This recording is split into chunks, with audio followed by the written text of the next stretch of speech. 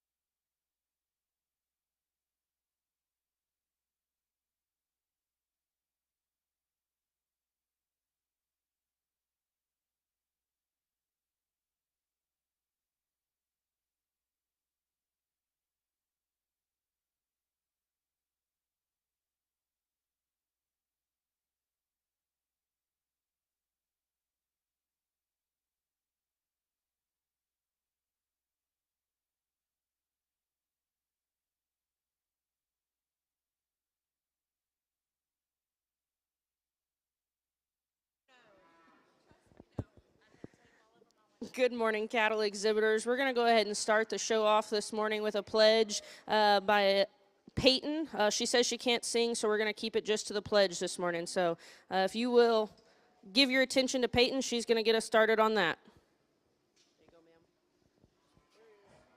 I pledge allegiance to the flag of the United States of America and to the republic for which it stands, one nation, under God, indivisible, with liberty and justice for all. I honor the Texas flag. I pledge allegiance to the Texas, one state, under God, one and indivisible. Thank you.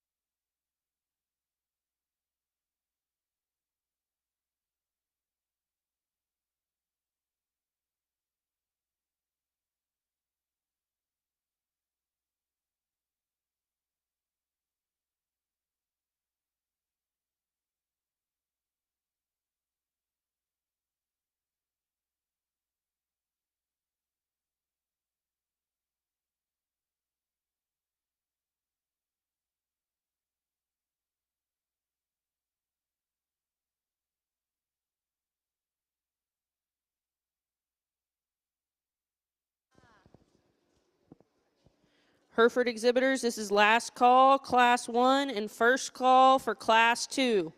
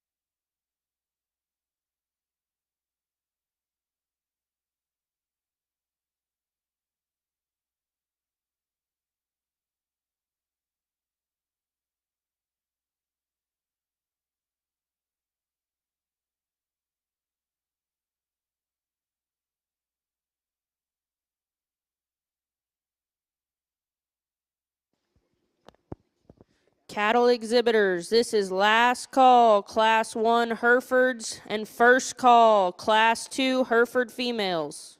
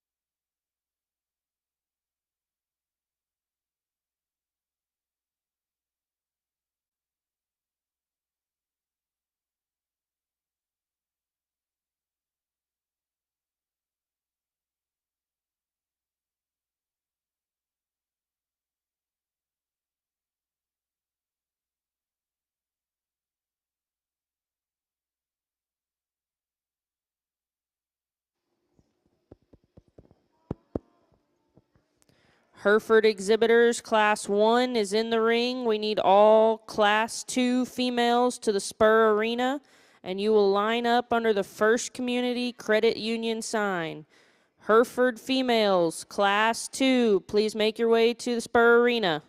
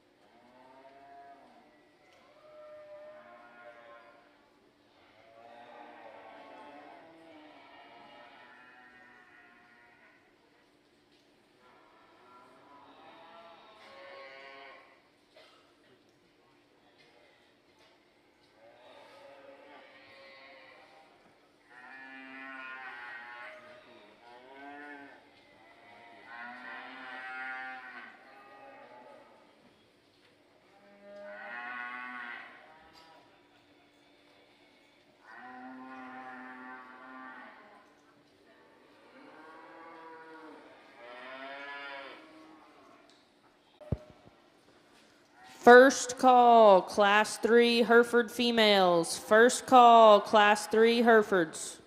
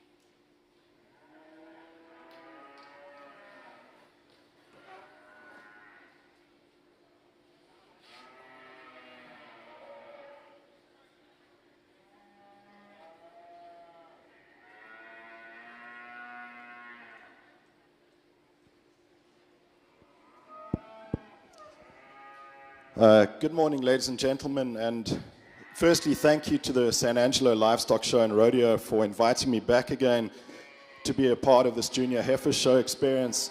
I had a tremendous time last year with such a lot of quality, and the exhibitors were so courteous and the organizers were so professional.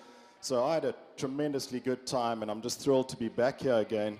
And also just to start the show with the Hereford breed that is where I got my start in the cattle industry, cattle that are very near and dear to my heart.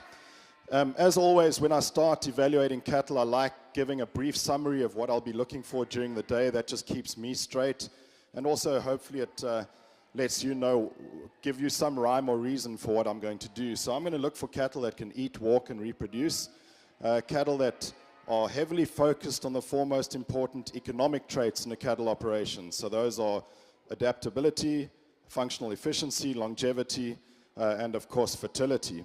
Now you'll notice I didn't mention the buzzwords of milk and muscle and growth and marbling. As important as those traits are, they're actually irrelevant if we don't first lay the foundation with those aforementioned traits. And then I do believe that quality livestock comes in all different shapes and sizes and colors. So it's very easy to make horned ones and polled ones. It's easy to make dark red ones and light red ones. And it's easy to make big ones and little ones. The art of breeding lies in making good cattle. And then when I deem what I think is a good animal, towards the end of the show, it's up to the breeder, your environment. So our heifer that starts the show today, first place in this class, is a heifer that I deem to be incredibly well balanced. From nose to tail, she transitions exceptionally well from her shoulder back into her forerib. She's feminine and maternal through her neck and skull. She's really good and accurate on her feet and legs. There's enough rib shape, there's enough muscle on her, but she's also easy fleshing to go with that muscle and shape. She's wide-based with a lot of chest floor, a female that's just nicely balanced and appropriate for her age in terms of how developed she is, and she's got a very accurate maturity pattern. Our second place female is more powerful. She's longer bodied, there's a lot more muscle in this female, and she's also got some good athleticism and reach out of her shoulder, follows with a good hind leg. Now she's second for two reasons. One, she gets a little cresty through her neck, and the second reason is she just doesn't transition quite as well from her shoulder back into her forerib. But I love the mass and muscle in this female. There's a lot of function in her too. Great heifer, congratulations. Our third place heifer, I just like how sweet this heifer is in terms of her center body dimension, her depth of flank. She's long-bodied. As you get her to move though, she just gets a little roached up in her spine, maybe not quite as accurate on those hind feet as she lands them, and I'd like to see a touch more eye pigmentation in her. Our fourth place female, I like the maturity pattern, I like the body type in this female, but she does get a little straighter in her shoulder, maybe not quite as much angle and reach on her hind leg as I'd like. I really like her top line, I like how much muscle she's got, and she's appropriate for her age. Following her is a heifer that is different type and kind to maybe what I like today. She's a little later maturing, not quite as easy fleshing, but she's beautiful in her skeletal structure, a female that has got tremendous natural skeletal width to her. I'd like to soften her up. I'd like to see just a little more softness through her center body, just a little more softness through her throat, neck, and head. And then following her is a heifer that really suits me in terms of body type. She's long-bodied. She's got some natural rib shape to her and some base width, but she gets a little steep and upright through her shoulder, and that restricts her on the move. Then following her, a similar story, a heifer that I really like for her body type.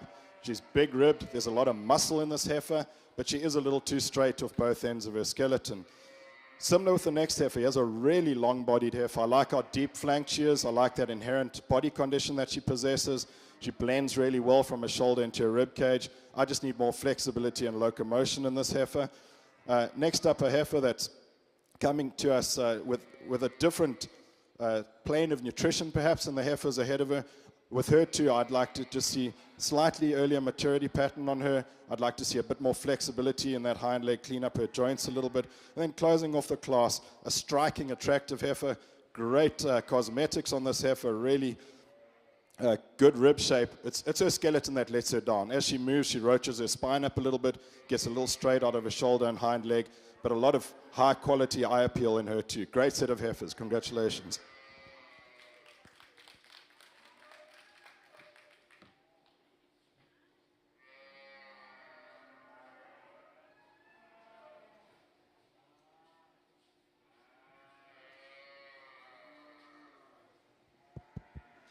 Class 1 Hereford Heifer results. Your class winner was shown by Mackenzie Taylor. Second by Lincoln Ellis. Third, Macy Roberts. Fourth, Roxanne Keel. Fifth, Alice Davis. Sixth, Riley Hollis. Seventh, Ansley Campbell. Eighth, Rendon Campbell. Ninth, Austin Newman. And 10th, Keaton Kirkendall. Second call, Class 3 Hereford Heifers. Class 2 is going in the ring. Class 3 Hereford Heifers need to make their way to the Spur Arena.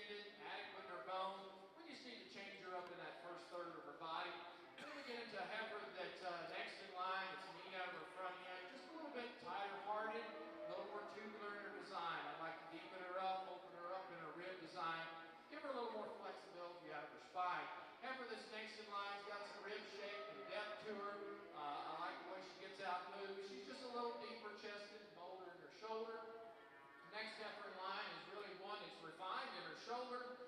She's one that's just a little bit tighter middle, not quite as thick ended as some of those in front of her. Next heifer's one that's got some middle to her. She's just a little plainer front end. And then we rounded off by a heifer that the young man's got that has got a lot of maternal look to her, just like to give her just a touch more bone and extension out of that front end as well. But a nice set of heifers. Give these kiddos a big round of applause.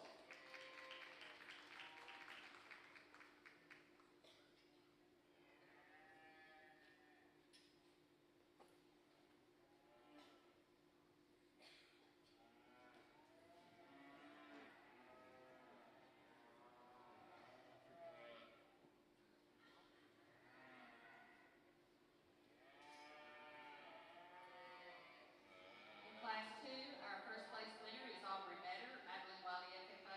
Second is Nash Smith, Sweetie FFA. Third place, Katie Whitten, Deepville FFA. Fourth place, Robert Williams. Fifth, Jaquan Brown. Sixth, River Williams. Seventh, Megan Hanson. Eighth, Bailey Aswell. Ninth, Sierra Brown. 10th, Taylor Logston, and 11th to Ada Visser. Congratulations.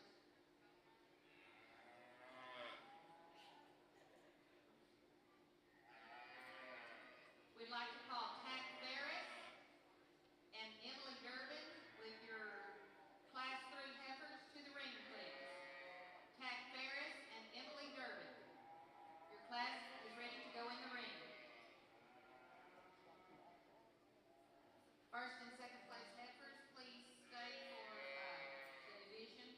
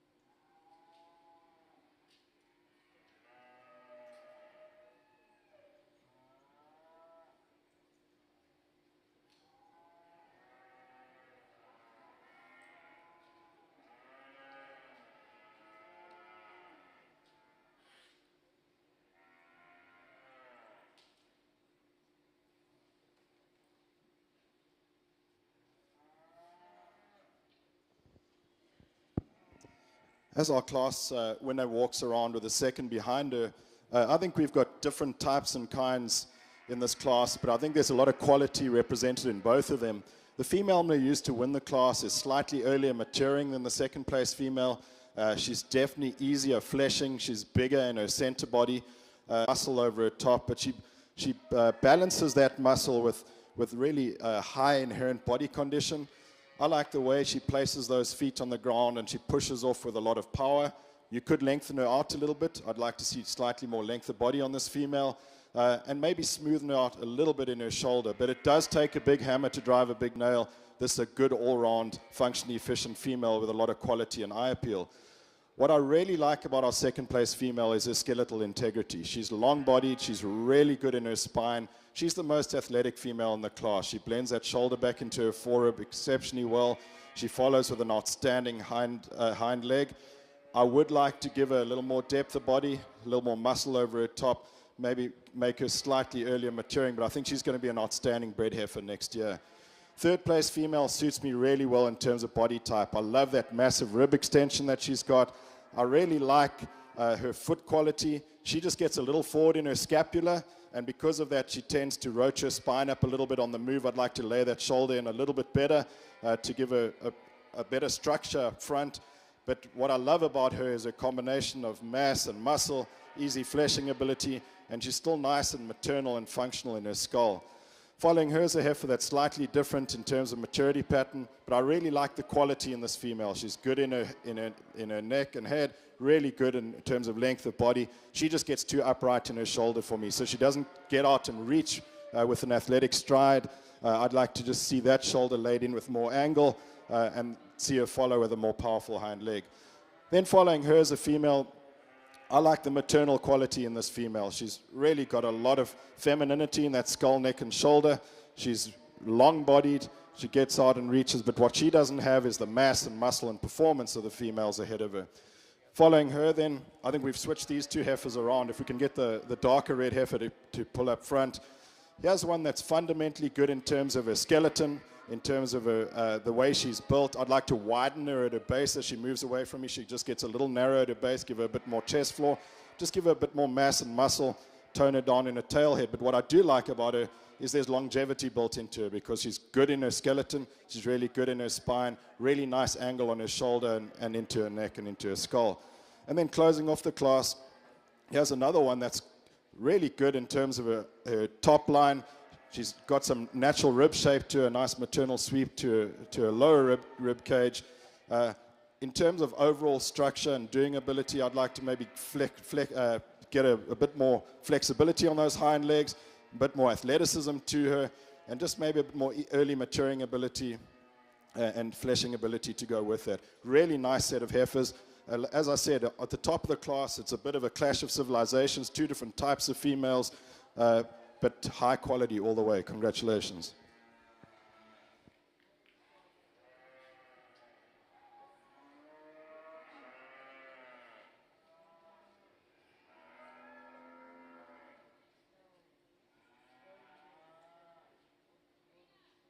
Results from Class 2 Hereford Heifers. Your class winner was shown by Hadley Doris. Second, Paisley Conroy. Third, Brinley Brogan.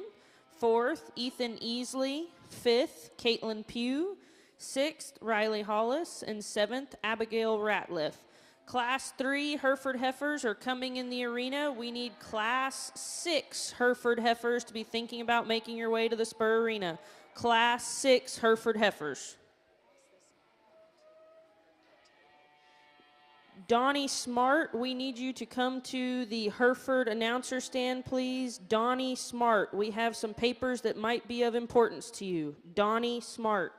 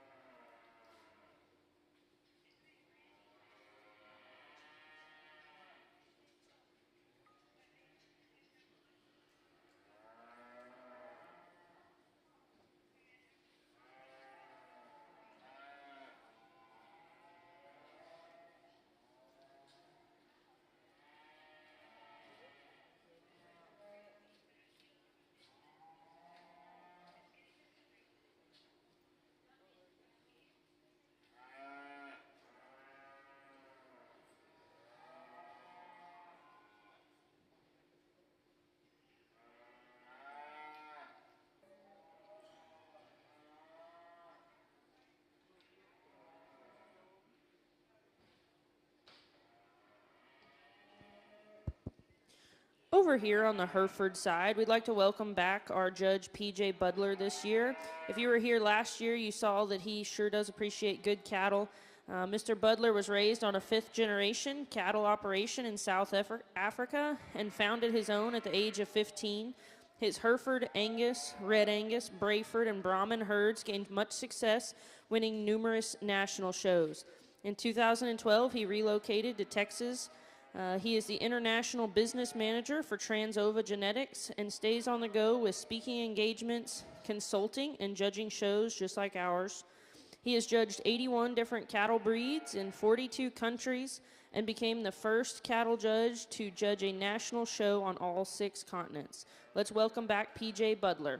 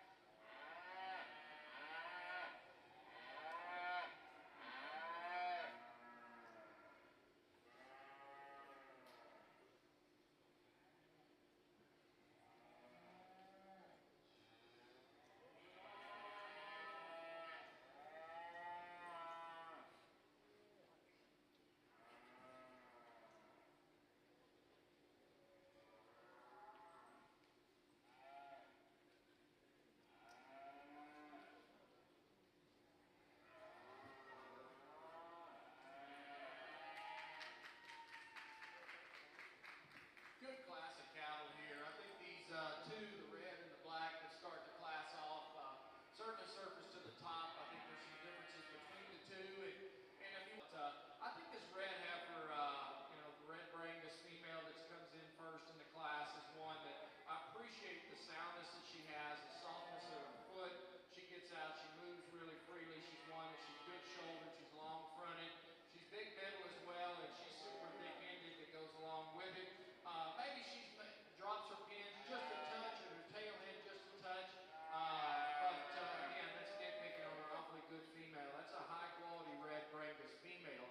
The heifer that's next in line kind of has that cool factor to her, and she's giving the young lady fits, but I'm glad she's hung in there because this is an awfully good one as well. I love how her neck comes high out of her spine. She's good enough in her shoulder. The thing that I appreciate about her is that big swooping belly. She just looks like a little cow out there.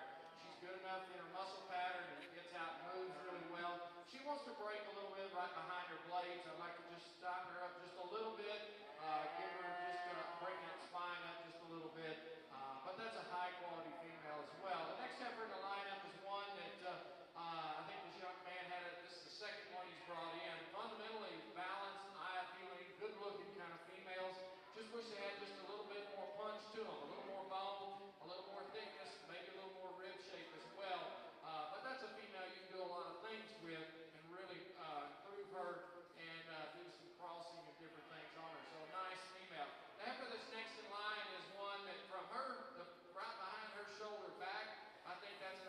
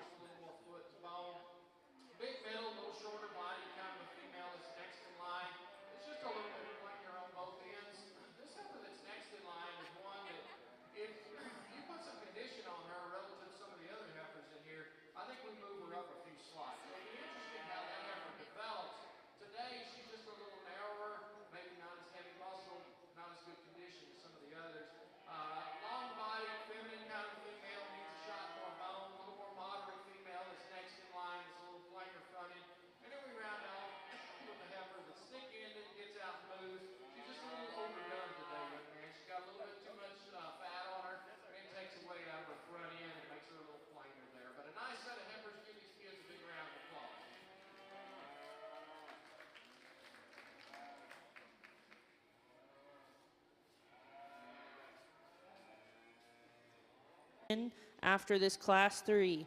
Class 1 and 2 Herefords, if you were a class winner or second place, make your way back to that staging area.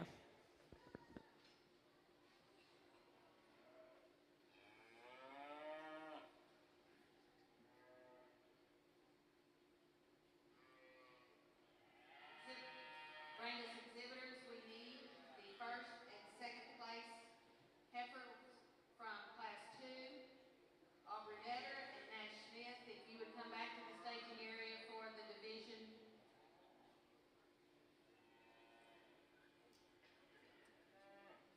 Our winners in Class 3, Monty Eskew is first place from Martin County 4-H. Ava Noriega, Fayette County 4-H is second place. Third is Nash Smith from Sweeney FFA. Fourth, Kinsley Rhodes. I'm sorry, fourth, Tack Ferris. Fifth, Kinsley Rhodes. Sixth, William Wetson. Seventh, Nash Smith. Eighth, Thomas Belt. Ninth, Michael Betts. 10th, Chloe Yandy. 11th, Megan Hanson. 12th, Chloe Yandy. And 13th, Rodney Rhodes. Congratulations. Now if we could have the first and second place heifers from the first 3 classes.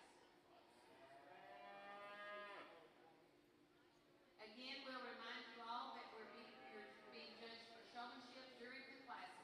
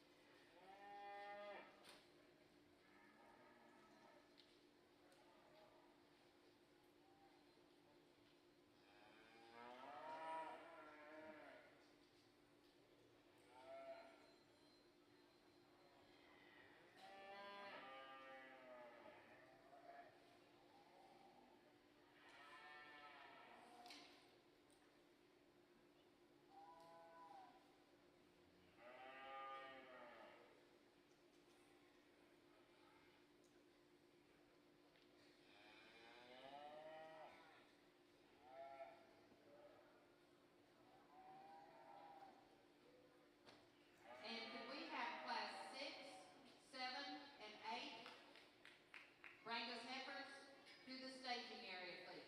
Classes 6, 7, and 8 to the staging area.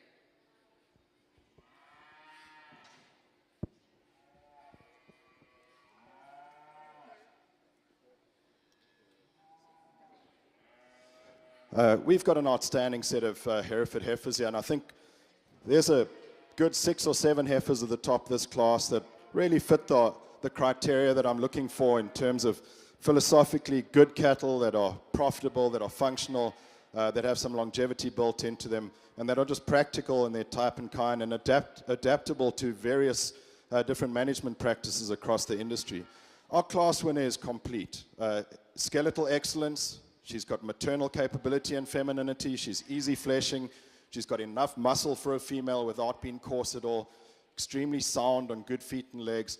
I call her balanced and outstanding. And I think here's one that, as she matures, she's going to have that appropriate maturity pattern. A heifer that's going to look outstanding as a bred heifer, but I think one that's going to make an exceptional cow too. Congratulations to the exhibitor. Our second place female, what I like about this female is she's just a full package. She's full in terms of rib shape. She's full in terms of muscle. She's easy fleshing. She's really nice and long-fronted, smooth enough shouldered back into her forerib. She's deep in her flank and sound on good feet and legs as you ask her to move with some base width and some chest floor. So for me, she's logically in place as she moves into second. Our third place female, here's an extremely attractive female. I love her muscle pattern. I like her rib shape. Now, she's not as full in her twist as the two, as I said, in her twist and lower flank.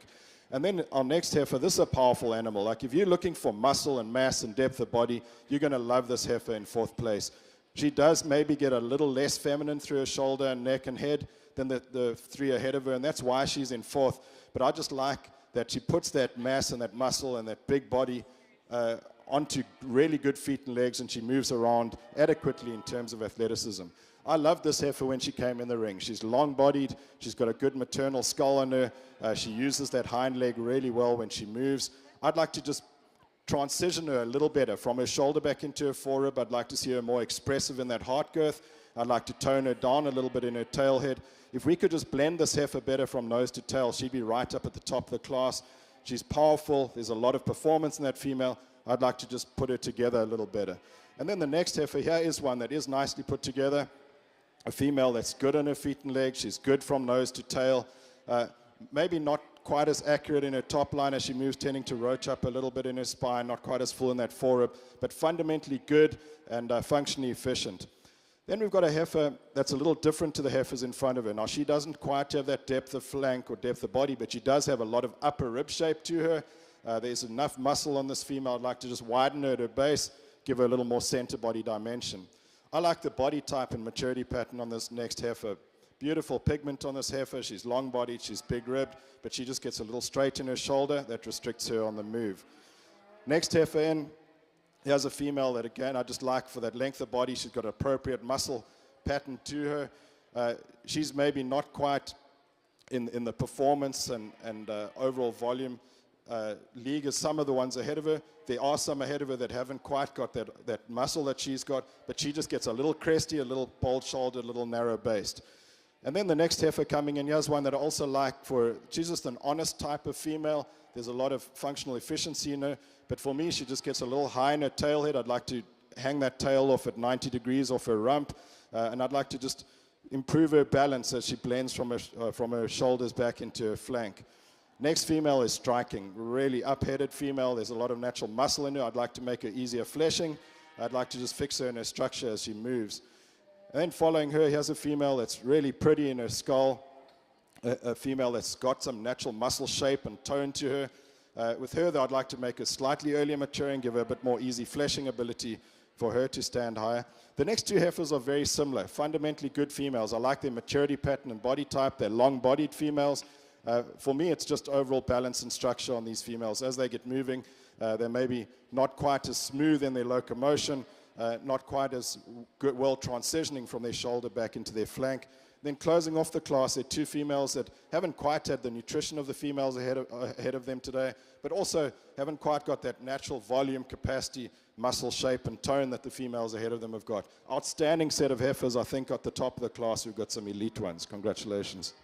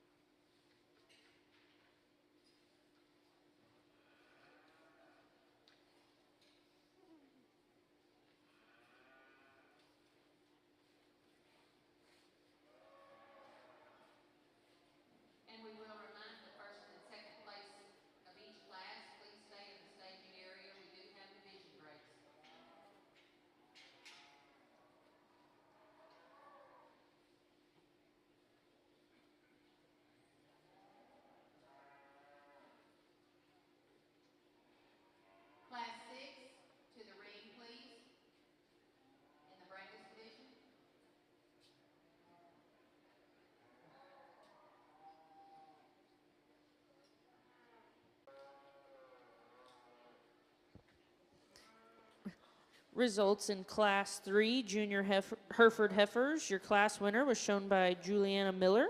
Second, Camry Stewart. Third, Zeb Murphy. Fourth, Callie Albus. Fifth, Hudson Atwood. Sixth, Hadley Doris. Seventh, Stormy Brogan. Eighth, Kaylee Knox. Ninth, Paisley Conroy. 10th, Ivan Reddit. 11th, Zoe Horton. 12th, Clara Davis. 13, Denver Atkins. 14th, Kyle Singleton. 15th, Samantha Unruh. And 16th, Wyatt Price. First call, Class 6 Junior Heifers. Hereford Heifers, Class 6 Hereford Heifers. Please come to the Spur Arena. Class 7, be making your way as well.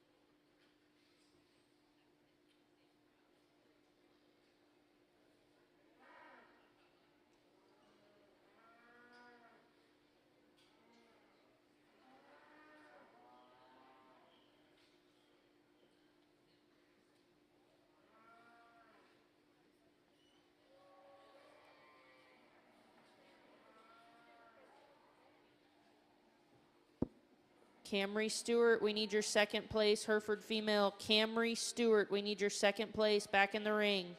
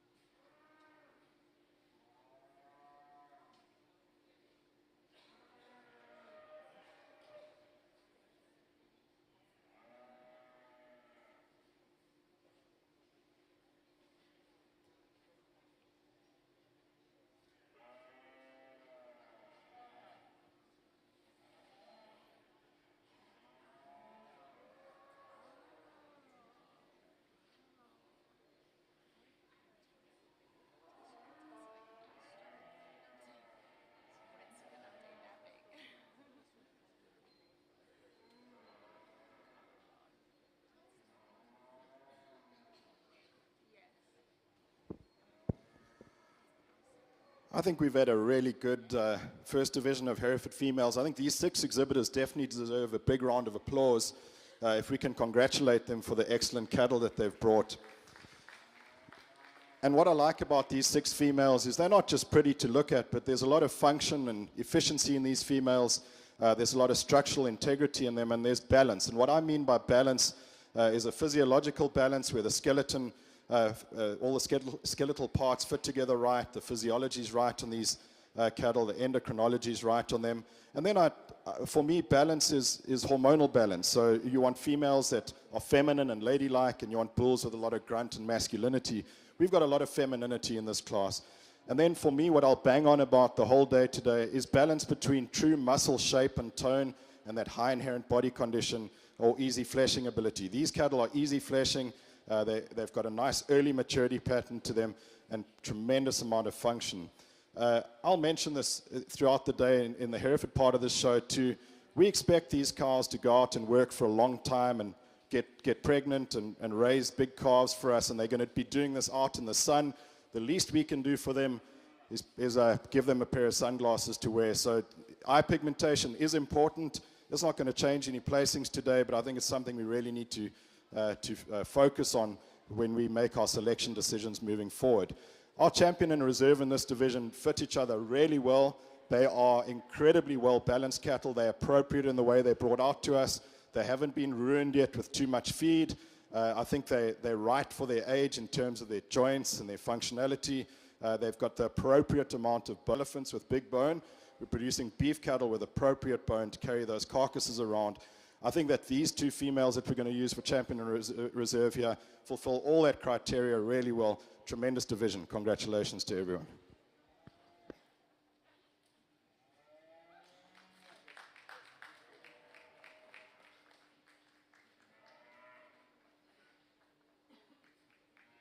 Well, on our Brangus side, I think a nice class of females here. I'll be the first to tell you there probably wasn't one that just reached out and grabbed me as far as the one that wins the class, but I chose to go with this young man's female here. I think this is the cow of the group. She's one that I certainly appreciate the depth of body and the shape of ribs. She's got enough muscle. She gets out and moves. Could she be a little bit cleaner out of that shoulder? Maybe bring her chest floor up just a little bit. Maybe just make her a little more attractive and through that neck. Sure, but I think in this group, she's kind of the cow of the group, and that's going to be a nice female. Then it gets a little more challenging after that. The next heifer, I chose to go with this heifer over the third place. She's just a little wider base, wider pant, a little bit more muscle to that female. Female is probably a little cleaner in her chest. But a female, I think if you wanted to change her a little bit, you could open her up in her rib a little bit and just bring her shoulder in and maybe extend that head a little bit to make her look a little more feminine.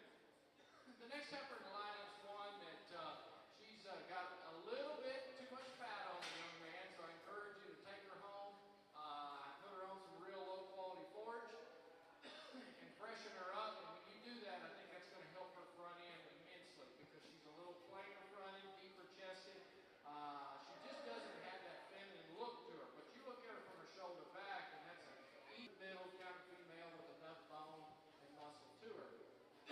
Kind of the show heifer of the whole bunch is probably the one that comes in fourth. This female's got a lot of balance and eye appeal out of her. She's really high out of her spine with her neck there. She's thick-ended. She's stout-featured. She's one young lady would know what I'm fixing to say is she gets to be a little pigeon-toed off her front end. She's a little straight out of her hock. She'd just like to make her a little more mobile when we set her in motion. And then we get to the next heifer in the lineup, one that's certainly thin-necked, flat-shouldered, really feminine. I like the way the neck comes out of her spine. She's one that she just doesn't have enough muscle and enough rib shape, just enough punch to her to move her up any higher. But a nice female the young man has as well. Congratulations.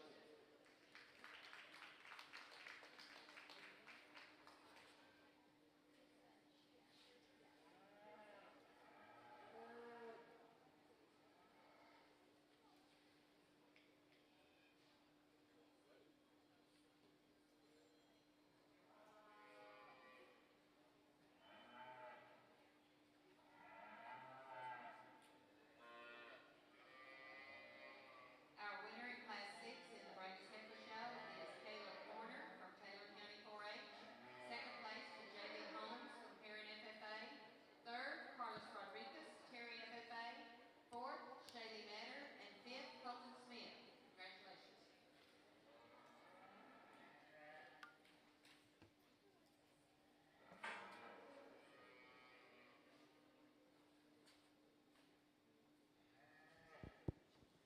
In your junior Hereford heifer calf division, the champion was Juliana Miller of Woodson FFA, and the reserve was Camry Stewart of Round Top FFA.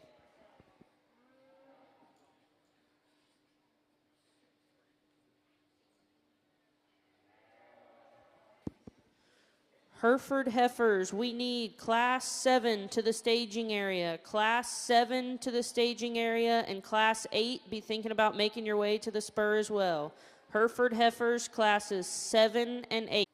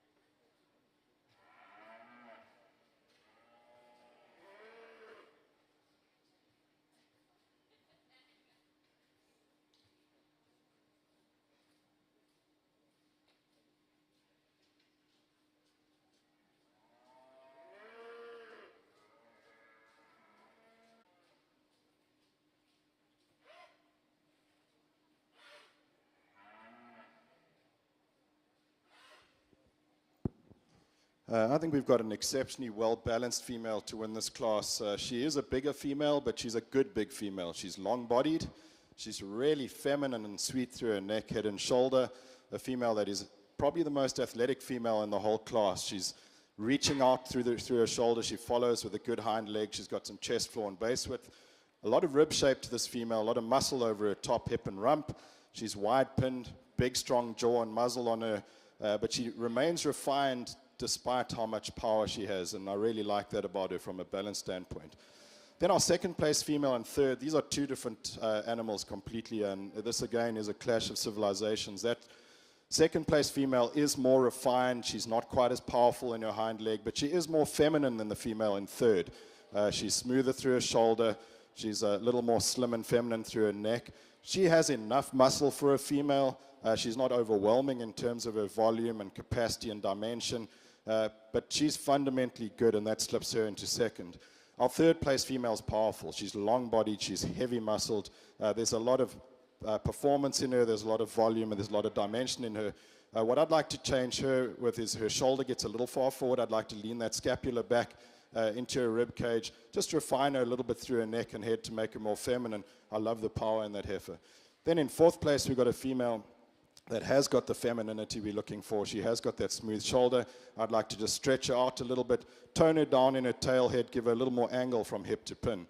And then our next female in, here's one that from the stand she's striking. I love the cosmetics on this female. I really like how she blends from her shoulder back into that forerib.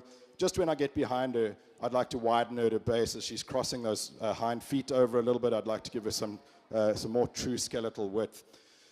Next female in line, here's a more terminal type female, so she's a little more cylindrical in her body. She's very heavy muscled. You've got to appreciate that about her. But I'd like to change her hormonal balance. She gets a little small in her vulva, a little cresty in her neck, make her more feminine. She stands a lot higher.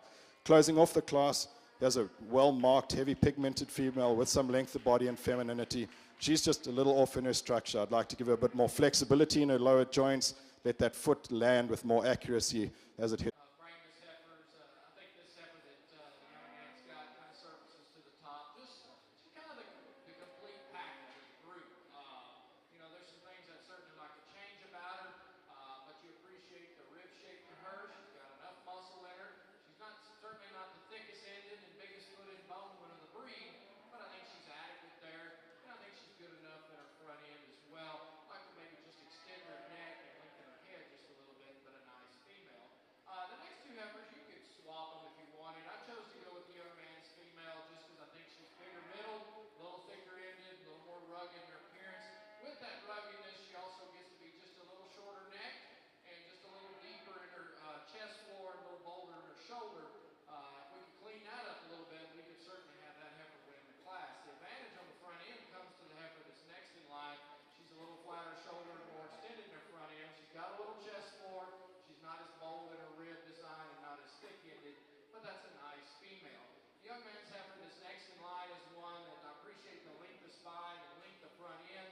She's got some middle to her. She's just kind of piecey. She gets a little bit tighter-hearted, deeper in her chest floor. One thing I'd really like to change about this female is the way that her tail sets in there and really how her vulva sets in there between those pins as well. It's a little far forward for me, and if we could change that, we could probably move her up a slot. The next heifer is one that got some muscle shape to her. She's big back, she's thick-ended, she's a little tighter ribbed, tighter hearted, maybe a little plainer, more masculine through that first third of her body.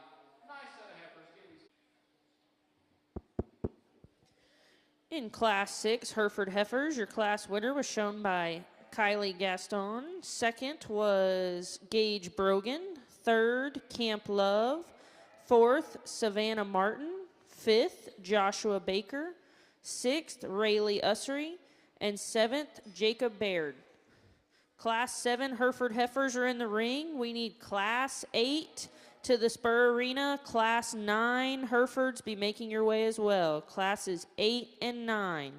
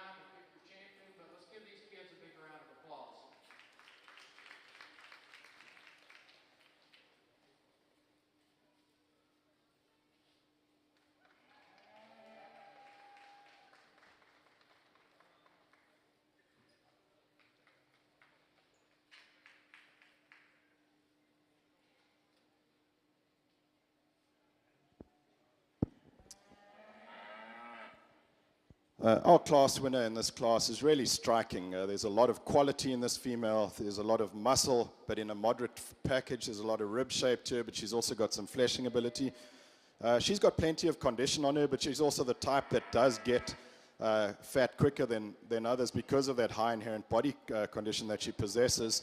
A female that I like for that the shape of her lower rib cage, those ribs are angular and pointing back towards her flank, which is really maternal. She's wide and open in her pin bones. She's got some chest floor and base width to her, but she's really sweet too. Her face like a princess and a butt like a cook. I really like that about her. To change her, I'd like to give her a bit more heel depth, maybe change the shape of those feet. I haven't said much of that today because the Hereford show so far has been outstanding in terms of foot quality. That's the differentiating point of if I had to make her a little bit better, that's where I would change her. Our second place female, I like this female for her fundamental fleshing ability, just the balance that she possesses. She's deep-bodied, she's got some rib shape. She just needs to be extended a little bit, make her a little longer, especially as her neck comes out of her shoulders. Maybe balance her out in terms of her hip-shoulder height at this age. I think as a female that you've got to love for her soft joints, her athleticism, her flexibility, fundamentally just really, really good. Then our third place female, she's long-bodied. She's got some muscle to her. She just doesn't put it all together as smoothly as the two ahead of her. She gets a little bolder in her shoulder, doesn't transition into as bold a rib cage as the females ahead of her, gets a little roached up in her spine as she moves. But I just like the dimension. I like the maternal capability that this female's got, and she's got some good balance to her too. The next female in, I love the center body on this female. She's deep and soft. She's big-ribbed. A female that when you ask her to go, she's flexible in her joints, but she short steps a bit because she's a little straight-shouldered, and I like to see a little more angle on her hock. If we could stretch her out and give her slightly more flexibility, she'd be playing at the top end of this class. Next female in, if you can just pull her ahead. Here's one that I really like. When she stands, you love her because she has balance to her. She transitions well from her nose back into her tail. When she moves, though, you see she gets a little weak in her loin, a little picked up in her tail head, and not quite as flexible of either end of her body. So I'd like to see a little more angle on her shoulder, a little more power in her hind leg. Closing off the class, here's one that certainly hasn't had the nutritional advantage of the other females in the class. I like her for how refined and feminine she is, but what I would like to do is make her a little easier fleshing, a little earlier maturing. And the reason why I'm looking for early maturing cattle today is because in our industry in the United States, which is predominantly a feedlot industry, our cattle at around 18 months of age, the heifers need to be pregnant, the bulls need to be working, the steers need to be dead. So if they're not early enough maturing, they miss the whole party. The females that are winning our classes today, they're not missing anything. They're going to be there right on time.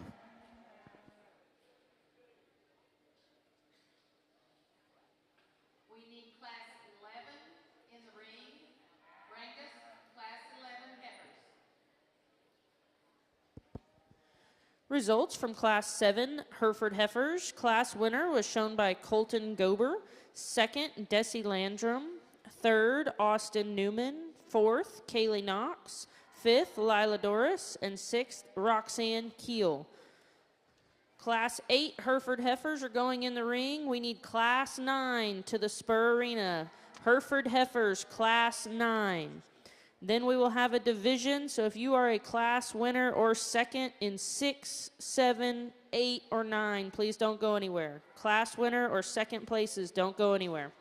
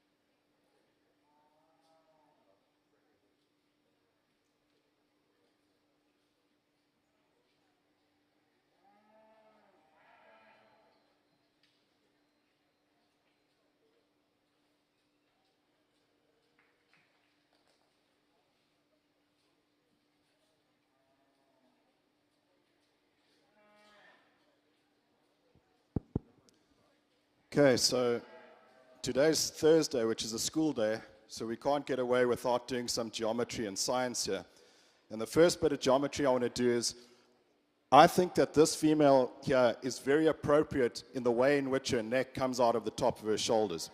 So what you do, if you pick that neck up too high, just from a geometry standpoint, you compromise two parts of that animal's body. You shrink her chest floor and you compromise her heart girth. So when we want balanced cattle, you want cattle that have that neck coming out appropriately. Not too sharp, no freaks, and not too level, because then they become terminal and straight-shouldered and they can't move. This female's neck comes out of the top of her shoulders at a perfect angle. The second thing, our physics lesson for today is, again, I heard some murmurs and chuckles when I mentioned putting sunglasses on these cattle. Why it's important is because the infrared light that we experience in this part of the country is extremely harsh. You try and work cows for a whole day without sunglasses on. This protects the cattle. It takes away some stress from those females. They can go out and do what they're supposed to do and raise big calves year after year a lot easier when we help them like that. This is a very good female. Now, she's not flashy. She's not striking, but she's fundamentally good. She's really good on her feet and legs. She's athletic on the move. She's good in her skull. A female that's got a lot of center body to her, and there's a lot of meat and muscle in a very balanced package. Yeah, I could smooth her out from her shoulder back into her forearm and strengthen her a little bit in her spine, but this is a good example of a money-making cow. Our second place female I like a lot too. Here's one that is a little more refined in the way she's made. She hasn't quite got that explosive forearm or the strength at top, but she's incredibly well balanced in the way her skeleton fits together as well as it does. Our third place female, I like her too. I like how flexible she is on her feet and legs. I like how soft she is in her joints. I like that combination of muscle and easy fleshing ability that she's got. She's a little shorter bodied from nose to tail and maybe not quite as deep and full in her twist. Next female in, I like the body type of this female a lot. I really like that length and depth that she's got, nice maternal skull on her. Unfortunately, she gets a little weak loin, so she picks that tail head up, and she gets a little pigeon-toed when she comes towards me. I'd like to fix her on those front feet for longevity purposes and just get her a little better over her hip and loin. Next female in, here's one that I do like for her softness and her fleshing ability. One that maybe just gets also a little short from nose to tail, not quite as coordinated on the move, and I'd like to strengthen her in her loin as well. The next female in our long-bodied cattle are, and I'm talking about relatively long-bodied cattle, so long in comparison to the rest of their body. These are the type of cattle that we want. For her, unfortunately, it's just her hormonal balance. She's a little cresty and bold through her neck, head, and shoulder, a little small in her vulva. So if we change her hormonal balance, she becomes very competitive because of her rib shape and her length of body and her athleticism. Next female in, here's one that's massive in her rib cage, blends so well from her shoulder back into her forerib. Unfortunately, she's a little straight-shouldered, a little restricted in her hind leg. And then closing off the class, this is a different type of female altogether. She's more terminal in the way she's designed. If you look at her skull and neck, if you look at how cylindrical she is through her center body, one that's maybe more orientated into the show steer industry part of the cattle business. But she's good at that because she's still sound enough. She's level in her lines. A female that has got some muscle to go with it. She's just not quite maternal enough for me today. Congratulations to all the exhibitors.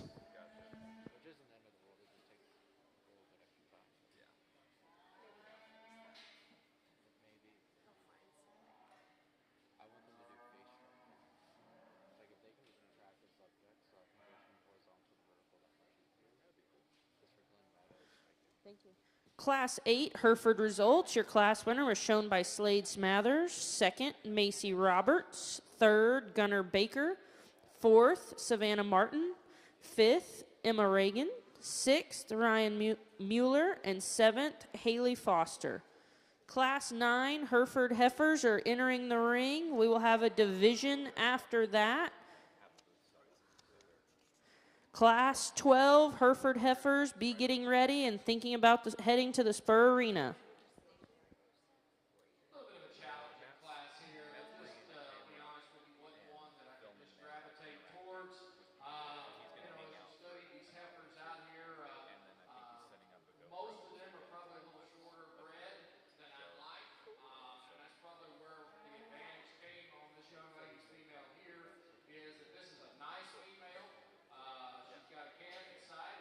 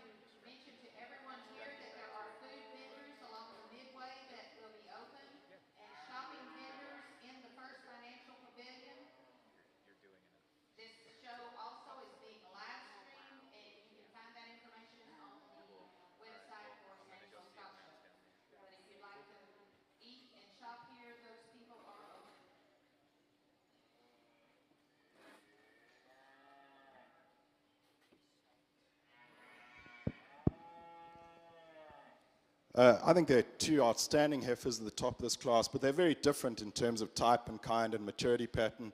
The female I'm going with to win the class is, for me, she's the most practical, the most functionally efficient female, really athletic and sound on her feet and legs. She's big-bodied, she's well-muscled, early maturing and easy fleshing. Now, there are going to be some people, while you show this heifer down the road, that are going to tell you that she's built downhill or should be taller fronted.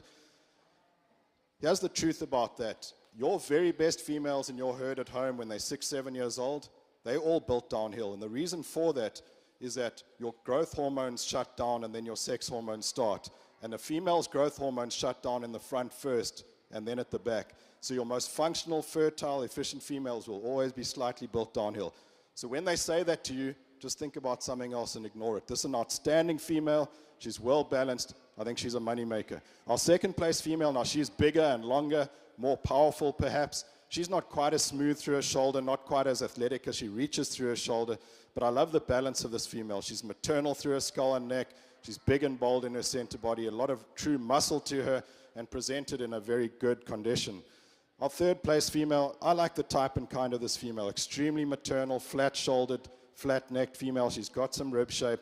She hasn't quite got the base width or chest floor or forerib of the two ahead of her, but a very nicely made good female.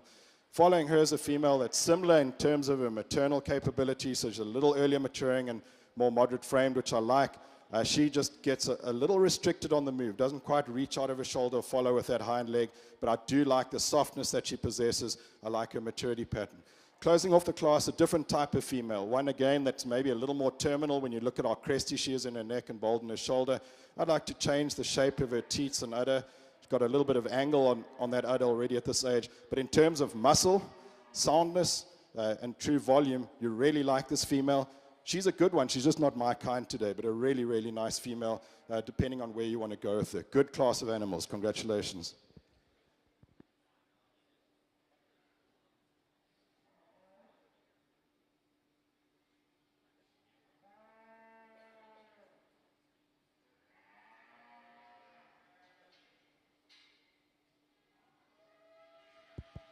Results from Class 9 Hereford Heifers. Your class winner was shown by John Gilbreth.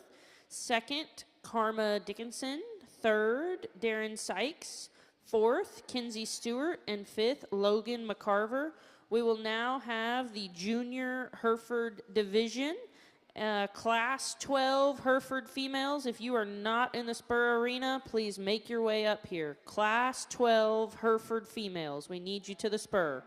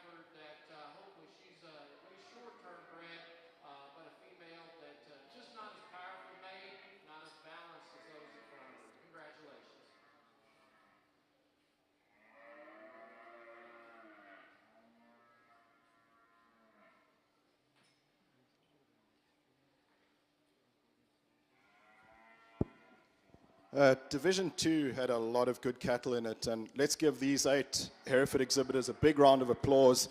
Congratulate them for the type and kind they've brought us and just the professional and courteous manner in which they're showing these cattle. Okay, so we've had physics and geometry. Let's do a quick math lesson here, and that's going to show us what these 4 first place winners exemplify really, really well. So let me put my neck out and say that fertility is highly heritable. And the reason I say that is because inherent body condition or early easy fleshing cattle, that's certainly highly heritable. Hormonal balance is highly heritable. And if you put high inherent body condition and hormonal balance together, you get fertility. Okay, so these 4 cattle all do that really, really well. They're phenotypically fertile. If these cattle are managed right, they're going to be very productive, long-living, fertile cattle, these first 4 animals. The 2 that pop out to me is the heifer that won Class 1 in this division and the heifer that won Class 4 in this division. They're slightly differently made, but they're fundamentally the same. They're good-footed, they're athletic, there is muscle, there is softness in these females, and they are very, very feminine. The heifer that won Class 4, I just love the true dimension, that early maturity pattern, that massive center body. She's exceptionally sound on good feet and legs. Is she a little deep-chested for this stage of the game? Maybe she is, and maybe that's not a bad thing, because I think there's a lot of function, and our whole industry of breeding cows and calves revolves around fat. And if we can breed it in and not have to feed it in, it's going to be profitable. This female is easy fleshing genetically, not just from the feed bucket. That female in that won Class 1, just exquisite in her makeup, really well balanced, really sound on good feet and legs.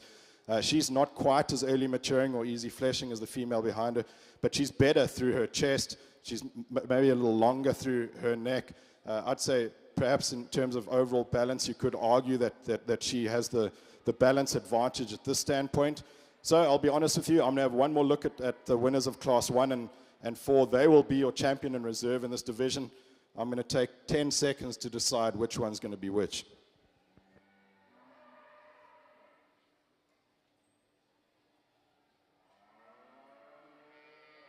In the bravest ring, our places in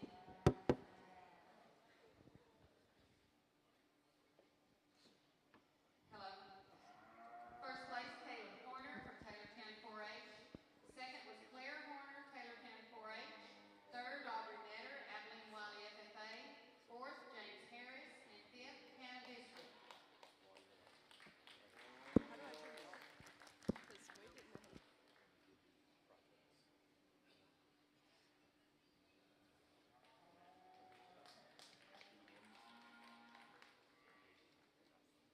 Well, we get out in this last division of our Brangus.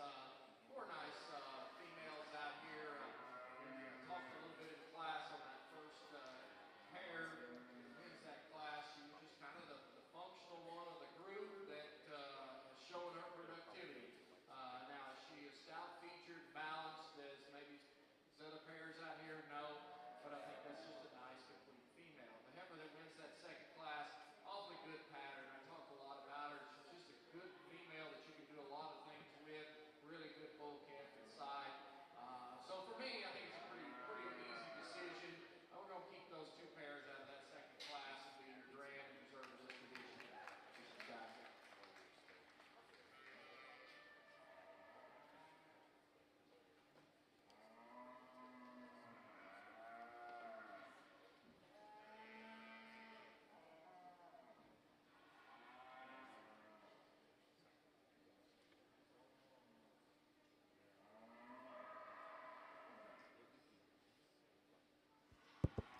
Your champion junior Hereford heifer was shown by John Gilbreth of Dodge City FFA and reserved by Kylie Gaston of Eastland FFA.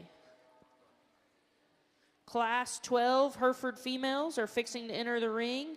I need Class 13 Hereford females to the spur. Class 13 Hereford females to the spur arena.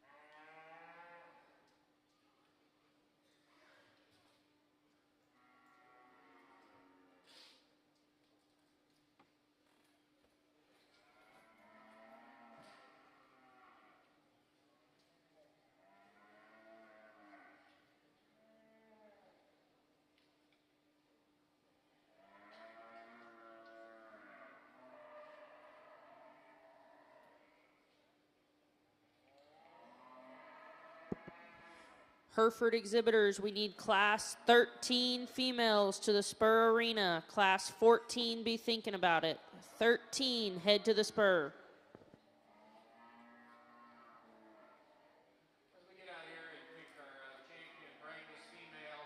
Good show. We had some good numbers today and some good quality of cattle.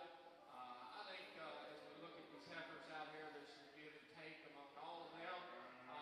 There's not one that's maybe just the rock star of the bunch, and some things you'd like to change about all of them with that. But I think you can see some of the things that I like in cattle as we get down to this champion. I mean, they first and foremost need to look like females out there. They need to have some rib shape and design to them. They've got to be sound, balanced and eye appealing. And then they've got to have shot muscle, because we are in the beef business as well, not overpowering with the muscle. But then what else is important to me is that these cattle need to be fresh in their condition and appearance, and just look like nice show heifers out here. And I think we've got 6 heifers out here that kind of fit that bill with that. I think all 3 of these class winners here are big middle, they're functional kind of cattle, they're females, and they're doing a good job for these exhibitors with that. I'm not going to individually talk them all again. We've talked them a lot today. I'll look at them one more time and pick the champion of the show. But let's give these kids a big round of applause for their bringing this lineup today.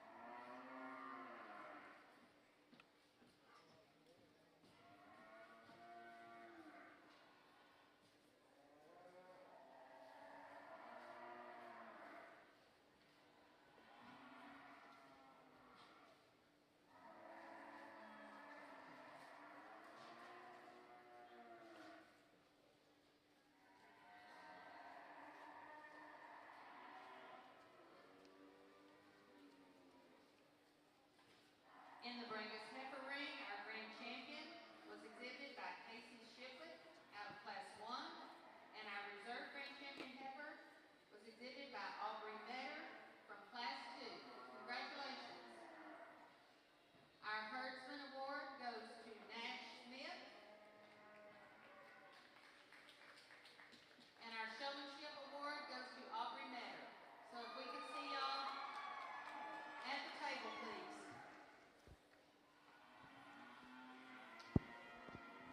We've got an exquisite heifer to win this class, and I think relative to her frame and her maturity pattern and her body type, she's got as much dimension as she needs, she's got as much depth of body and power that she needs, extremely sound on good feet and legs, really maternal and high quality through her skull and neck, smooth enough through her shoulder.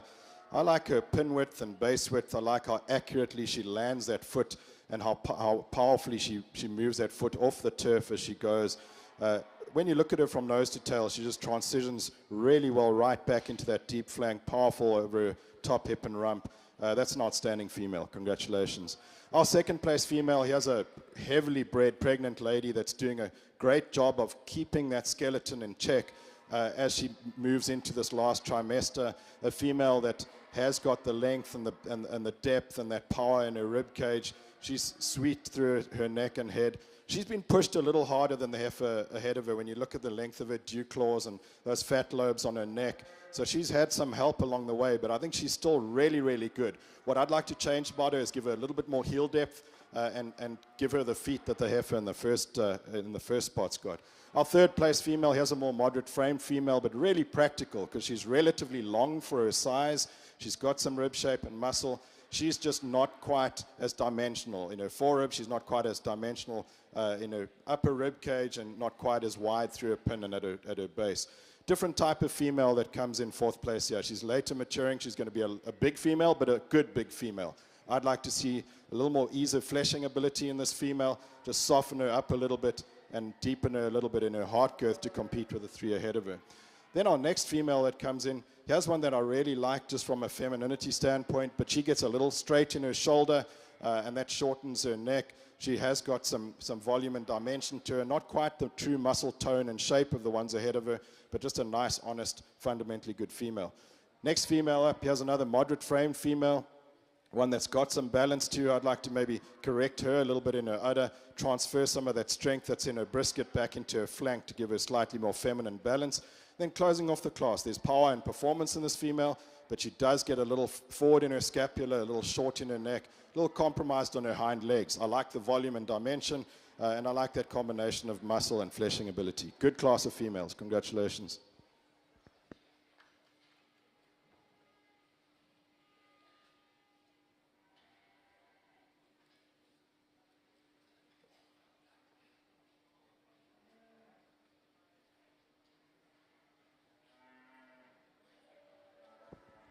Results from Class 12, Hereford Heifers. Your class winner was shown by Lena Ottmers. Second by Savannah Martin. Third, Keaton Kirkendall. Fourth, Trip Brogan. Fifth, Garner Perkins. Sixth, Shandy Gwynn. And seventh, Aubrey Neal. We have Class 13 females entering the ring. If you have a Class 14 or 15 Hereford female, please make your way to the staging area. If you have a Class 14 or 15 Hereford female, now is the time to get to the spur.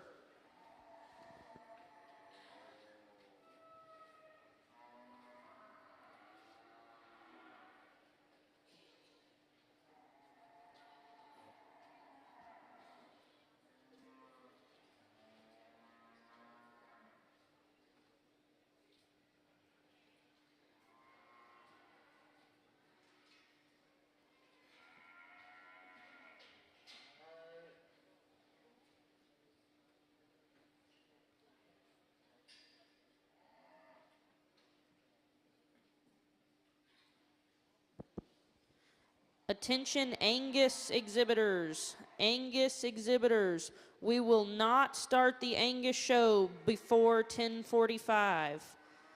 10:45 is when we want Class 1 Angus females to start making their way to the staging area. Angus exhibitors, 10:45.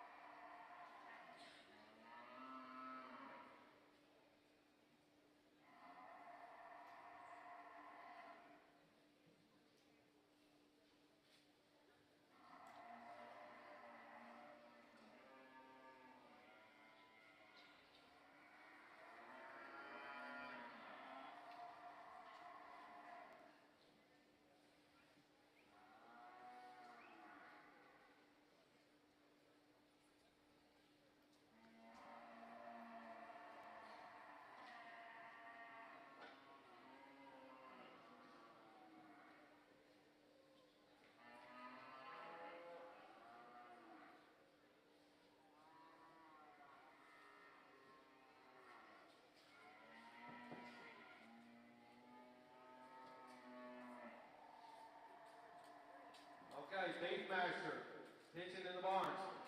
Class 1 to the arena. Class 1 and Class 2.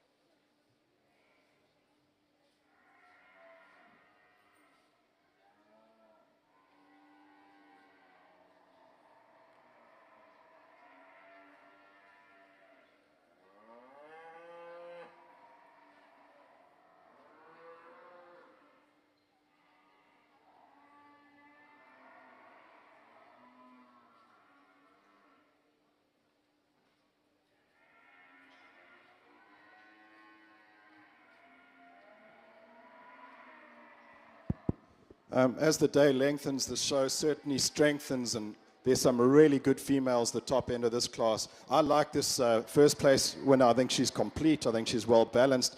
She's maternal, she's massive and with enough muscle, but she's also easy fleshing. I like the hair quality on this female, and that's important because this silky hair on females allows them to slick better in the summer, and it correlates with tenderness in a carcass too. So there's a lot of quality and fundamentally good economic trait in this female. She's good-footed, she's athletic, really well balanced. I think she's going to make a tremendous cow. I like our second place female too, a long-bodied, broody, maternal female. She's got enough muscle and substance to her. She's not quite as well balanced as the female ahead of her.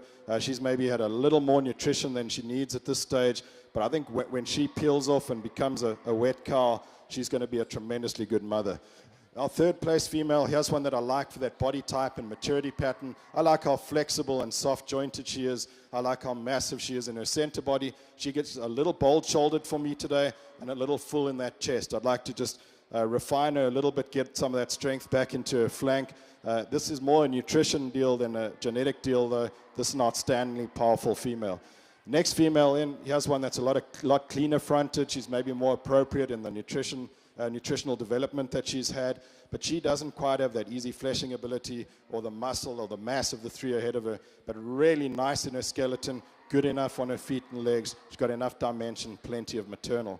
Female behind her, I like this female for a lot of the type and kind traits that she's got. A really good skull, flat neck. She's athletic enough on her feet and legs, maybe a little forward in her shoulder. She just needs to be deepened down, give her more center body dimension, slightly earlier maturing to compete with the females ahead of her. Then our next female, this dark red, well-pigmented female, here's one that is really long-bodied relative to her size. I like that about her.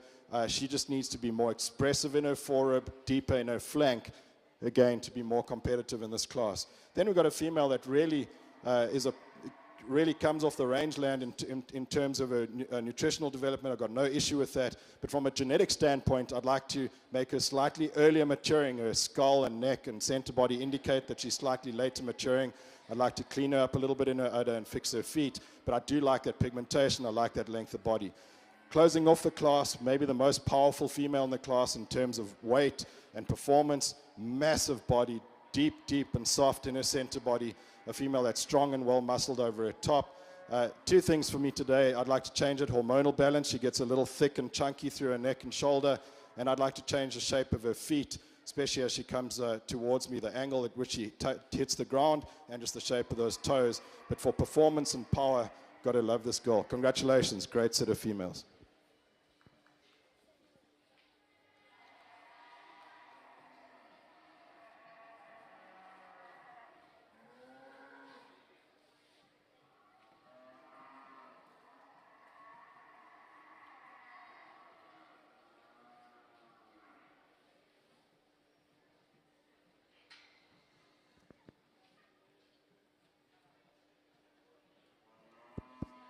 Results from Class 13 Hereford females. Your class winner was Zeb Murphy. Second, Adeline Cowling. Third, Maddie Byers. Fourth, Denver Atkins. Fifth, Brody Brogan. Sixth, Luke Hoyza. Seventh, Colton Gore. And eighth, Hannah McCurry. Class 14 Hereford females are in the ring. If you are the Class 15 exhibitor, please make your way to the spur. At this time, we also need our Hereford Division Champion and Division Reserve females to make their way to the spur if you are not here. Division Champions and Reserves, please make your way back to the spur arena.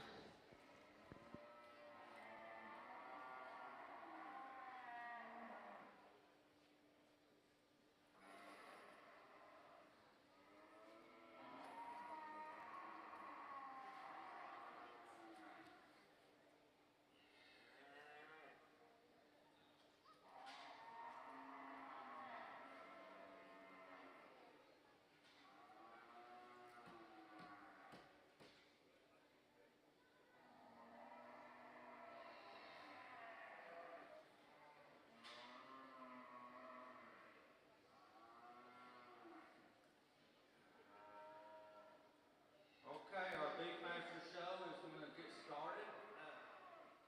As Class 1 comes into the ring, I want to mention that our judge today is Dr. Jason Clear. And he's been involved with breeding, marketing, and exhibiting cattle for over 35 years at the state, local, and national levels. Dr. Clear's focus in the show ring the past 9 years has been on his two sons and their steers and heifers. He has a BS and MS from Texas A&M University and a PhD from Texas Tech University. In June 2005, he moved to College Station to serve as a state beef cattle specialist for Texas A&M Agri-Life Extension and the Texas A&M University system. He works to coordinate statewide beef cattle extension education efforts as well as conducting regional educational programs. Dr. Clear has judged several shows around the state, including the Texas Majors. He owns a purebred cattle operation with his family in Madisonville, Texas, that produces shorthorn show cattle. He is married to Christy Clear for 24 years and has two sons, Kendall 18 and Canaan 13, and they live in Madisonville. He is a deacon in the First Baptist Church in Madisonville, Madisonville CISD board member, and former Texas Beef Council board member. We'd like to welcome Dr. Jason Clear, judge our Beefmaster cattle today.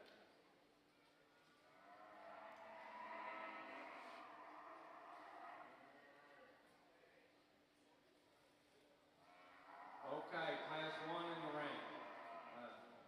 Entry number 794 is Sarah Wells out of Grapevine, Colorado. Entry number 1215 is Clayton St. John out of Wattsboro FFA. Entry number 529 is Iris Kelton out of Bellevue FFA. Entry number 1167 is Catherine Potter out of Union Grove FFA. Entry number 709 is William Osborne, Electra FFA. Entry number 1077 is Adley Kate Quiston out of Sanger FFA. Entry number 692 is John Wickham out of Dimmitt County 4-H. Entry number 913 is Dax Deese out of Mansfield FFA. Entry number 1164 is Wade Gardner out of Troop FFA. These are heifers from, May 1st to July 3rd. Back on the Hereford side, I think we've got a logical winner in this class, and this class sorted itself on structure right down to the bottom. This female is nicely balanced, she's maternal, she's massive, she has some muscle, she's sound on good feet and legs, and she just transitions well from her nose back to her tail. So I call her complete and very, very good. Second place female, she's long-bodied, there's muscle in this female, she's sound enough on her feet and legs. She gets a little thick-necked and bold-shouldered and maybe not quite as smooth as she transitions back from her chine back into her spine and from her shoulder back into her forearm. But she still needed to be second here because of her dimension and athleticism. Our third place female, here's a girl that I like for her center body. I like her depth of body. She just gets a little restricted through her shoulder when she moves, a little tight in her heart and a little high in her tail head. But I like that maternal skull on her, and I really like that overall volume and capacity. Our next place female, here's one that's relatively long, which I really like about that. She's moderate but long-bodied. For me, I'd like to change her shoulder. She gets a little forward in her scapula, a little compromised in her heart girth, and I'd like to change the way that jaw hits the dental plate, fix her in her muzzle and jaw, and she'll certainly stand higher. Behind her is a female that's maybe a little more cylindrical through her center body, one that does reach out and go quite nicely, just needs more volume and dimension to compete today. And then closing off the class, I've got a female that I like for her volume, I like her dimension, I like her rib shape, but she is a bit compromised on those hind legs, and I'd like to change the shape on her front feet as well. Good class of females, congratulations.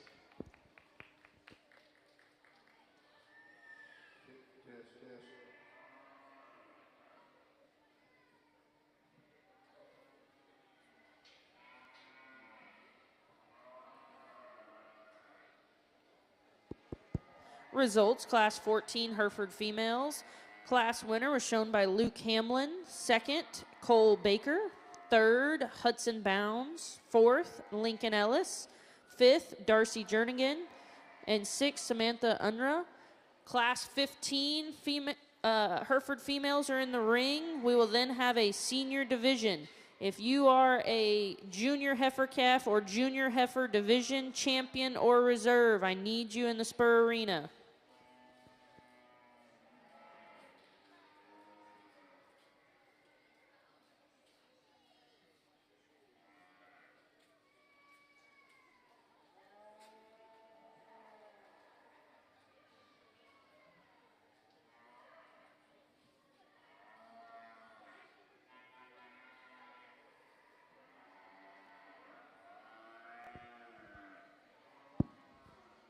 This first calf heifer is a single entry, but doing a tremendous job on her calf.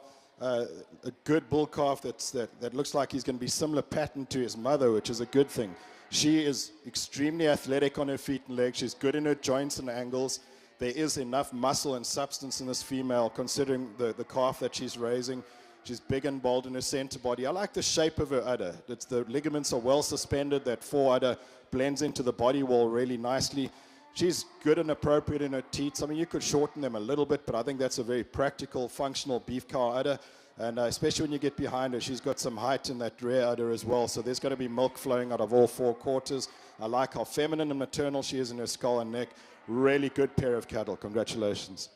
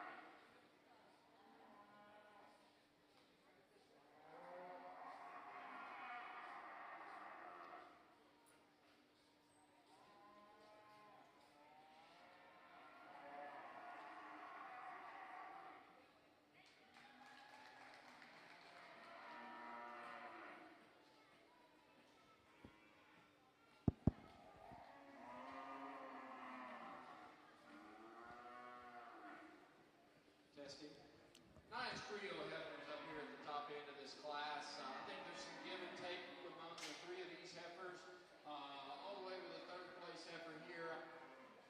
Just start. She's a eight. The question is if down the road she'll be a stout and Broody is the ones in front of her. But let's start off with her class winner. I think that's an awfully good female that the young lady has. She's extended her front end. She's big middle. She's stout featured. She's one that wants to get up just a little bit in her spine, and I can't decide if she's just maybe a little too full or if she's just up in her spine. Because if you look at her and study her at the ground, she gets out, she moves really well with that.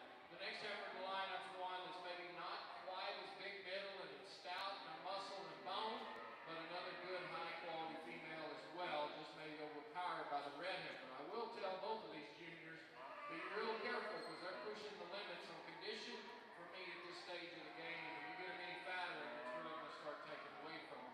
Real youthful female, as we said, that comes in third is one that's long spine, good pattern. Young man, I think this heifer's better days are ahead of her. As she grows and develops, it'll be interesting if she'll continue to get stout. If she'll put on a little more muscle, get a little bit stouter in her bone work, that's going to be an awfully good, well-designed kind of a female. Heifer that's next in line, I like her from her shoulder back to her, man. I think that's an awfully good one. She's sound, she's got the middle to her. She's just maybe a little bit plainer out of her shoulder and maybe just not as attractive through her head and her neck features there. The next heifer in the lineup one is really, really green. I think this is maybe a July heifer. And so coming out of the summer, those summer boards are pretty tough and hard to look at times early on. But she's one of those. She just needs some more time. And I think really as you study her, the question mark I have on her is I'd like to give her a little more flex out of her hock. She wants to get a little straighter on that hind wing. And then we had a couple of heifers next in line that were females that had some middle to them, some foot and bone, just a little plainer on her front end. And then we rounded out by a couple of heifers that got some femininity about them, maybe just not as balanced and attractive and heavy muscle and big bones as those heifers in front of them today. Congratulations. Over on the Hereford side, we've just completed the final of our three divisions. We've got 7 exhibitors out here with 7 outstanding Hereford females. Let's put our hands together and congratulate all 7 of them. It's going to come down to the class winners of Class 1 and 2 in this division.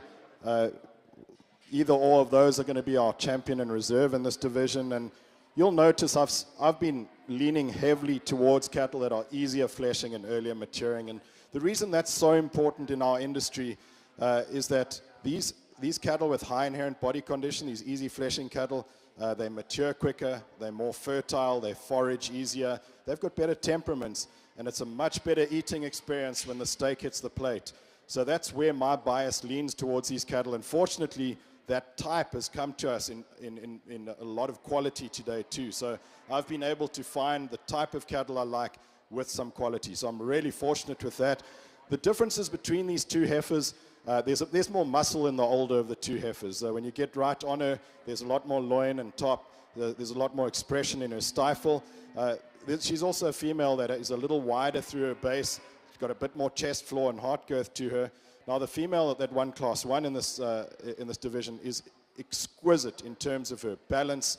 She's really good in her length of body and the way all those body parts fit together so well. So I've got two ways I can go here. I'm going to go with the female that's just got a little more red meat in her. That's the female that won Class 2 in this division.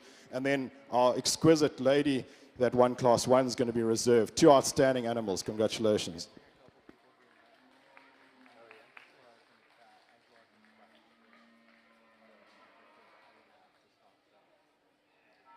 Okay, on the Beefmaster side, Class 1 winners. First place went to 1077, Adley McQuiston out of Sanger. Second place was entry number 1164, Wade Gardner out of Troop FFA. Third place was entry number 1215, Clayton St. John out of Whitesboro. Fourth place was entry number 692, John Whipple III out of Benton County 4H. And fifth place went to entry number 794, Sarah Wells out of Red Bone, Colorado. Next up is Class 2 Beef Masters. These are April of 2022 heifers. Entry number 1207 is Sloan Skull out of Weatherford FFA. Entry number 640 is Peyton Garrett out of Coleman County 4-H. Entry number 1203 is Megan Collins out of Weatherford FFA. Entry number 1214 is Wes Shaw out of Wheeler County 4-H.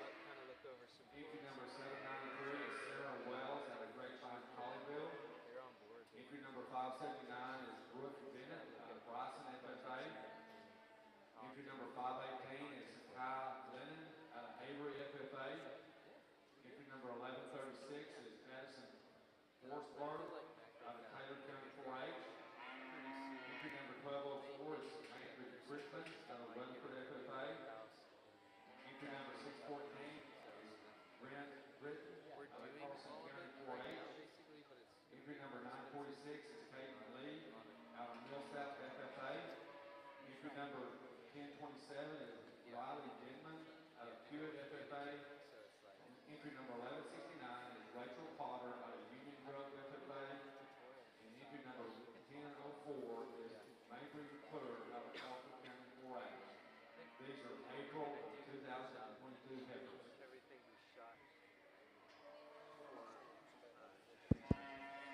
Results from your senior Hereford Heifer division. Your champion senior heifer was shown by Zeb Murphy of Hamilton County 4-H and reserved by Lena Ottmers of Gillespie County 4-H. If you misplaced a bronze buckle, and that's what I'm going to call it, with some floral design on it, there was one found in the dirt. If you misplaced a buckle, it's up here at the Hereford announcer stand, a bronze buckle.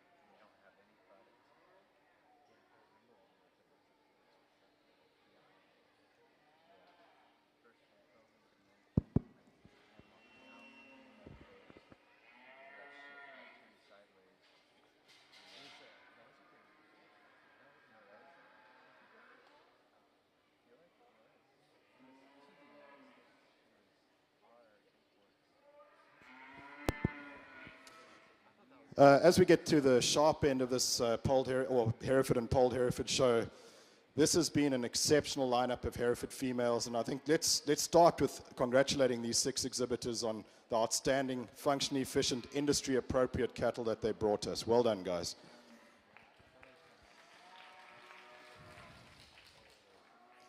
I really like the cattle that are featured in this lineup, and I think that when we discussed the profit-driving traits earlier this morning, those traits don't just apply to the cattle, they actually apply to these exhibitors and these young juniors that are doing a tremendous job in showing them too. So we said we needed adaptable cattle, and we need adaptable cattle, because if an animal's not adapted, none of its genes can actually be expressed. But we need people that are adapted too. We need, COVID taught us that if you weren't adaptable and you couldn't adapt to new ways of working and ways of communicating and ways of traveling, you got left behind. So adaptability is important for cattle, but also for people. Functional efficiency, vital for cattle, vital for people as well. I encourage all of you young people to get functionally efficient in a trade, whether it's providing a service or producing a product. Just become really good at what you do, because this marketplace called the United States of America rewards functional efficiency. Thirdly, fertility. Essential in cattle, also essential in people. We have got to get to the point where when we become functionally efficient and we're providing that service or product, we do it regularly and all the time. That fertility is what makes us profitable and prosperous long term.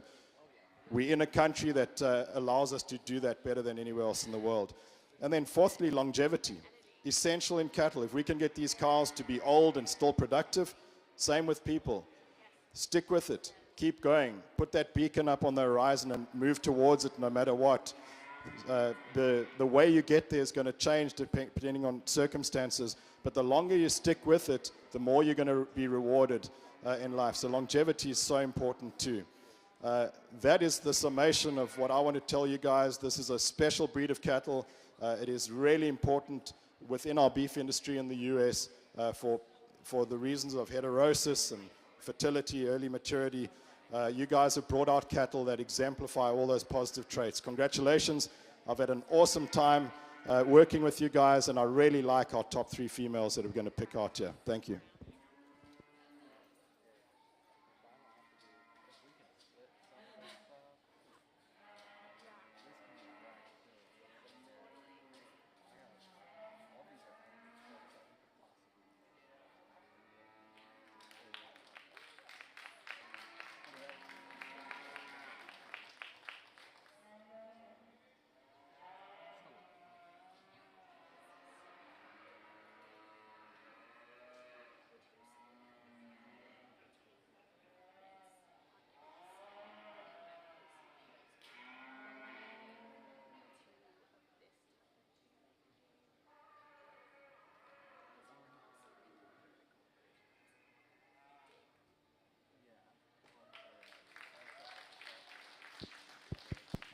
Congratulations to Zeb Murphy on his champion Hereford female, and congratulations to Lena Ottmers on reserve Hereford female. And third overall came out of the junior calf division, shown by Juliana Miller.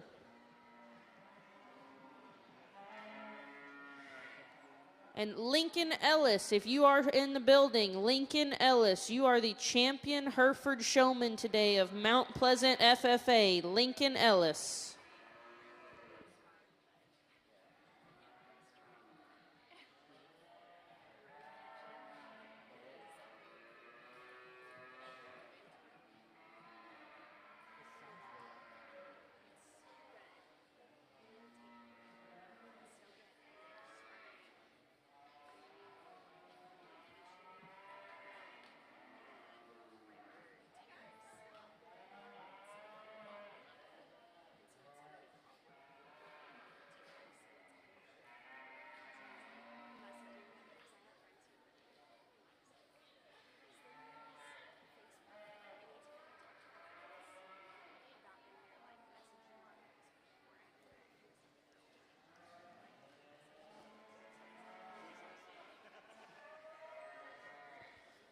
Angus exhibitors, the Hereford show has just concluded. They're going to take a few backdrop photos, and we will start promptly at 11 with Class 1, Angus females. Be making your way up here for 11 o'clock start time. Class 1, Angus heifers.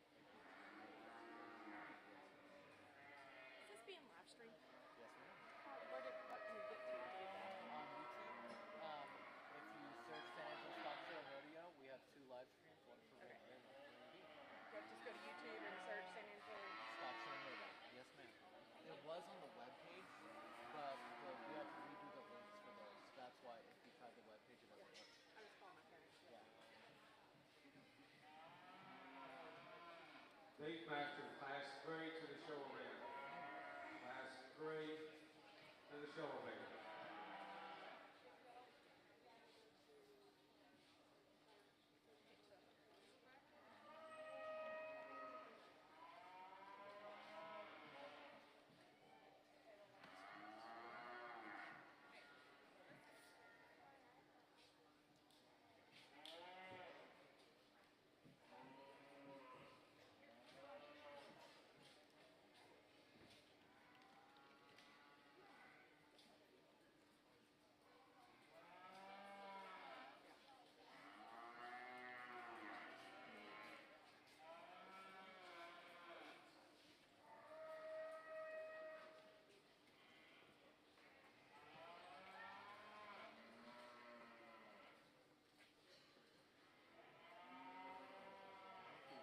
Couple of good heifers here at the top. I'm going to go with the black heifer. I think the black heifer, when she came in, she kind of hit me the hardest.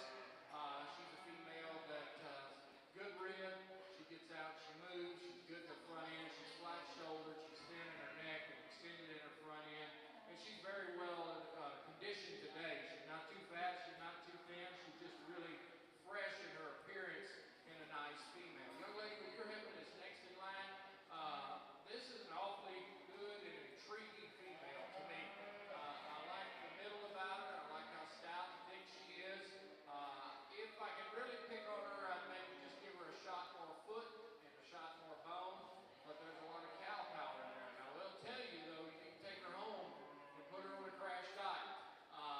And I think if you do that, then that heifer probably wins the class under me today because there's a lot of cow in that female. So, two nice heifers start the class. This third heifer is another one that's pretty nice, and I debated whether to move her up to that second hole slot, but the more I looked at her, the more I'd like to change her up in her front end. She's a little coarser shoulder, a little plainer out of her front end, maybe not as pretty and attractive in her head, but this female from her shoulder backs, big middle, thick-ended, stout, and sound, just needs to be a little bit flatter shouldered and more attractive there. Really a flat shoulder, thin neck, long and extended kind of a female here. Just not as bold sprung in her rib design and open in her heart. Doesn't have as much muscle as those in front of her. One that's next is just kind of a good female. Big middle, enough muscle, plenty of bone, just a little bit plainer in the first third of her body. The heifer that's next in line, one that we kind of gravitate to her initially, but the more I studied her, I'd like to just make her a little wider base, a little thicker ended, a little softer in her spine to move her up. Next heifer that comes in line is one that is a female with some growth and performance in her. She's just a little plainer fronted, not as open in her middle third of her body. The next heifer that comes in is long fronted, neat and attractive, just gets a little straight out of that hind leg. The next heifer is one that's got some middle and growth, just a little plainer fronted. And then we rounded off by some females that got some growth and performance, a look to them, just maybe got some structure issues or just not as powerful as I'd like to see in this particular class. Let's give these kiddos a big round of applause.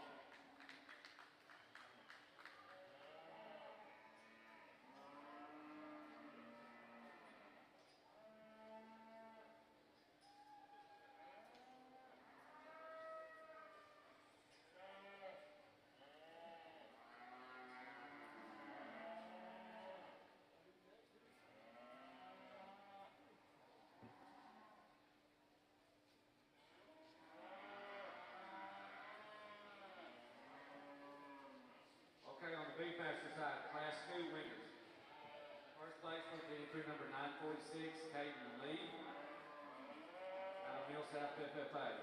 Second place went to entry number 1027, Riley Denman, out of Hewitt FFA. Third place was entry number 1136, Addison Forsberg, out of Taylor County 4-H. Fourth place was entry number 793, Sarah Wells, out of Grapevine, Colleyville. And fifth place went to entry number 1207, Sloan Stoll, out of Weatherford FFA. Next up is Class 3 Beefmasters.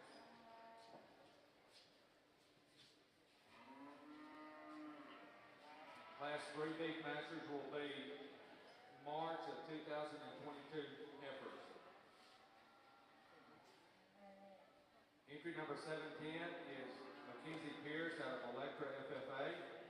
Entry number 744 is Kaylee Hensley out of Fayette County 4-H. Entry number 1137 is Cole Forsberg out of Tyler County 4-H. Entry number 680 is Aubrey Decker out of Denton FFA. Entry number 519 is Kyle Lennon out of Avery FFA. Entry number 1031 is Avery Thompson out of Hewitt FFA.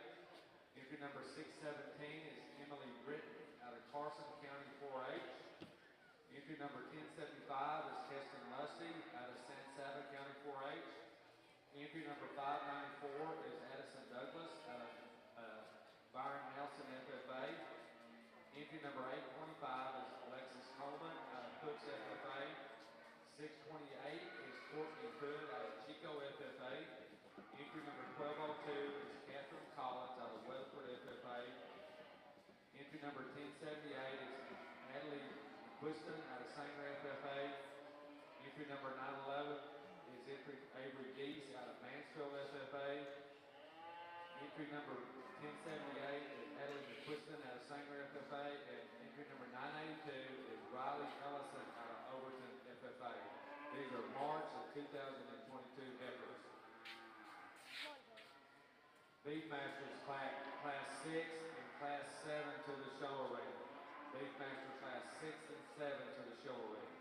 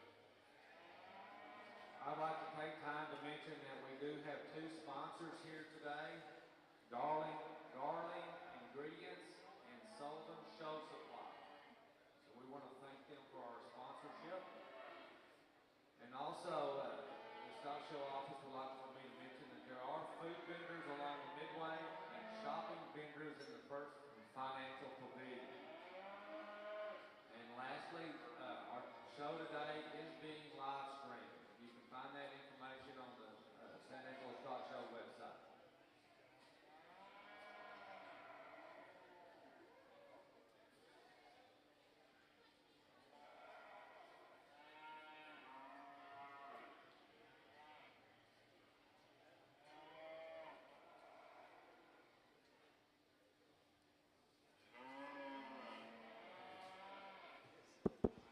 Angus exhibitors, we are missing 2 exhibitors from Class 1. I need Harlow Massey and Peyton Crowder to the Spur Arena. Y'all are the last 2 exhibitors for Class 1 Angus Heifers. Class 2 Angus Heifers, be making your way to the Spur. Class 1 is fixing to enter the ring. Again, that is Harlow Massey and Peyton Crowder.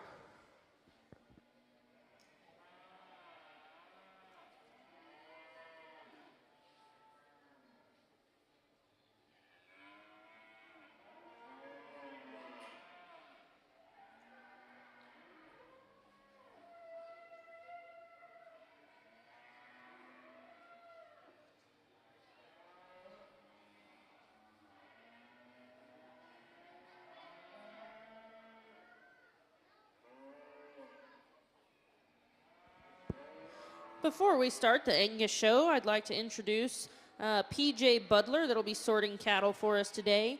PJ was raised on a 5th-generation cattle operation in South Africa. At age 15, he founded Bonhaven Beef Cattle. Between 1996 and 2012, he grew Bonhaven to 5 locations in 3 southern African countries. The Hereford, Angus, Red Angus, Brayford, and Brahman herds achieved much success, winning numerous national shows and setting auction records on the continent. In 2012, PJ relocated to Texas, where he's the international business manager for Transova Genetics. This position, together with running the annual Champion of the World competition, judging shows, speaking at events, and doing cattle consulting, has taken him to 48 U.S. states and 103 different countries thus far. He has judged 83 different cattle breeds in 42 countries. In 2017, PJ became the first ever cattle judge to judge a national show on all 6 continents. PJ lives in Aledo, Texas, with his 2 sets of twins, William and Emma, and Sophie and Juliet, and his wife. Please welcome PJ Budler.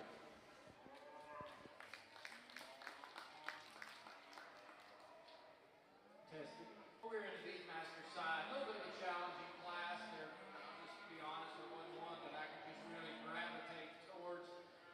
So we ended up with 2 that kind of put the most good together.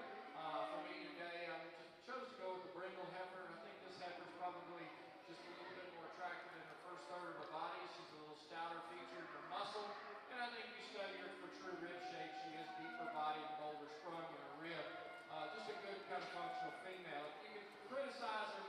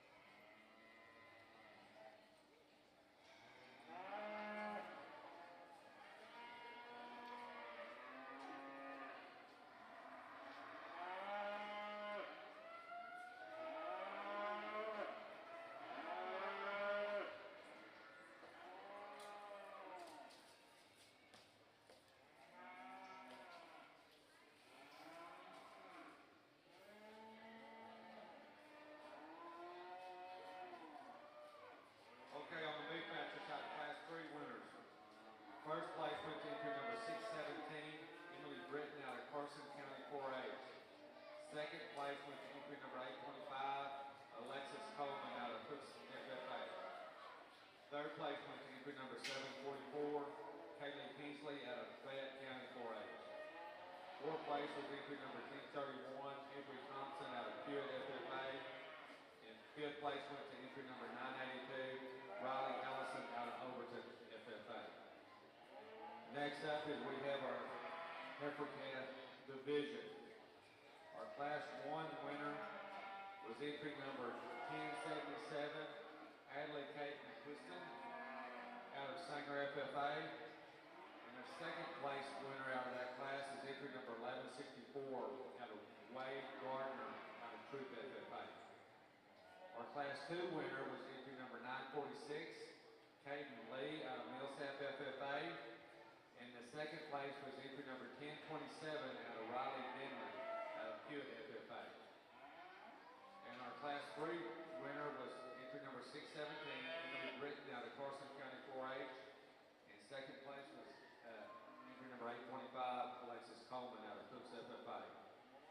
This is the lead for our Heifer Calf champion and reserve champion division.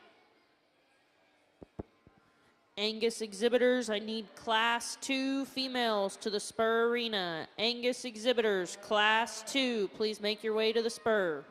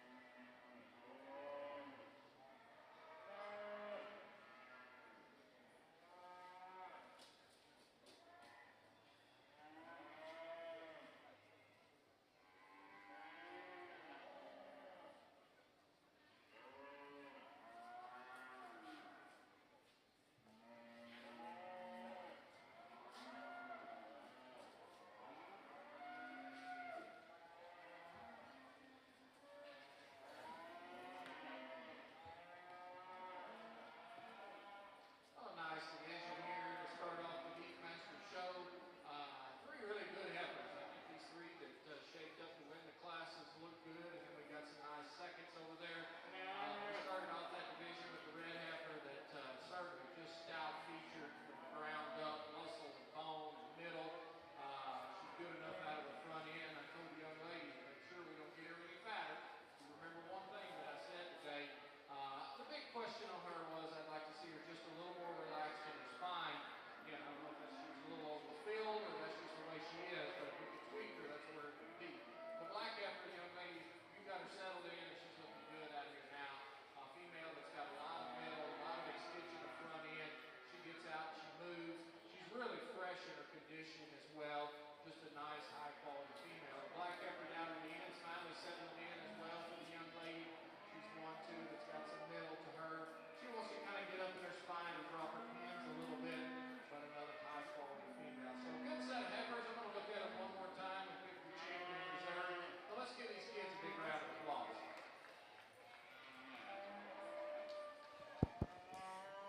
Angus exhibitors, there is a gentleman in a khaki cowboy hat that is going to put you on the rail at an appropriate spot to get y'all lined up with these large classes. Find the gentleman with the khaki cowboy hat and you'll line up under the Jim Bass Ford sign and surrounding areas. So Class 2 Angus heifers, I need y'all lined up, please. Class 2 Angus heifers.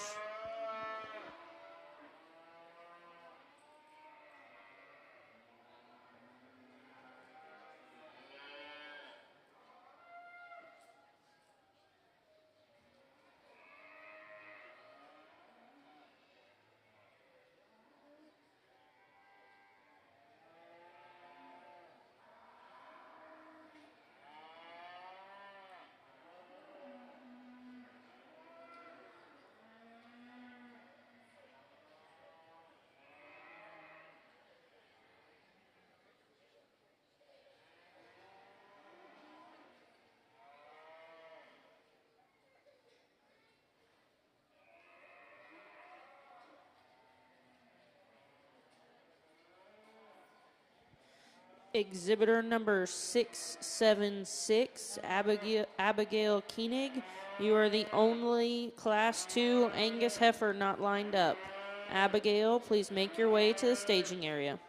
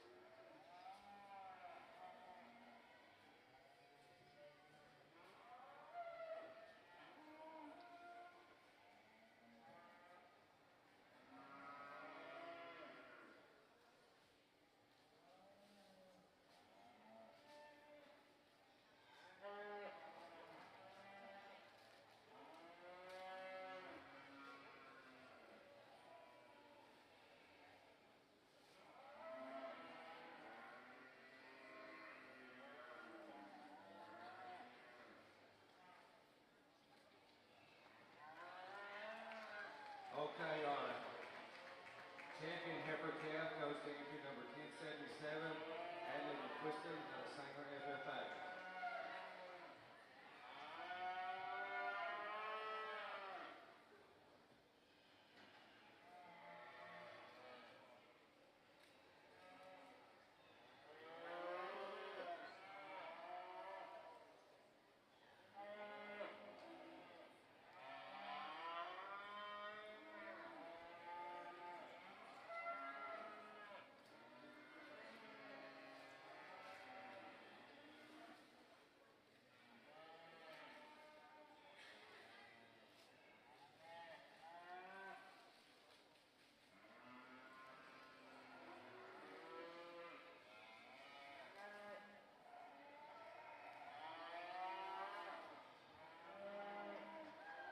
Okay, our reserve went to entry number 946, Caden Lee out of Millsap FFA.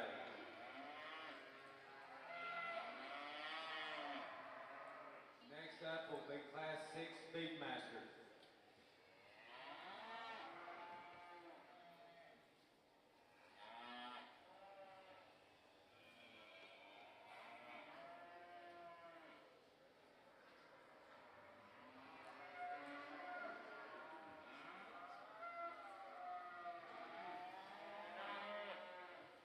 Class 6 Speedmaster will be February of 2022 Heifers. Entry number 596 is J.C. Gothard out of Caddo Mills FFA. Entry number 613 is Brent Britton out of Carson County 4-H. Entry number 792 is Sarah Wells out of Grapevine Colleyville. Entry number 578 is Brooke Bennett out of Bryson FFA. Entry number 597 will be Trinity Riley out of Caddo Mills FFA. Entry number 817 will be Hayden Kelsey out of Henrietta FFA. This is February of 2022 Beefmaster Heifers.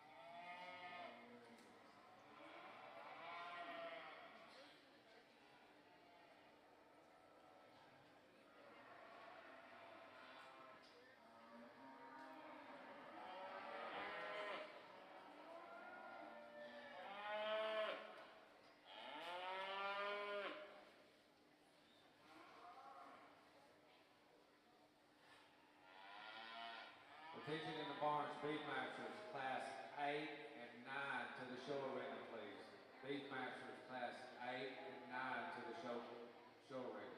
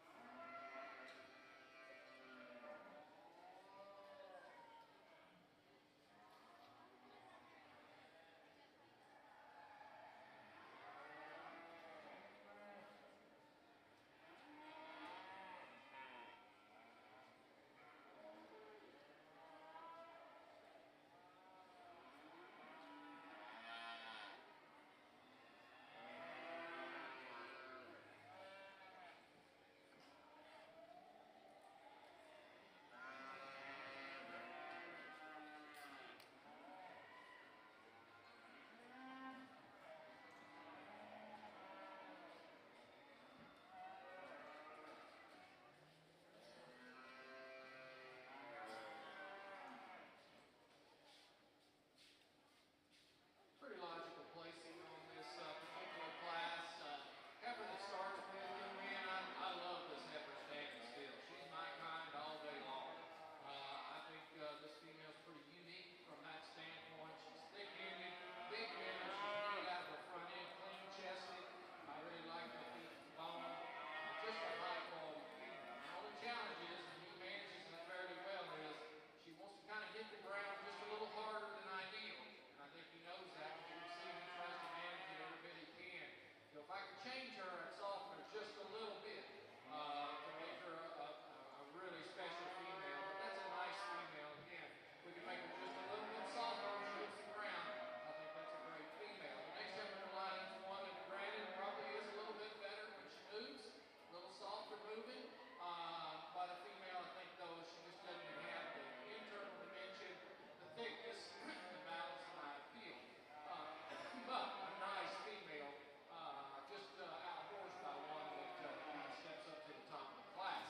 Black heifer's one that's really fresh in her condition and feminine, just needs a shot more bone to her. Big middle, kind of a female here with some bone and muscle, just a little plainer fronted, not as attractive. And then we round it off by a couple heifers that are probably just a little greener in their condition today, but give up some muscle mass and bone compared to those in the top end of the class.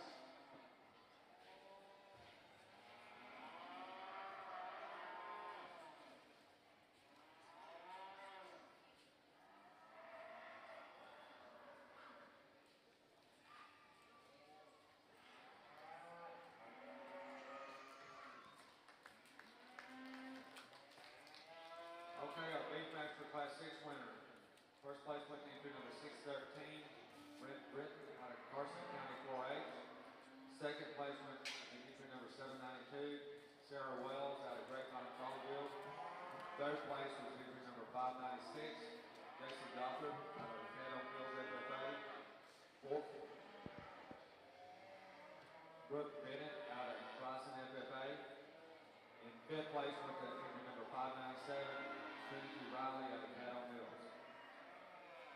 Next up on the Beef Master side is Class 7, which will be January of 2022 heifers. Entry number 1088 is Carly Nova out of Seagoville FFA. Entry number 810 is Hannah Heights out of Henderson FFA.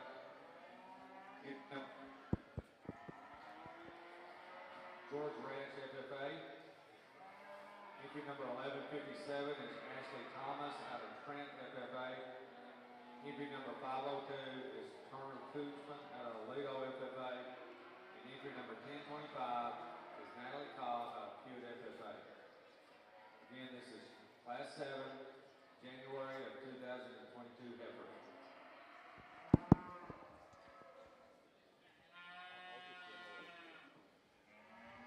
As we start our Angus show here, just thank you to the Angus exhibitors for entrusting me with my opinion this morning. Thank you to the San Angelo Stock Show and Rodeo for inviting me back to be a part of this show. I'm very excited about sorting these Angus females today. I got into the Angus business in 2003, and it was a logical move because they are such a maternal solution.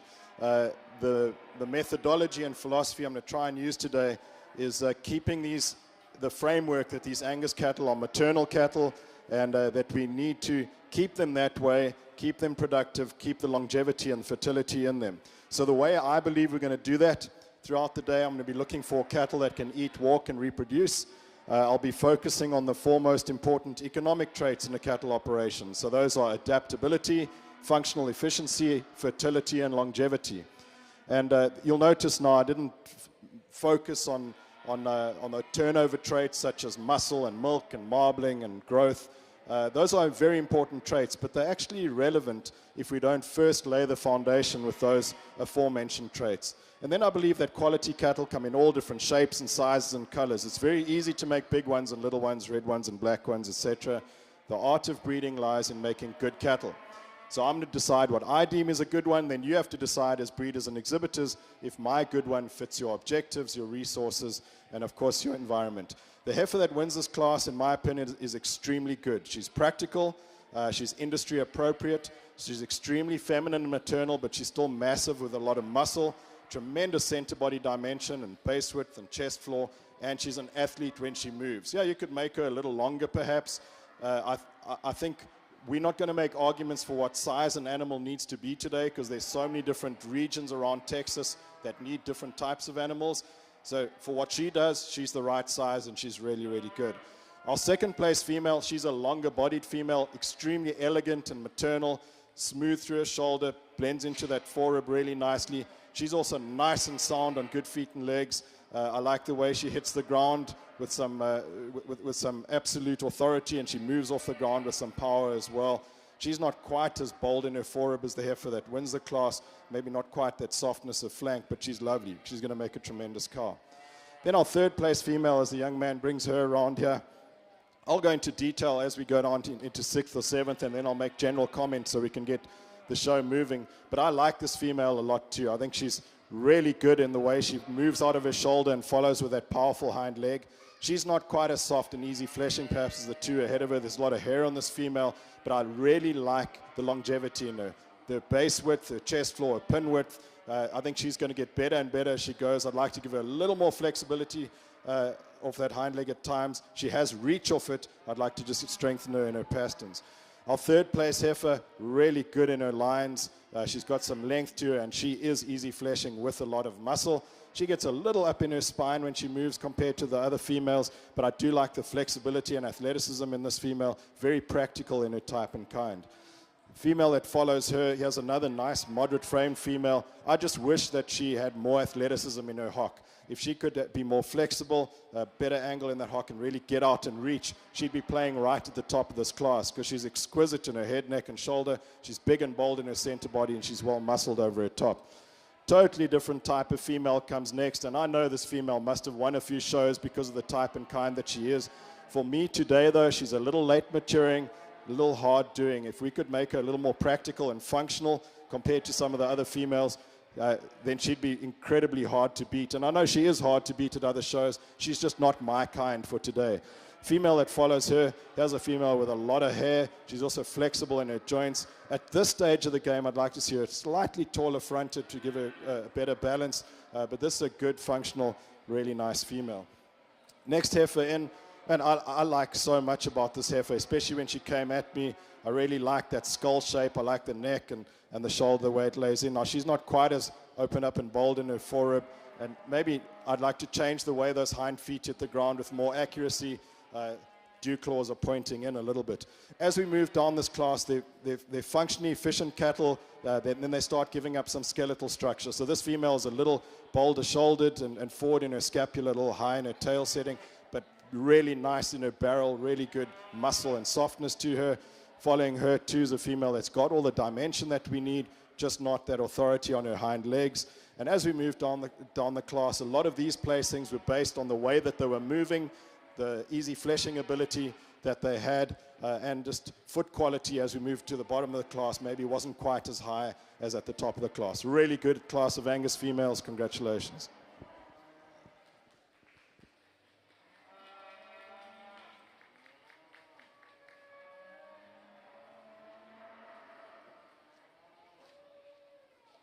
Good class here. I think the heifer that logically comes to the top is this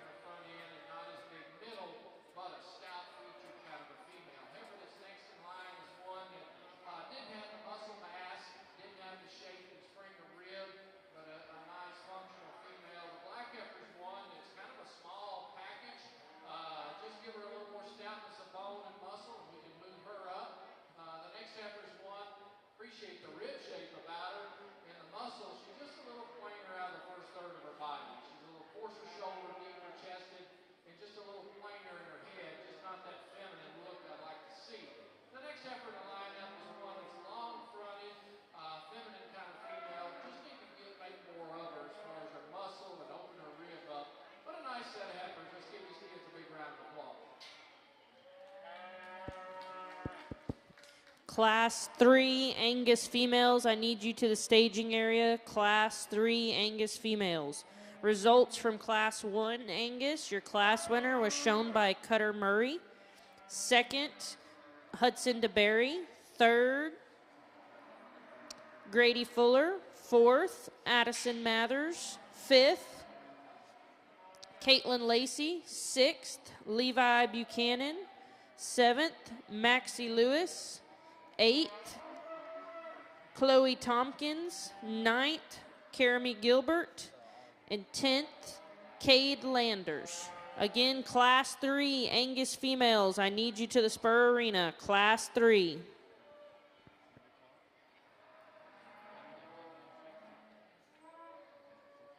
Class 7 Beefmaster results. First place went to entry number 810, Hannah Pace, Henderson FFA. Second place went to entry number 502, Turner Koonsman out of Lido FFA. Third place was entry number 1025, Natalie Cobb out of Pure FFA. Fourth place went to entry number 775, Gavin Chris out of George Ranch FFA. And fifth place went to entry number 1157, Ashley Thomas out of Trent FFA.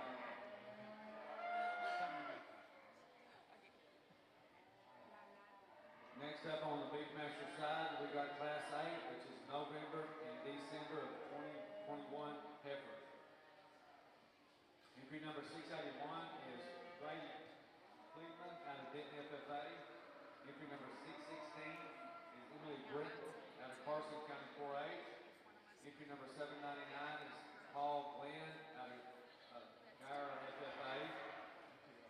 Entry number 612 is Brent Britton out of Carson County 4-H. Entry number 777 is Hunter Frost out of Giddings FFA. Entry number 552 is Nate Davis out of Braswell FFA. Entry number 525 is Casey Connor out of Bellevue FFA. Entry number 1024 is Madison Harding out of Petroleum FFA. Entry number 1082 is Daniel Dominguez out of Seagoville FFA. Entry number 980 is Vance Aaron out of Overton FFA. Entry number 691 is Colton Brady out of Dimmitt County 4-H. Entry number 1158 is Brandon Thomas out of Trent FFA. And last is entry number 1213, Wes Shaw out of Wheeler County 4-H. These are November and December of 2021 heifers.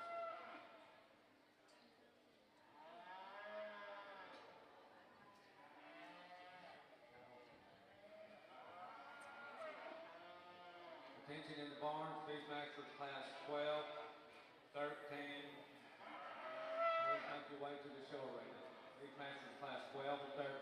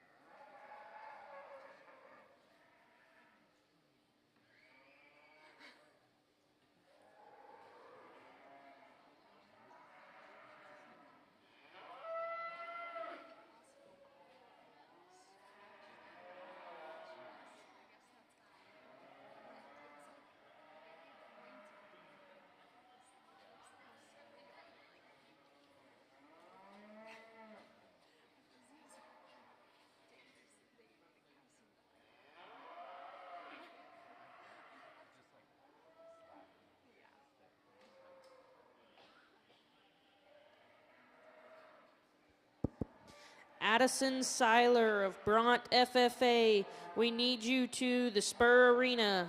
Addison Seiler, Class 3 Angus Heifers is lined up, excluding you.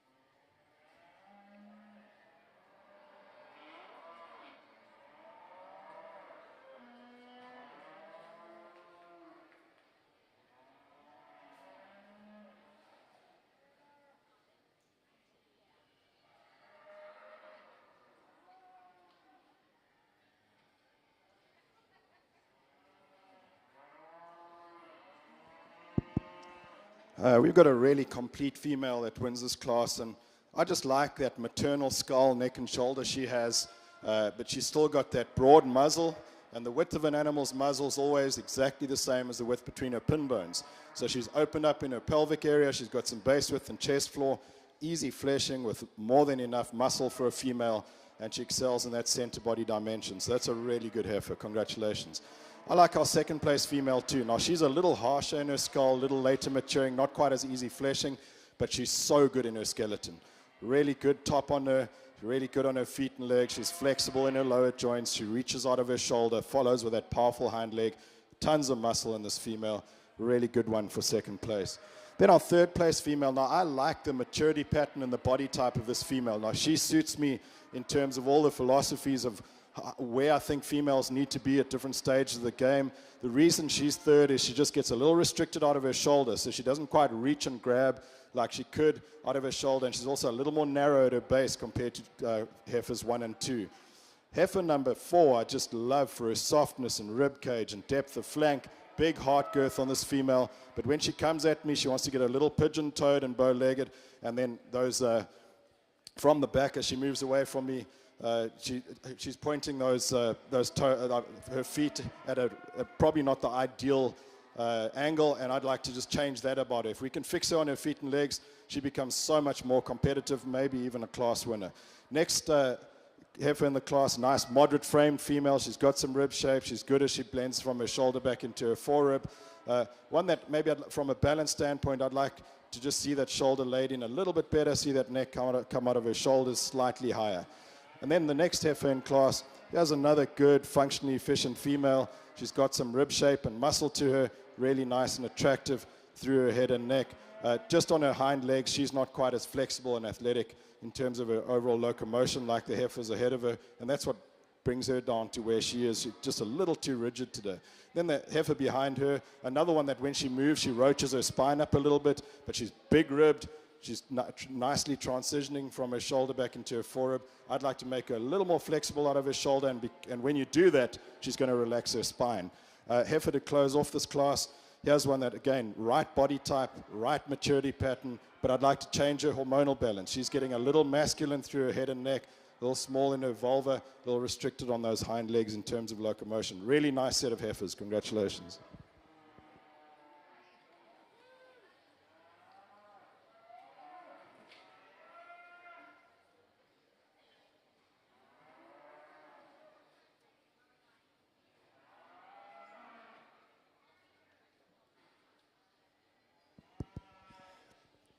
Res-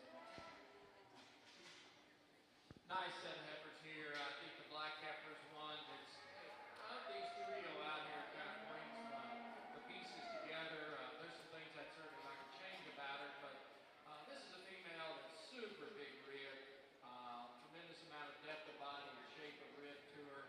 She's thick-ended, she's big-footed, she's really sound as you put her in motion. She's one that I'd like to maybe open her up in her heart area a little bit. And at times, she wants to kind of fall apart a little bit, but young man, you got her put together at the right time because she looks awfully good right there. She's one that's just kind of on the borderline of pushing her brisket out, but a nice female, I think, wins the class. The next heifer lineup's one that probably just a little fresher in her brisket design, but I don't think she's near as stout, wide-pinned as the black heifer.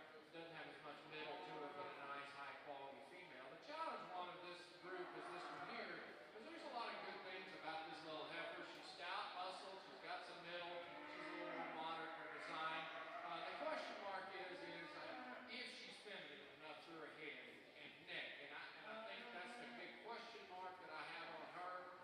If you wanted to argue with me, you could roll her down a few, but I think there's too many other good things about her. It's going to be interesting how you breed her, and there's some things you could do about her, but certainly would like to lengthen her head a little bit, make her just a little more feminine, maybe even just increase the size of her vulva just a little bit, but a nice female. The black heifer on the side profile, you like this heifer quite a bit. She's big middle, she's flat shouldered, she's extended in her front end. You get around behind her, she disappoints me, young man. She's just narrow pinned, narrow to the ground, just needs more muscle to her. And I think you realize that. But you get her presented on the profile, and you help her move up several slots. So nice job with that. Next heifer in the lineup, this young man puts her together real well too. She's one that on the side profile you like her a whole lot better than when you get around behind her. She's a little narrower made from behind. Next heifer in the lineup's one that's a little narrower made as well. Doesn't balance out in her front end as well as those two in front of her. We get the next one is a female that's a little tighter hearted and tighter ribbed. We'd like to just open her up through that middle third of her body. This next heifer's one that's probably just a little over conditioned. Today she's a little plainer in her front end. And you can see that extra fat's building up in their udder as well. And then we get into some heifers that had some structural issues, maybe not as stout featured, but a good set of heifers in this class. Let's give them a big round of applause. Angus exhibitors, we need class 4 to the staging area. After class 4, we will have our junior calf division. So if you are a class winner or second place in classes 1 through 4, please stay put. We need class winners and second places to stay put. Results from class 2 Angus heifers. Your class winner was shown by Kaiser Ottmers. Second by Abigail Koenig. Third, Braxton Cole. Fourth, Leyland Maxwell. Fifth, Hunter Miller. Sixth, Paisley Sage Campbell. And seventh, Heartland Massey. Again, Angus cattle, I need class 4 to the staging area. Class 4 females. Okay, Class A, Beefmaster winners. First place went to entry number 980, Vance Aaron out of Overton FFA. Second place was entry number 691, Colton Brady out of Denton County 4-H. Third place was entry number 612, Brent Britton out of Carson County 4-H. Fourth place was entry number 1213, Wes Shaw out of Wheeler County 4-H. And fifth place went to entry number 681, Brady Plotman out of Denton FFA. Next up on the Beefmaster side is Class 9. These will be September and October of 2021 heifers. Entry number 943 is Brayton Lee out of Mill South FFA. Entry number 553 is Zoe Higgins out of Braswell FFA. Entry number 984 is Katie McCaslin out of Overton FFA. Entry number 1006 is Mabry McClure out of Parkland County 4-H. Entry number 1212 is Sarah Shaw out of Wheeler County 4-H. Entry number 987 is Riley McCaslin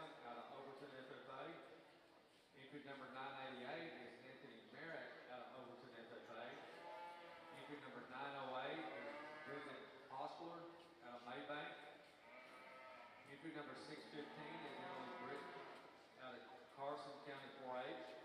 Entry number 1079 is Adley McQuiston out of Sanger FFA. And entry number 1007 is Hagen McClure out of Harper County 4-H. These are September and October of 21 heifers.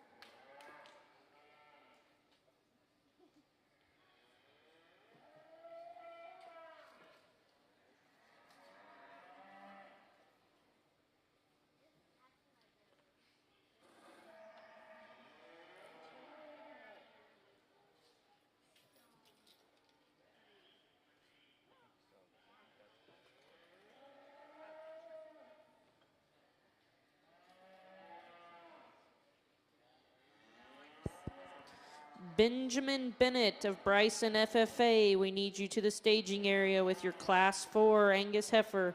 Benjamin Bennett to the Spur Arena, please.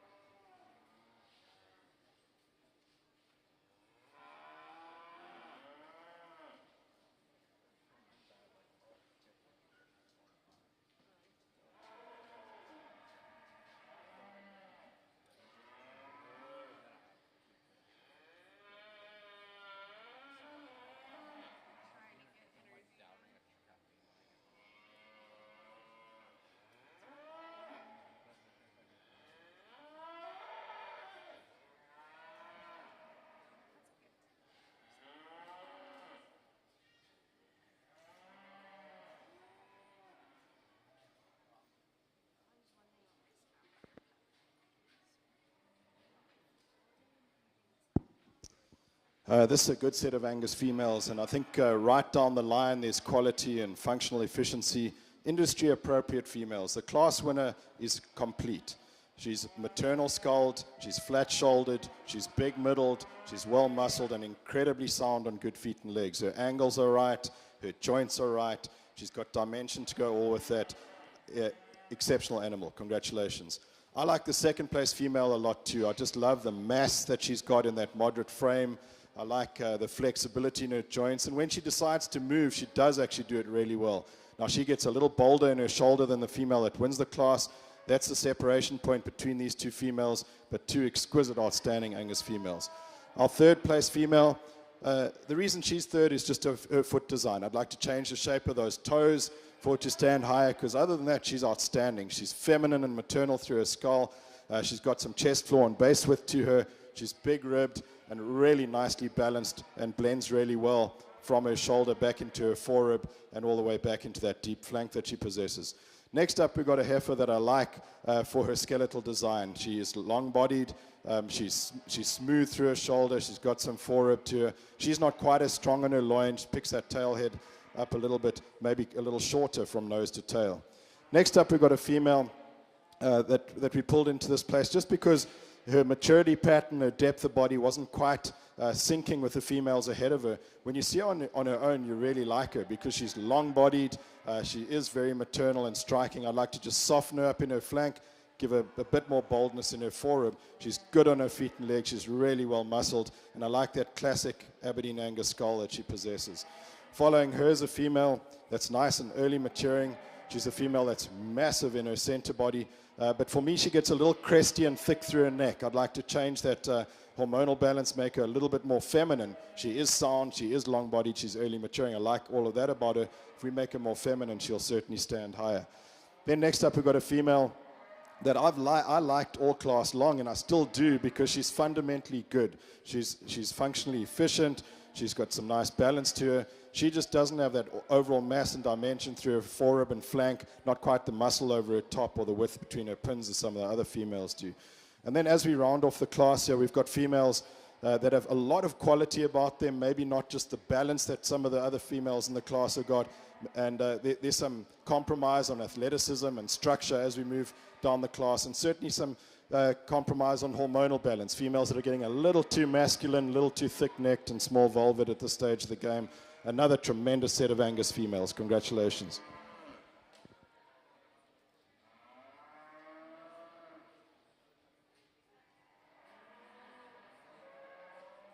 Well, a nice set of beef masters out here. I think we've got two females up here at the top that are actually pretty similar in their type and kind. If you study these two females here, I'm going to go with the lighter colored one. I think this female is just a little more attractive out of her head and her neck. I love the way her head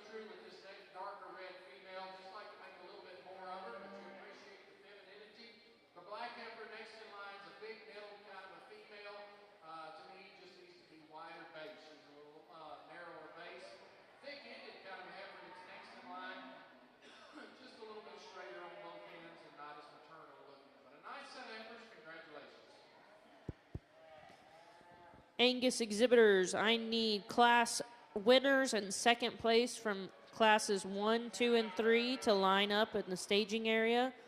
And all class 7 females be making your way to the spur.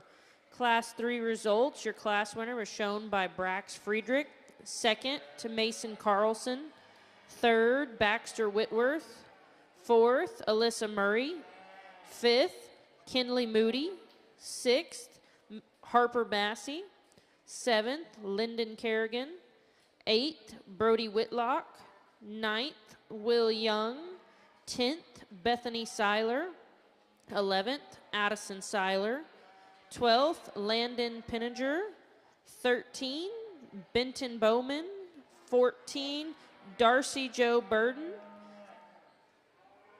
and 15th Heather Teal.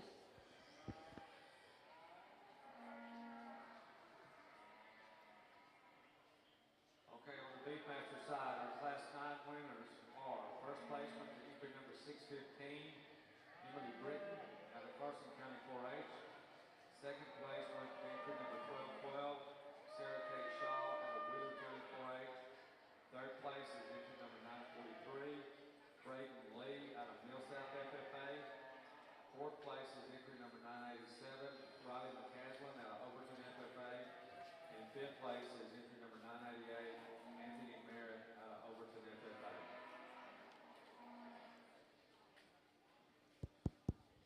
Exhibitors, if you are stalled in the horse barn, specifically stall number 305, there is a heifer tangled up without an exhibitor over there. Horse barn, stall 305. You may want to go check on your animal. Horse barn 305. On the Beefmaster side, we have our junior division. Our first and second place calves are in the ring. Class 6, first place was entry number 613, Brent Britton out of Carson County 4-H. Class 7, first place is entry number 810, Hannah Pace out of Henderson FFA. Class 8, first place is entry number 980, Vance Aaron out of Overton FFA. And Class 9 is entry number 615, Emily Britton out of Carson County 4-H.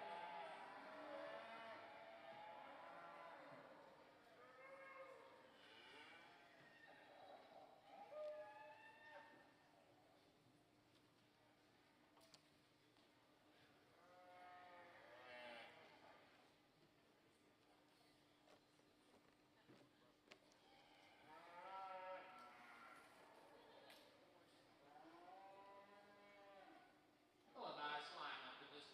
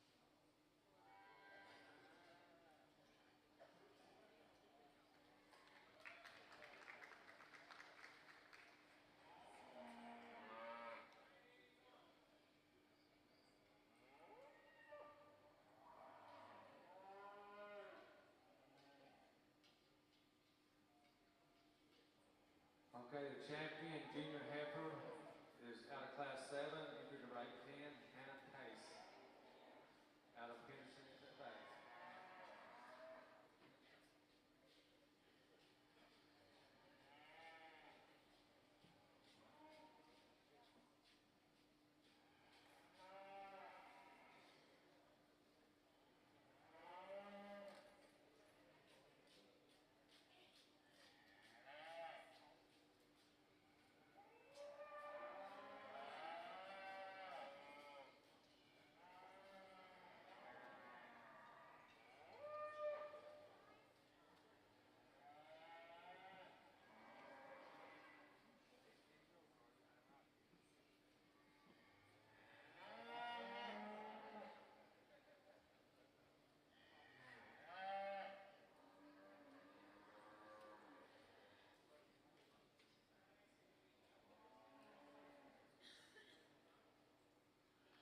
Okay, the reserve goes to entry number 615, Brittany, Austin County, Florida.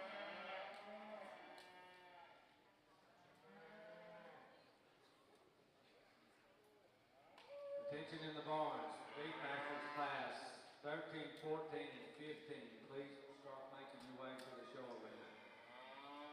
13, 14, and 15. Next up is class 12, Beef Masters.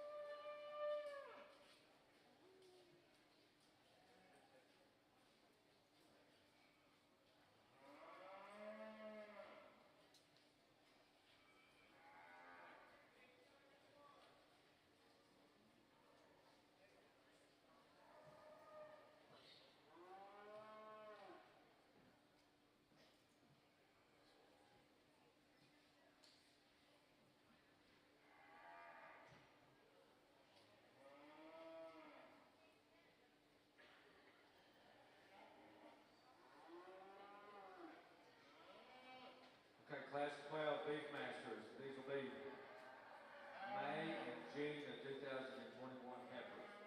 Entry number 871 is Cameron Wells out of Kaufman, FFA. Entry number 856 is Morgan Hepler out of Joshua, FFA. Entry number 629 is Courtney Hood out of Chico, FFA. Entry number 981 is Lexi Allison out of Overton, FFA. Entry number 627 is Adam Hood out of Chico, FFA. Entry number 816 is Grace Kelsey out of Indiana, FFA. Entry number 1231 is Emerson Dean out of Wise County 4-H. And entry number 991 is Kelsey Ball out of Overton, FFA. These are May and June of 2021 heifers.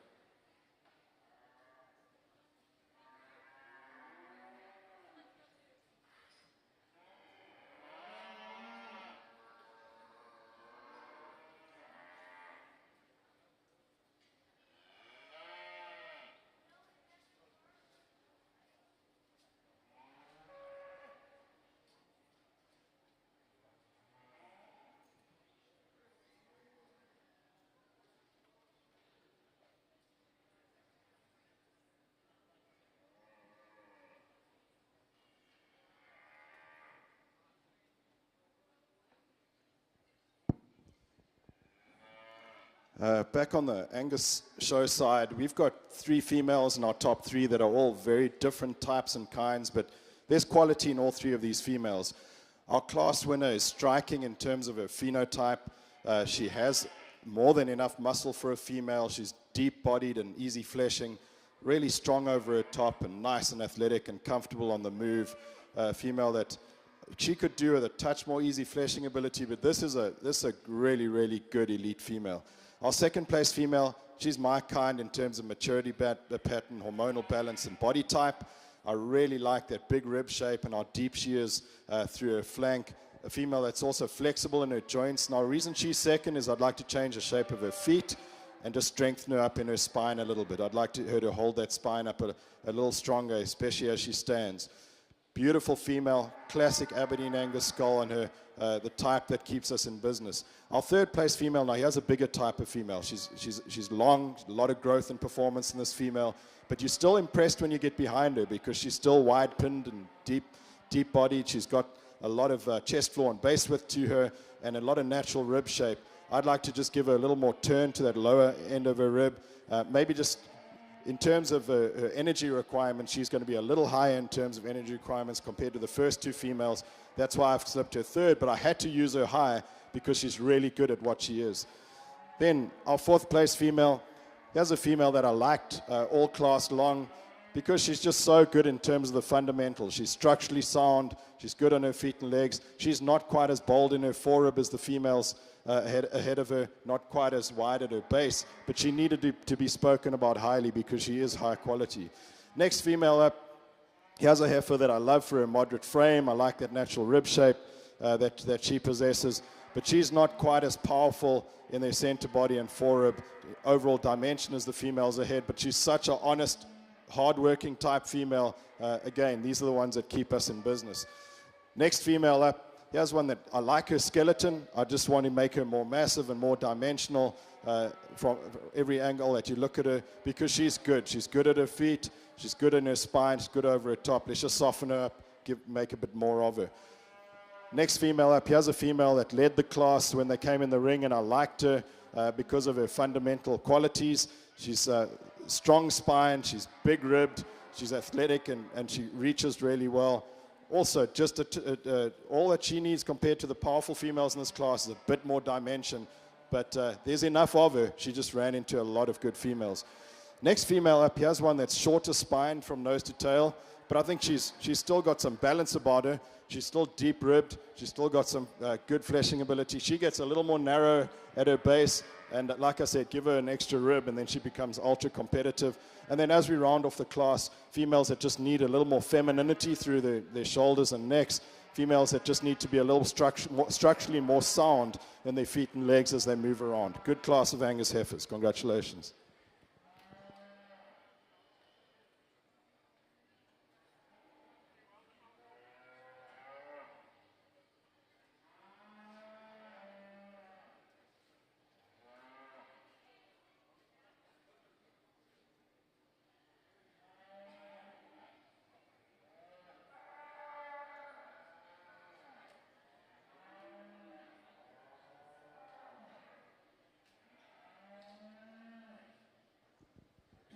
In Class 4, Angus Heifers, the class winner was shown by Braxton Cole.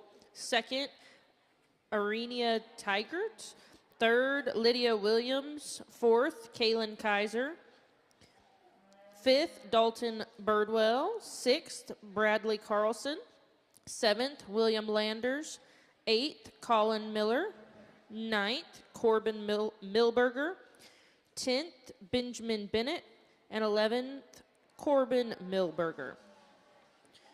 Class 7 Angus Heifers, it looks like y'all are pretty well lined up, but if you are a Class 7 Angus heifer still in the barns, please make your way to the Spur Arena. Our junior calf division is fixing to start, so we need all Class 7 Angus Heifers.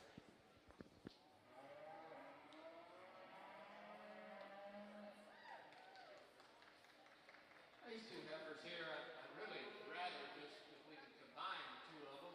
I think we have one I really liked. I chose to go with this female. I think this one here has got just a little more depth of body and shape of rib. She's a little squarer at her hip as well.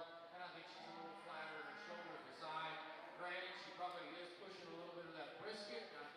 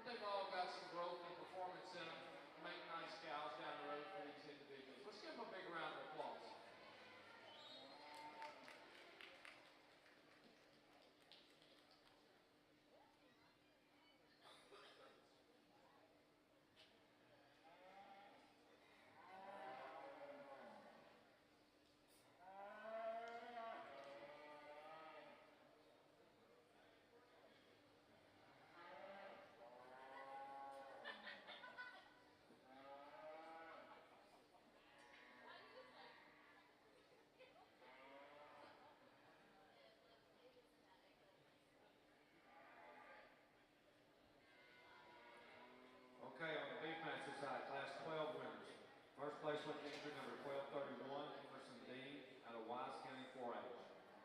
Second place was entry number 856, Morgan Kepler, out of Joshua FFA. Third place was entry number 871, Cameron Wells, out of Kaufman FFA. Fourth place was entry number 991, Kelsey Off, out of Overton FFA. And fifth place was entry number 629, Courtney Hood, out of Chico FFA. Next up is class 13 on the Beefmaster side. These will be March and April of 2021 heifers. Entry number 812 is Hannah Pace, out of Henderson FFA. Entry number 1234 is Lauren Hanna, out of Wise County 4-H. Entry number 851 is Isabel Thomas, out of Johnson County 4-H. Entry number 915 is Delaney Deese, out of Mansfield FFA.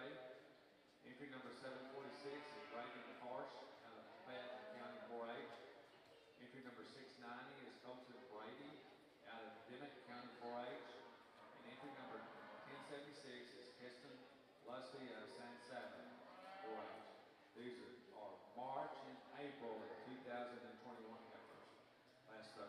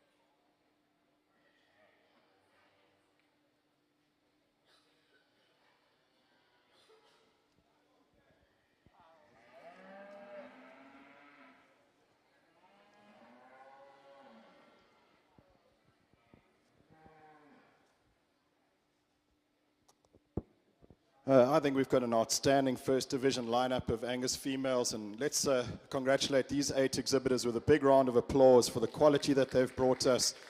And these are good cattle. These are not just show heifers. There's a lot of function and efficiency in these females. Like I mentioned in the earlier show today in the Herefords, I'm looking for balanced cattle, and for me, balance is 3 things. The first thing is that skeletal and physiological balance, endochronological balance, where all the glandular function's good and the body parts fit together right. And then it's balance of muscle shape and fleshing ability. So we want them to have muscle, but we want them to be easy fleshing and to have high inherent body condition. And then hormonal balance, where the females are feminine and the bulls are masculine. So these are balanced, really high-quality cattle. I think our champion and reserve here fit each other really well. They're maternal, they're massive, and they've got, like I said, just more than enough muscle. All these cattle excel in terms of feet and legs and athleticism too. Great division. Congratulations.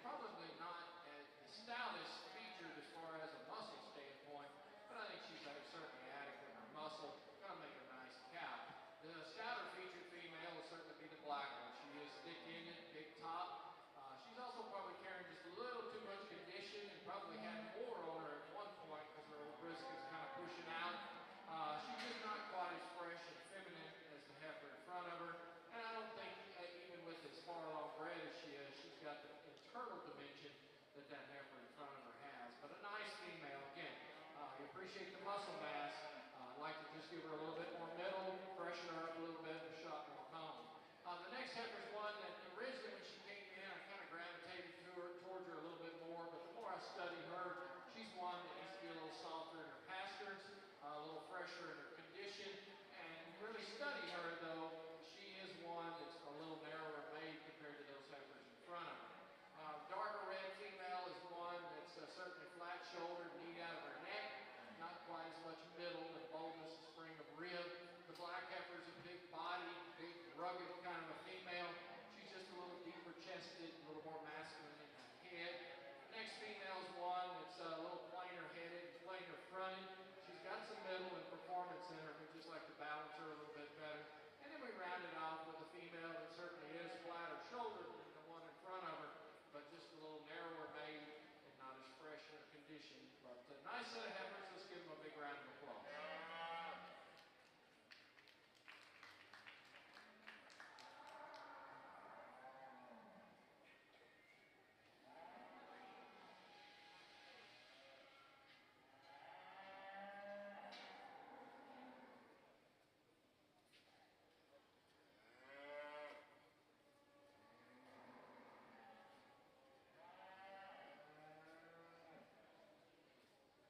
Class 13 winners on the Big Master side. First place went to entry number 812, Hannah Pace out of Henderson FFA.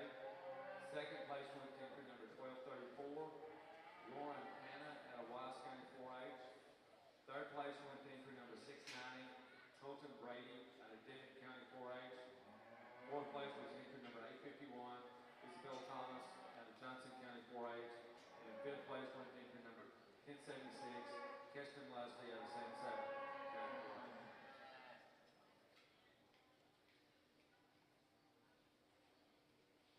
Next up on the Beefmaster side, we got class 14.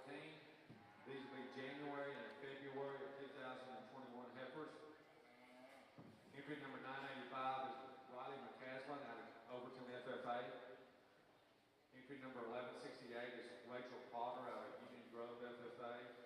Entry number 945 is Hayden Lee out of Millsap FFA. Entry number 1026 is Natalie Cobb out of Hewitt FFA. Entry number 942 is Braden Lee out of Millsap FFA. Entry number 800 is Brooklyn Wheelock out of Geyer FFA. Entry number 1023 is Killen Harding out of Petrolia FFA. Entry number 1005 is Major DeClure out of Parker County 4H. Entry number 506 is Landon Culver out of Anderson County 4H. Entry number 727 is Trent Bogner out of Erath County 4H. And entry number 693 is John Wiggle out of Dimmitt County 4H. This is Beefmaster Class 14, January and February of 2021 heifers.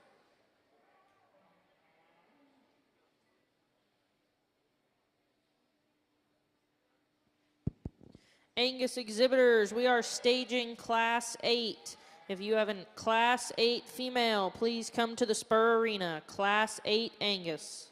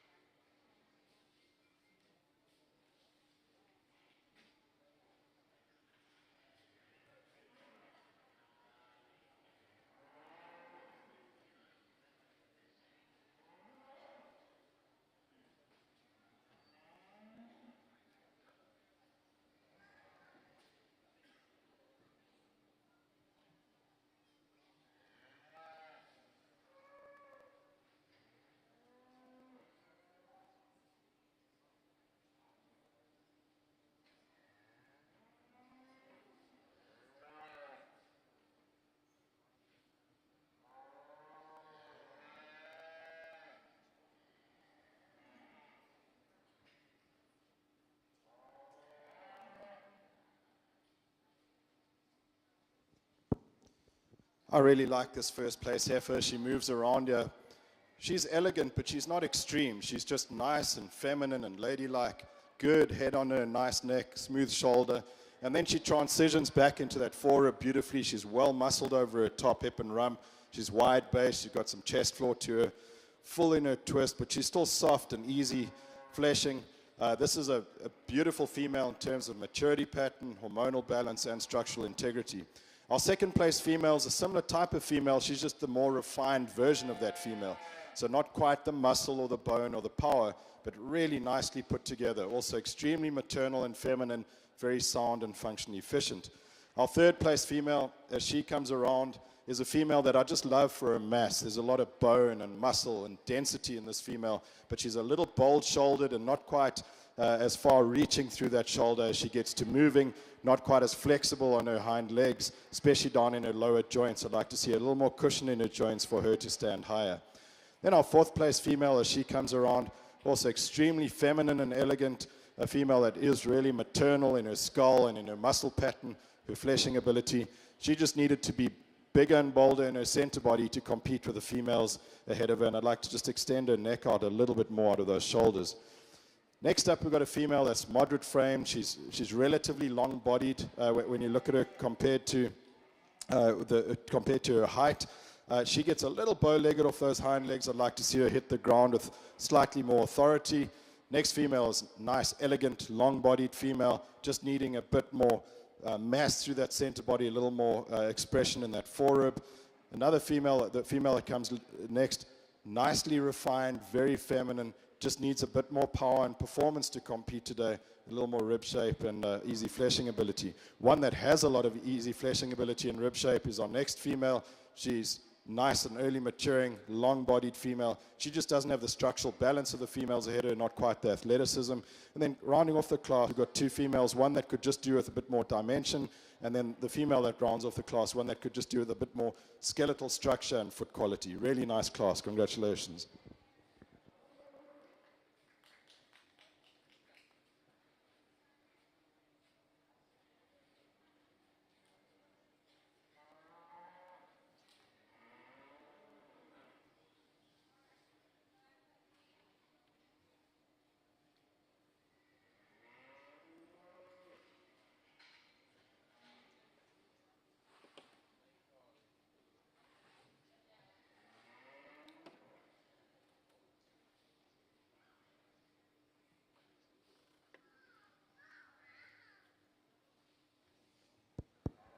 Angus exhibitors, Class 8 is fixing to enter the ring. Class 8 is fixing to enter the ring. I need Class 9 and Class 10 heifers to be heading to the Spur Arena. Classes 9 and 10 for Angus cattle.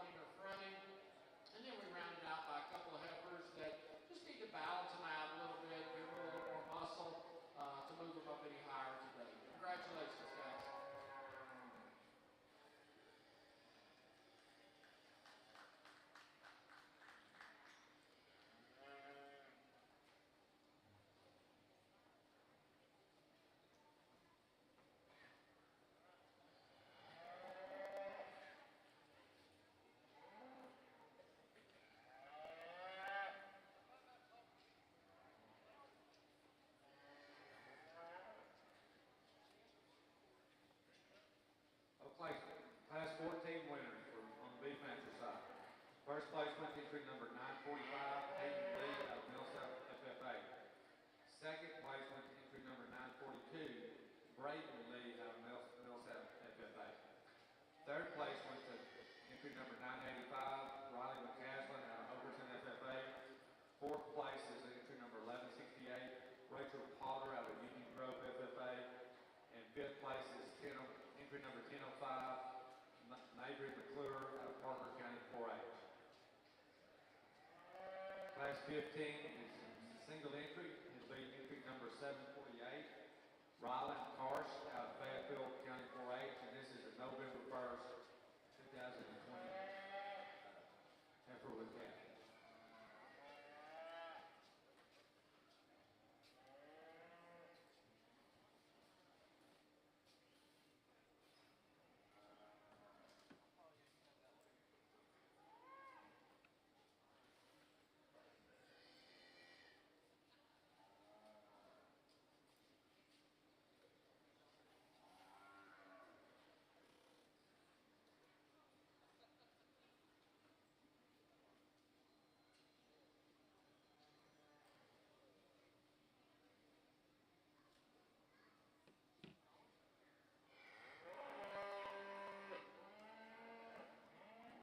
Well, we got a brother-sister duo here, and I bet there's a lot of fighting in the house, and who's better than the other one. Parents, I just kind of stoked the fire a little bit for you. But a nice pair here. I'll tell you, the mating that you used on the calf certainly worked, because I think the calf is upgraded better than the mother is. But that's a nice cow. Moderate in her size. She's got some middle, enough muscle to her. Really a nice udder on her, and she's doing a great job with the calf. Again, if you could pick on her a little bit, you just make her a little bit more growthy, and give her a shot more muscle. But can't deny that she's earning her keep right now. Congratulations.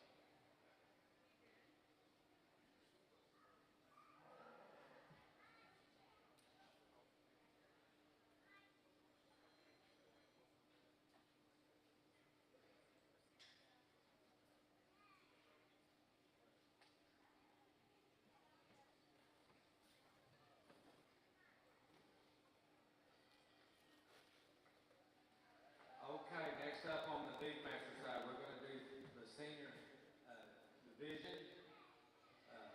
Class 12 winner was entry number 1231, Emerson Dean out of Wise County 4-H. The second place out of that class is entry number 856, Morgan Kepler out of Joshua FFA. Class 13 winner was entry number 812, Hannah Pace out of Henderson FFA. Second place out of that class was entry number 1234, Roy Hanna out of Wise County 4-H. Okay, our class 4 winner was entry number 945, Hayden Lee out of Millsap FFA. And the second place calf out of that class is entry number 942, Brayden Lee, also out of Millsap. And our class 15 winner was entry number 748, Rylan Karsh out of Fayetteville County 4-H. Again, this is for our senior heifer team and reserve.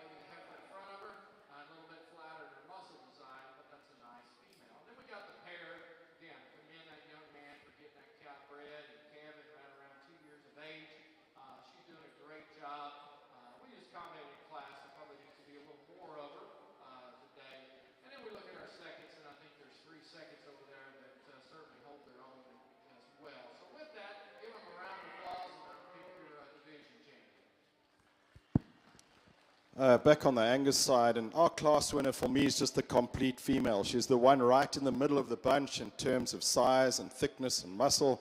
She's at the top of the pack when it comes to foot quality and athleticism.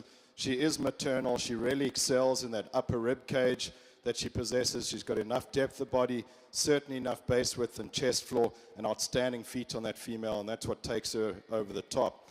Our second place female is quite extreme in the way she's designed. She's got a tremendous skeleton on her, really long-bodied. She's good and athletic on her feet and legs. Maybe too clean through her throat, perhaps. Remember, where we are in the world, we need cattle with some skin so they can sweat. And when we tighten these cattle up a little too much, trying to make them look elegant, we take away their ability to be heat tolerant and sweat it out when we hit June, July, August, and September. What I love about that female, though, is the way she balances from nose to tail. She's deep, she's thick, she's wide. I'd like to give her a little more upper rib cage and just soften her up a little bit. Third place female, I like this heifer a lot too. I'd like to give her a bit more heel depth perhaps, strengthen her in her spine as she connects into her chine between her shoulders. But she's big ribbed, she's maternal, she reaches out through her shoulder, follows with a really good hind leg.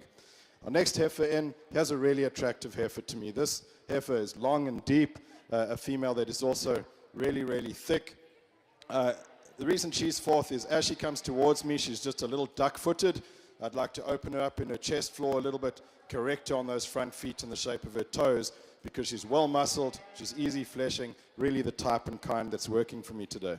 Next heifer up here, here's one that has got some moderation of frame, which I appreciate. She's got some length of body to go with that. Maybe not quite as good on her hind feet as she hits the ground as some of the females ahead of her. Not quite the muscling over her loin, but she is wide-based, a lot of chest floor and a lot of base width. Next up, we've got a heifer that I had a long, hard look at during this class because there are a lot of pieces about this heifer that I really, really like. I like her relative length of body, but she just is pushing that scapula a little too far forward and getting a little cresty through her neck and high in her tail. But I really like that natural rib shape and depth that she possesses. Following her is a heifer that's a little shorter coupled. So from nose to tail, she's not quite as extended as the heifers ahead of her. Because of that, she gives up a little bit of reach as she moves, but I do like the center body dimension that she possesses and that natural width. And then again, similar to the other classes, as we move down, some of these females have been placed down because of structural integrity, the way their shoulders lay in, the way they use their hind legs, and the way their feet are designed. And some just need a little better hormonal balance to be more feminine. Really good class of Angus heifers. Congratulations.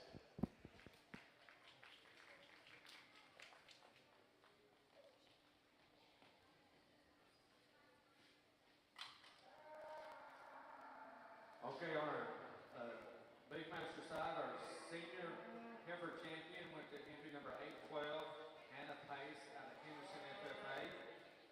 And the reserve champion went to entry number 945, Hayden Lee out of Millsouth FFA. Next up is our final drive. So our heifer calf champion was entry number 1077, Adelaide Kate McQuiston out of Sanger. The junior heifer champion was entry number 810, Hannah Pace out of Henderson FFA. And the senior champion heifer was entry number 812, also Hannah Pace out of Henderson FFA. Our reserve champions out of those was the reserve champion heifer was Hayden Lee out of Millsouth with entry number 946. The reserve junior heifer was entry number 615, Emily Britton out of Carson County 4-H. And the reserve senior champion was entry number 945, Hayden Lee out of Millsouth FFA. Over here on the Angus side, we have Class 9 females in the ring. I need Class 10 Angus heifers to the staging area. Class 10 Angus heifers to the staging area. Results from Class 8. Your class winner was shown by Kylie Byler. Second by Brax Friedrich. Third, Kaylee Shaw. Fourth, Dalton Birdwell. Fifth, Connor DeBerry. Sixth, Morgan Dowdy. Seventh, Cutter Murray. Eighth, Sarah Minnick. Ninth, Wyatt McCam. 10th, Lainey Decker. And 11th, Olivia Wortham.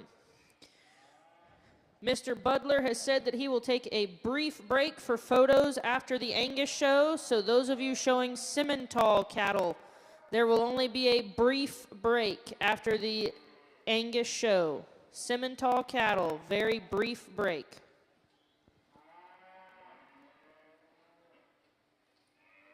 Well, it's certainly been a fun Beefmaster show. I've enjoyed working with the kids, which is the most important thing we do as a judge, is we're working with these kids. And the whole point of this project, and this is why my two boys show, I mean, they show they like to win, but at the end of the day, it's about building a kid and using the animal as a tool to build the kid to be a productive citizen down the road. And so we always have to keep that in the back of our mind as adults that, yeah, we like to win and we can be competitive, and that's what's important in life. You got winners and losers, but at the same time, I think it's important that we realize that this is a tool to build a kid. It's a great tool and probably one of the best youth activities that we have is the youth livestock program, the show ring, as well as all the other activities. So a good set of heifers out here. I think we've got three division winners that kind of represent what I like in the form of cattle. Cattle that certainly flat shouldered, feminine fronted, and that front end is extension of front end as well as the femininity in the head and eye. You know, as BJ said earlier, that they need to look like cows out there, and I think all six of the females we have in this lineup represent that. They need to be sound as we set them in motion, and they've got to get out and move, and they've got to have some depth of body and shape of rib. Oftentimes, I may not use the heaviest muscle one or the biggest frame female when I'm judging cattle because you can make a lot of progress quickly with frame, and you can also make quite a bit of progress on muscle. But it's hard to get those cattle that are feminine, big belly, are balanced, eye appealing, clean chested, put all the pieces together in a really balanced package. And so I'll give up and I'll sacrifice a little bit of muscle and even some frame at times to get that complete package with me. And I think we've got six animals out here that do that well.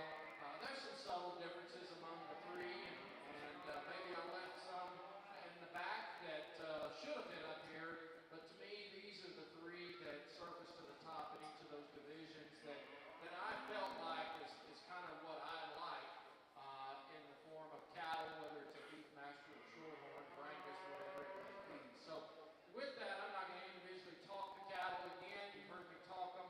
I am going to look at them one more time because I think there's some decisions to be made among these three with that. But let's give these kids a big round of applause and I'll pick your champion reserve Beefmaster.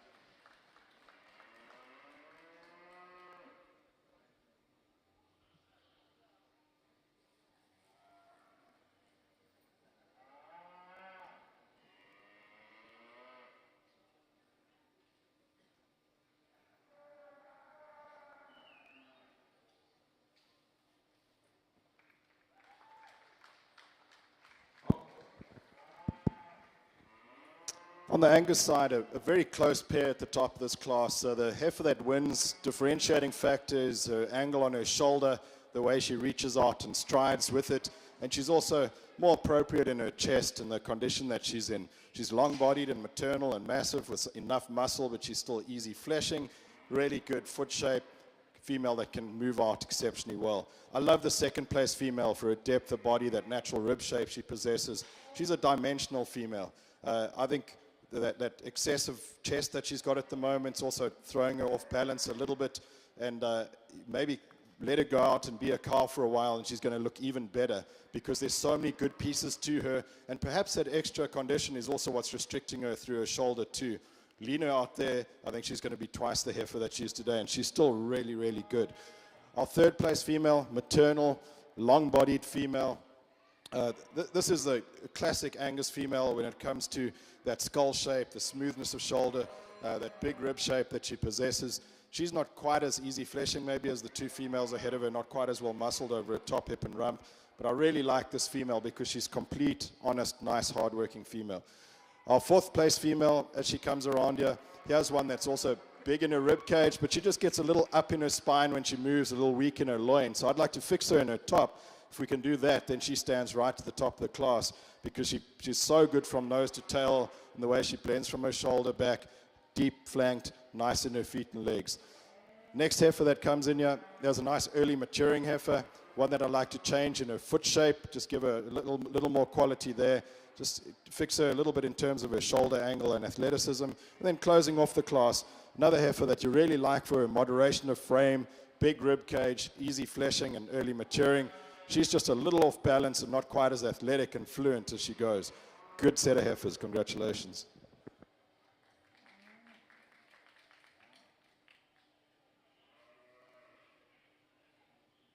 Okay, on the Beefmaster side, the grand champion Beefmaster heifer was entry number 810. Exhibitor was Hannah Pace out of Henderson, FFA. The reserve grand champion was entry number 812, which is also Hannah Pace out of Henderson. So congratulations to Hannah for the grand and reserve grand champion Beefmaster heifer.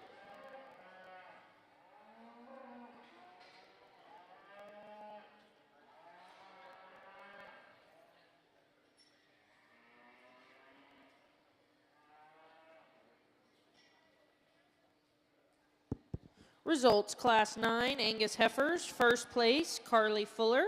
Second, Garrett Sanders. Third, Caitlin Bradford. Fourth, Alyssa Murray. Fifth, Caitlin Adderhold. And sixth, Marshall Dowdy. We have Class 10 females in the ring. If you were a class winner or second place in classes 7, 8, or 9, and we'll keep the winners out of 10 as well.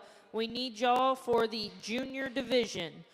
Class winners in classes 7 through 10, please make your way to the staging area. And class 13, Angus females, be making your way to the spur.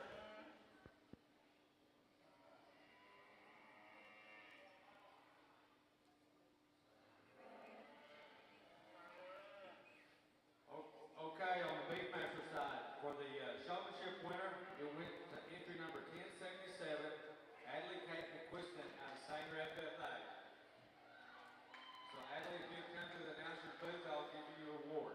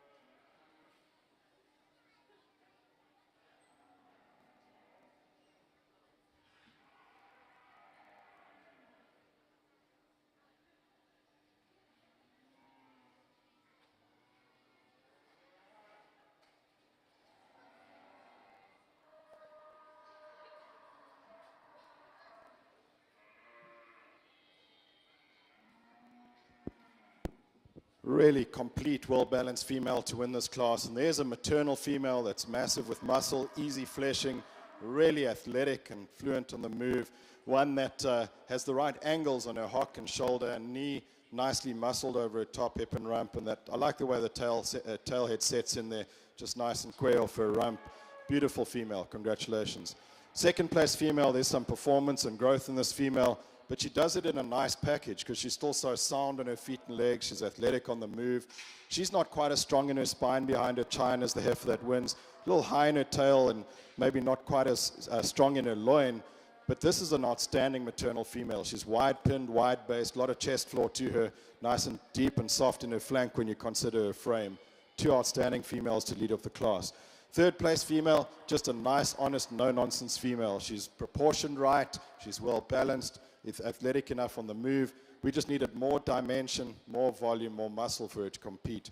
Fourth place female, here's one from if you stand back, you really like her because she's balanced, she's got some depth of body to her, she's certainly got enough muscle, and she's got enough flexibility on her joints. I'd like to just change the shape of her feet, especially on those front feet. If we shore up her feet, she stands second in class. Following her is a female that's a little later maturing. I'd like to see a higher inherent body condition on this female for her to compete. But otherwise, she's got good structure, nice and athletic.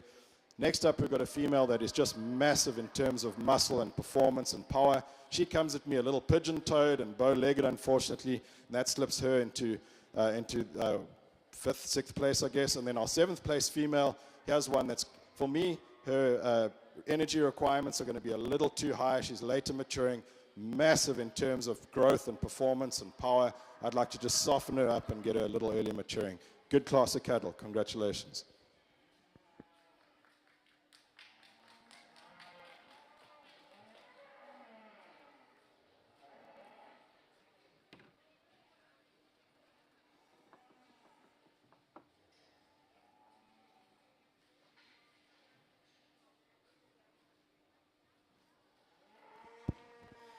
Results from Class 10 Angus Heifers. Your class winner was shown by Kylie Wingy.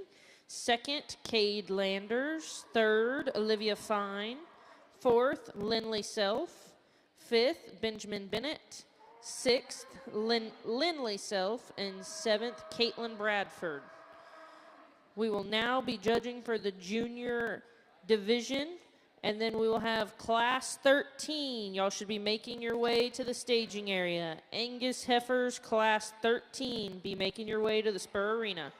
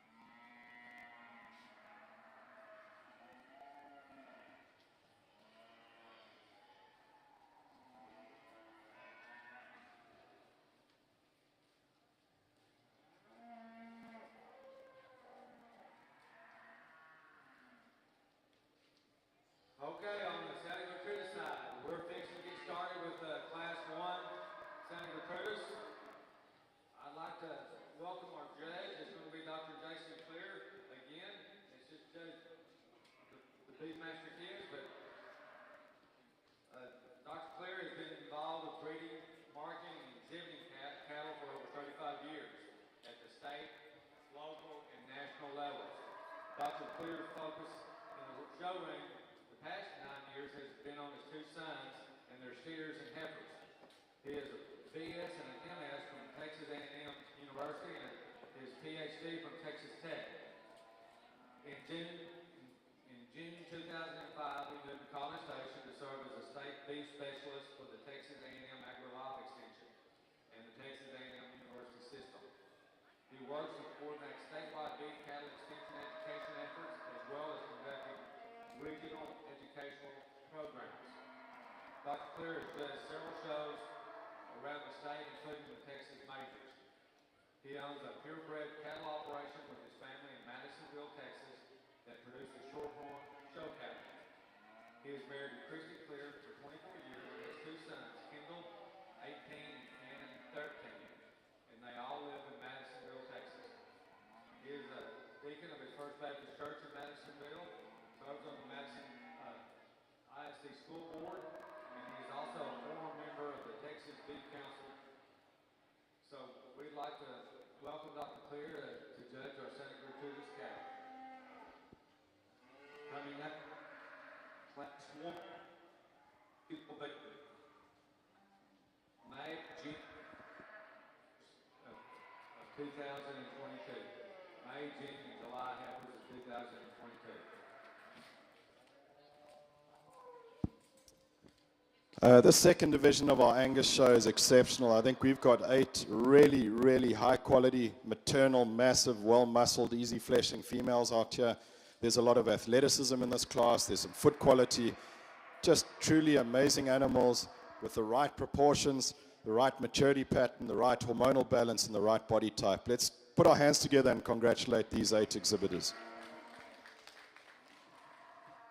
So I have been leaning towards these earlier maturing, easier fleshing cattle, and for me, the reason I am biased that way, I'm sorry if you watch the Hereford show too, because it's going to sound like this record just keeps playing over and over, but we need these cattle to be easy fleshing and early maturing because there are 2 reasons. The one is the high inherent body condition cattle, they mature quicker, they're more fertile, they forage better, they're better temperamented cattle, and it's a much better eating experience when that steak hits the plate.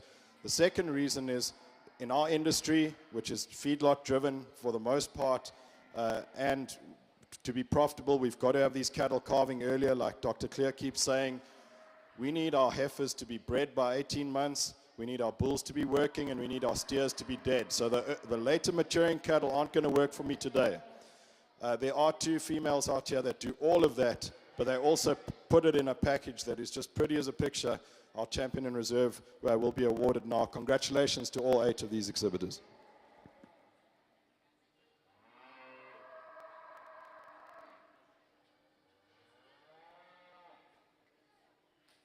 Class 1, on the Santa Gertrudis side.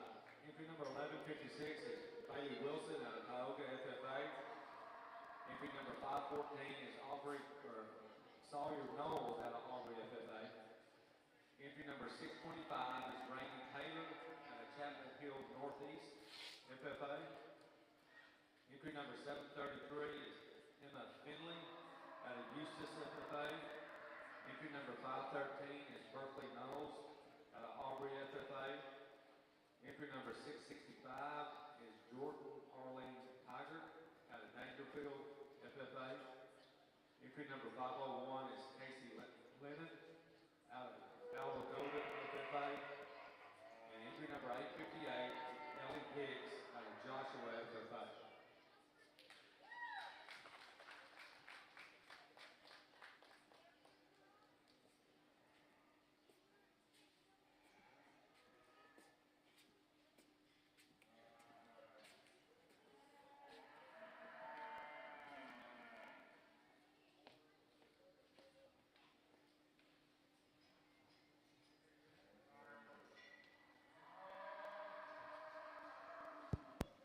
Congratulations to Brigham DeBoard on his champion Junior Angus and Peyton Alexander on the reserve.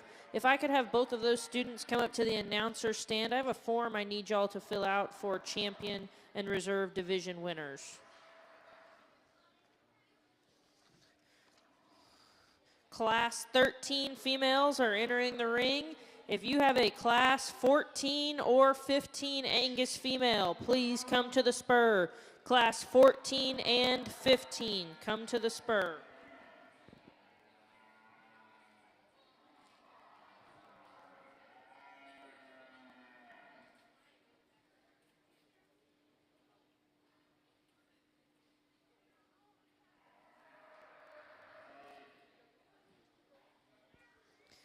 Angus exhibitors, I need Kaiser Ottmers and Brax Friedrich to come to the announcer stand as well to fill out a form. Kaiser Ottmers and Brax Friedrich, please come to the announcer stand whenever you get a chance.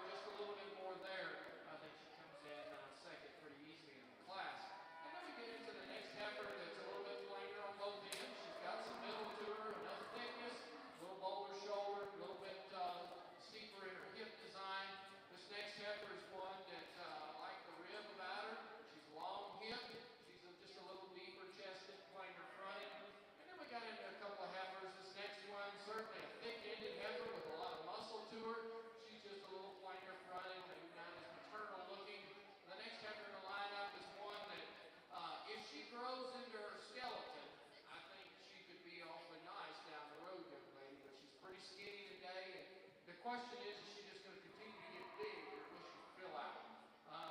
So hopefully down the road I'll get to judge her again and you'll tell me she filled out. Look at what we got. But that's why she is where she is today. And then this little heifer down on the end is one that just doesn't have quite the growth and performance that those in front of her have. But she's flat-shouldered, extended in her front end. Just needs a little bit more to her to move her up any higher today.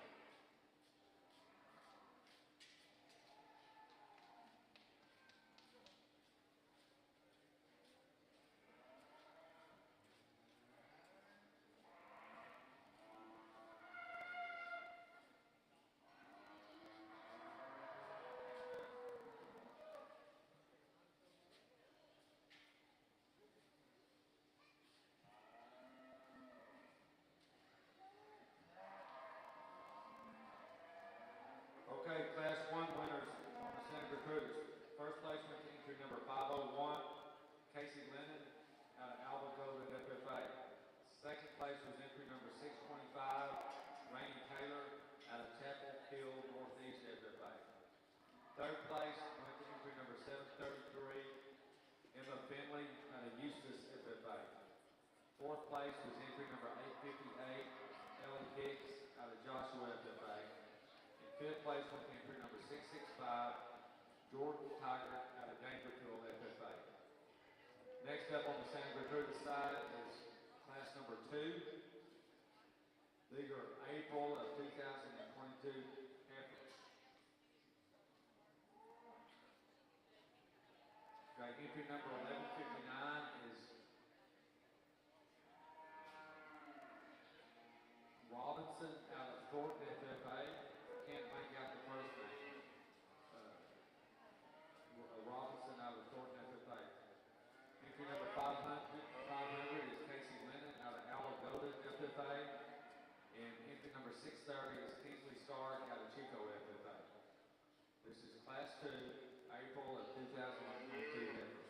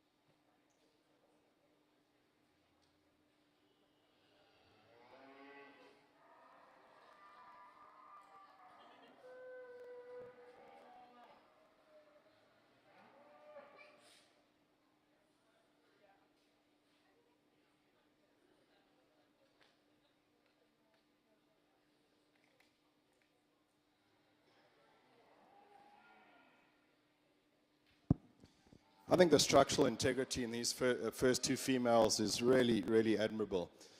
They both are really athletic on the move. They're back at the knee. Their shoulders are laid in beautifully into their rib cages. They've got powerful hind legs with good hock angle, good soft cushioned joints, enough depth of heel, and well-shaped feet. The difference between these two females is just volume and capacity. This class winner is so big in her forerib and in her rib cage and deep in her flank. When she walks towards you, you expect her to be coarse-shouldered, but she's not. She's smooth-shouldered with that chest floor that she possesses. She's wide at her base. There's a lot of muscle shape and tone to her, but she's not a coarse female. She's just a powerful female, and she's going to make a tremendous cow.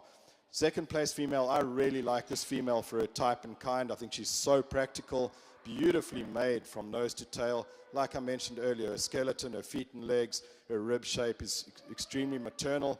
She just doesn't have that explosive forerib and top of the female ahead of her, but that's the kind of female you can put your money on any day of the week. I like the third place female too. A lot of the same reasons. Good shoulder and knee on her, really good hind leg on her. She just gets maybe a little more flat and nondescript in her muscle shape and tone, but she is big in her center body. A female that, to be honest with you, fits those other two really, really well. She just slipped into third just because of the way her muscle is shaped. I love the maturity pattern and the body type. Fourth place female, slightly different type of female now, one that hasn't got that heart girth of the three ahead of her, one that isn't quite as soft and naturally deep in her flank, and she gets a little narrow pinned, but she's beautiful and sleek-fronted, a lot of femininity in her. Following her is a female that's got some moderation of frame and mass in her center body. She gets a little weaker in her loin and high in her tail for me compared to the females ahead of her. But I love the quality in this female. She is maternal, and she has got some mass to her as well. Next up's a female that just gets a little strong through her chest and shoulder, a little cresty through her neck, so I'd like to change her hormonal balance to go with that massive body that she has and all the muscle she possesses. Then closing off the class, a female that you love for her dimension. She's deep, she's thick, she's got some rib shape and easy fleshing ability. She gets a little forward at her shoulder and forward at her knee, a little restricted of her hind leg. So it's structure that lands her where she goes. Tremendous set of cattle. Congratulations.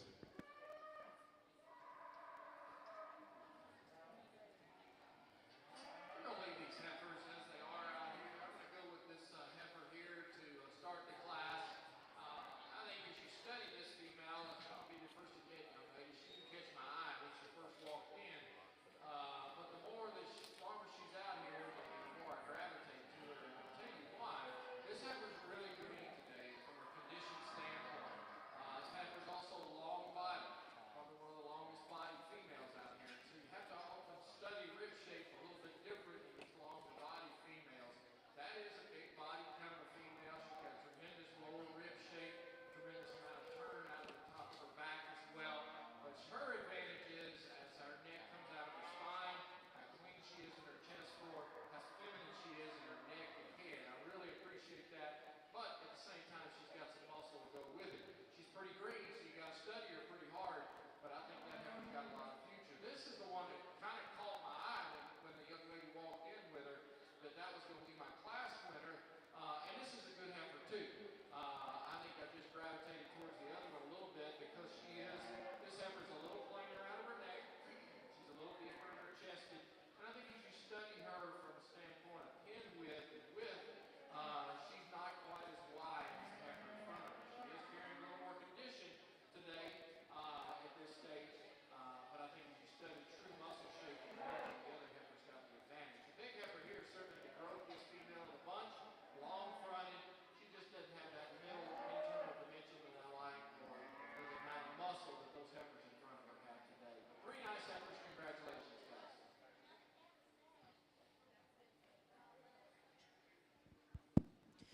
Results from Class 13 Angus. Your class winner was shown by Brax Friedrich. Second went to Brooklyn Barnes. Third to Dalton Birdwell. Fourth, William Landers. Fifth, Kylie Wingy. Sixth, Brantley Humpert. And seventh, Summer Burkett. We have Class 14 Angus in the ring.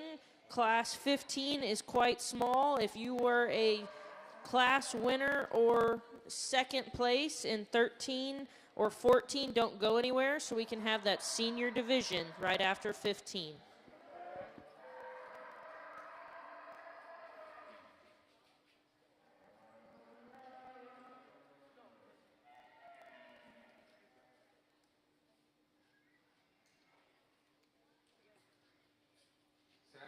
Second Trudas, Class 2 winner. First place went to entry number 1159, Peyton Rock out of Thornton FFA. Second place was entry 500, Casey Lennon out of Albagoga FFA. Third place was entry number 630, Kinsley Stark out of Chico FFA. In the show arena now is Class 3. These are March 2022 heifers. Entry number 1217 is Kimber Calvert out of Whitney FFA. Entry number 678 is Luke Davis Nelson out of Denton County 4-H. Entry number 611 is Shelby King out of Carrizo Springs FFA. Entry number 520 is Logan McEwen out of Avery FFA. Entry number 773 is Pamela Brown out of George Ranch FFA. And entry number 534 is Trip Nichols out of Blooming Grove FFA. This is Class 3, March of 2022 heifers.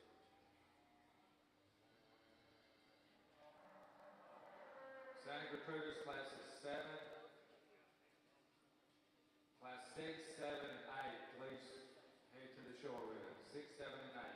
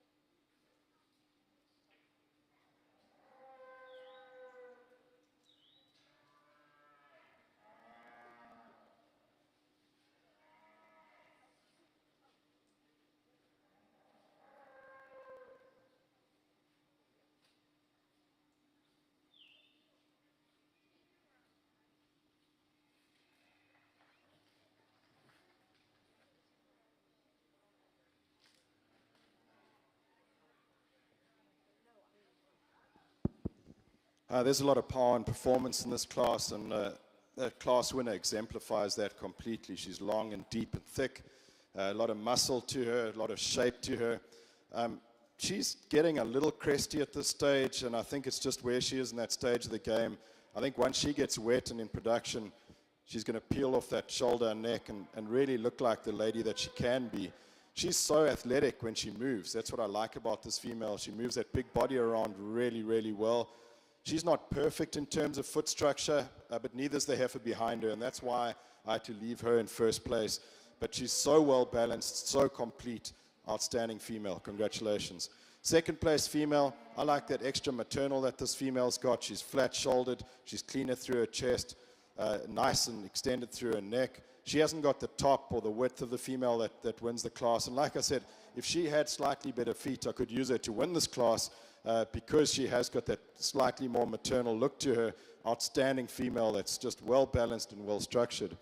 Our third place female, here's one that, if there is such a thing, she's maybe just a little too much for me today. A little too much bone, her joints aren't quite as refined as I'd like them to be, and I'd like to change the shape of her feet too. But if you want to power up your genetics and get some performance into your cattle, this is the one that's going to do it, because she is massive. She's massive bodied, she's massive boned, she's massive footed, and she's got that extra rib shape to her too. Fourth place female, the only reason she's fourth is her foot shape. I'd like to see a better, higher quality foot on her. Then she moves way up the line because she's practical and functional in her type and kind. Next heifer in, also a nice deep-bodied, easy fleshing, early maturing female. I'd like to just lengthen her out a little bit, smooth her out through her chest and shoulder. Following her is a nice long-bodied female, also some moderation of frame. She just gets a little forward in her scapula and up in her spine when she moves. And then closing off the class, a female that I like for her maturity pattern. I like her for her body type. I'd like to balance her out a bit better, soften her in her flank, fix her in her hind leg slightly. Good class of cattle. Congratulations.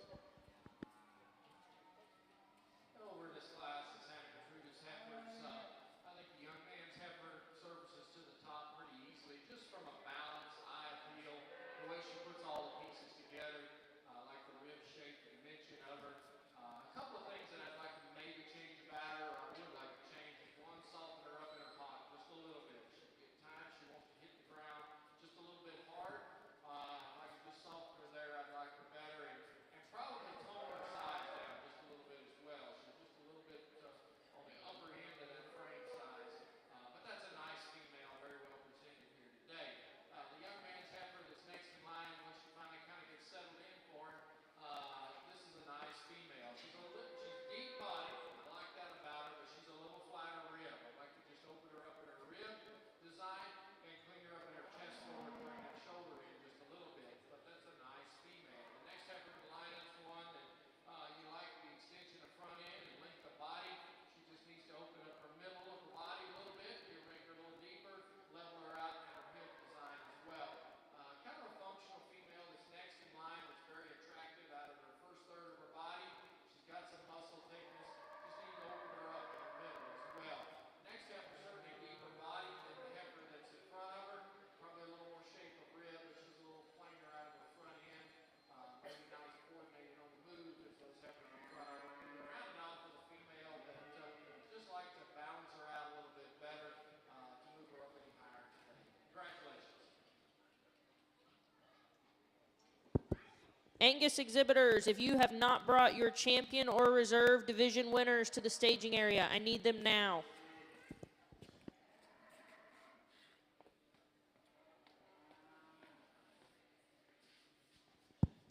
A good functional duo of females in this class. Our class winner, for me, is just more correct in her skeletal structure.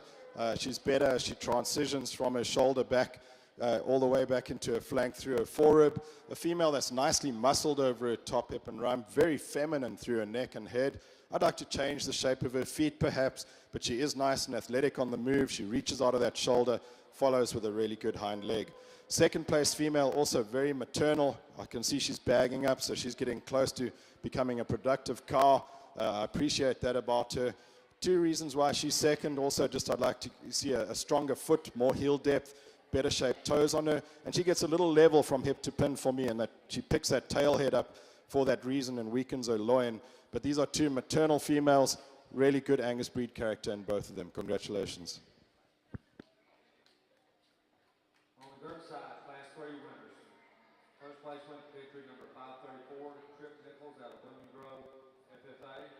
Second place was entry number 678, Luke Davis Nelson out of Denton County 4H. Third place is entry number 1217, Kimber Halbert out of Whitney FFA. Fourth place was entry number 611, Shelby King out of Carrizo Springs FFA. And fifth place went to entry number 520, Logan McEwen out of Avery FFA. In the show arena now is we have the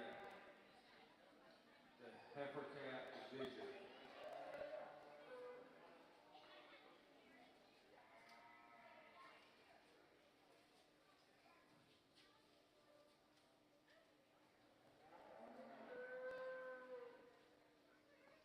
On this calf division, nice heifers out here.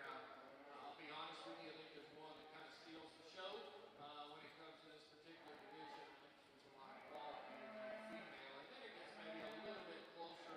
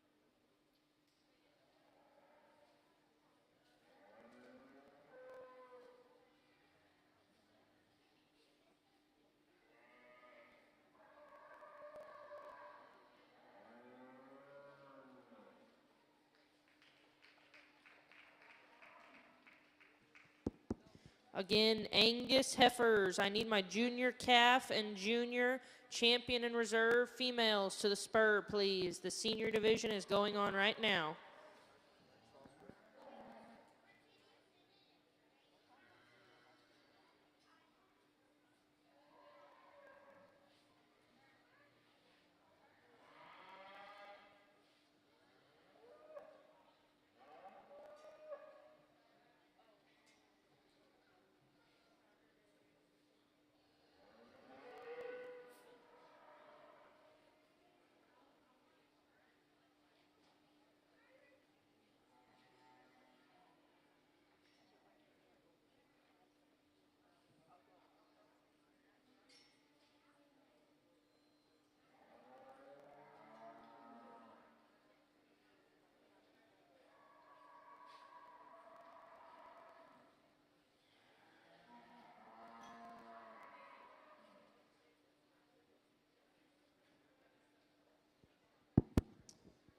As we get into our senior division, again, 6 exhibitors that have done a tremendous job with the type and kind of cattle they've got here. They've presented them well. They've got them ready as good as anyone else can.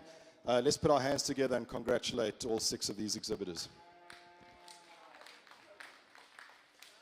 In the Hereford show, I didn't let any of the juniors get away with not going to school because it's Thursday. So we're going to have a quick lesson in geometry and then a quick lesson in math. And I'm going to use this heifer to do that. So what I was talking about there is the angle that a heifer's neck comes out of her shoulders. And this is the geometry lesson. Her angle is ideal. It's not too extreme. It's not too flat. Because when you pick that neck up too high, you do 2 things. You shrink the chest floor and you take away the heart girth and that expansive forerib. This is an ideal angle of neck coming out of shoulder that you can find in a heifer. So that's your geometry lesson. And now for your math lesson, it is essential that we realize that fertility is highly heritable. And the reason I say that is because it's a survival trait, so it has to be. So we can phenotypically evaluate cattle, and we'll know off the bat what cattle have got a good chance of being fertile and what haven't. And here's the math sum. High inherent body condition plus hormonal balance equals fertility. The female that won class 1, she's all of that. She has to be your champion. Congratulations. And then for reserve, I'm going to go with a female that's maybe less overwhelming in terms of how much mass and muscle she's got, but she's so correct in the way she's made. She's so industry appropriate. She is so maternal. She's got enough muscle. She's got enough mass. She just comes in a smaller package. The class 1, second place, she's going to be our reserve division. Really nice heifer. Congratulations. On the Santa Cruz side, our champion heifer calf went to entry number 501, Casey Lennon out of Alba Golden FFA. The reserve heifer calf went to entry number 534, Trip Nichols out of Blooming Grove FFA. Over on the Angus side, in our senior division, Brax Friedrich exhibited your champion, and Brooklyn Barnes from De Leon FFA exhibited the reserve senior heifer. On the Santa Cruz side, class 6 is in the arena. These are February of 2022 heifers. Entry number 1154 is Ansley Rainey out of Tioga FFA. Entry number 1045 is Nicholas O'Neill out of Quitman FFA. Entry number 732 is Emma Finley out of Eustis FFA. Entry number 504 is Brady Gouldsby out of Alvarado FFA. Entry number 735 is Peyton Miller out of Eustis FFA. And entry number 796 is Ethan McCullough out of Grimes County College. These are February of 2022 heifers, class 6.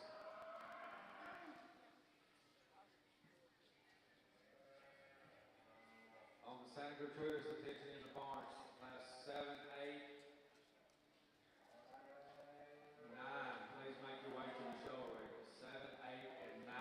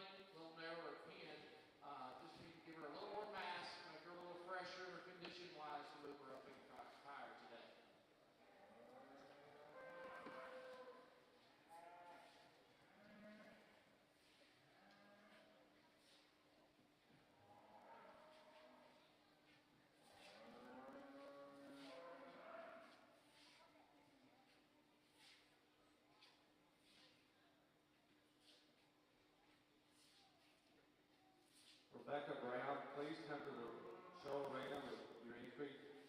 Class 7, Santa Gertrudis, entry number 774. Please come to the show arena.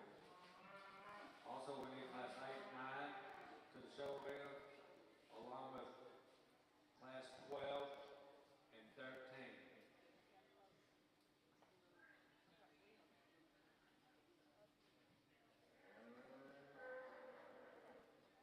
Class 6 winners, first place went to entry number 1045, Nicholas O'Neill out of Equipment FFA.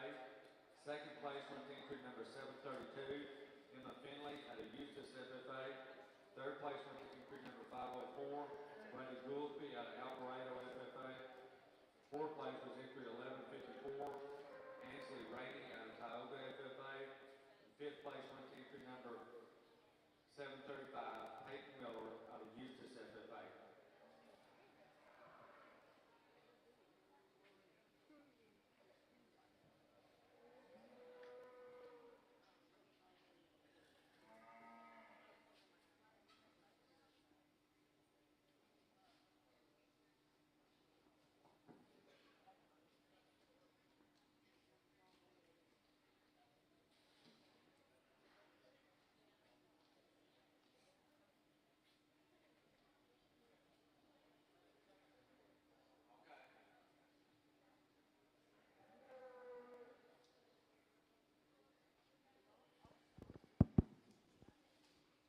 I apologize for taking a little longer there. I just really enjoy looking at good Angus females. And these 6 are outstanding. So let's congratulate these 6 exhibitors on a tremendous effort getting to the sharp end of this Angus show. They had to jump over some hurdles and through some hoops of fire to get here because they had to be sound-footed, they had to be good jointed, they had to be athletic, they needed to be maternal, massive with some muscle, and they needed to be easy fleshing. Earlier on in the Angus show, I mentioned the 4 most important economic traits in a cattle operation. And those 4 economic traits, they work for cattle and for humans. Again, if you listen to the Hereford show, I apologize. You just have to hear it again. So we need cattle that are adaptable to different environments and different working conditions, different climates. And that's the same thing goes for our exhibitors. It's so important in life to be adaptable. COVID taught us that. COVID taught us that we had to find new ways to work and travel and communicate. If you're not adaptable, the world leaves you behind. Secondly, we spoke about functional efficiency. And as young people learn a trade, learn to produce a product or to give service, and that functional efficiency will get you very far down the road in life. The next trait we spoke about was fertility. There is no business without fertility in the cattle business, and the same with people. Once you've learned your trade and you give service or you produce product, keep making that product and giving that service in large quantity, because that's what makes you profitable and eventually prosperous. And then lastly, we spoke about longevity. Longevity is essential in the cattle business, and it's essential as humans as well. We need to do what we do well for as long as possible, and that's how we build a life and a future for ourselves and for the generations to come. These cattle fulfill all those traits in abundance. It's an outstanding set of Angus heifers. Congratulations, guys. I'm going to go pick you one that's a lovely show heifer, but she's going to be even a better cow when she gets into production.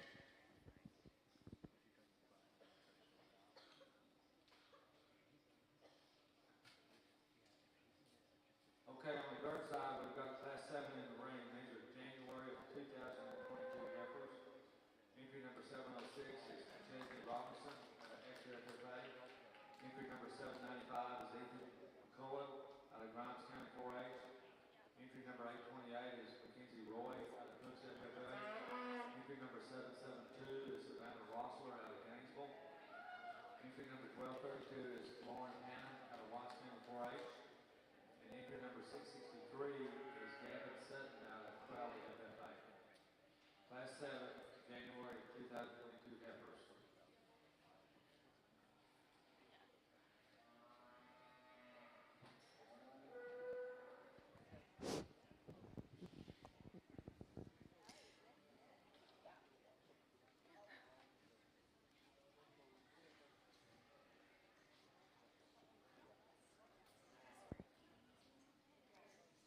Your grand champion Angus heifer was shown by Brax Frederick of Stephenville FFA. And your reserve grand champion, Angus Heifer, was shown by Kaiser Ottmers from Gillespie County 4-H. Your showmanship winner for the Angus division is Brigham DeBoard from Ellis County 4-H and Dalton Birdwell from Bryson FFA.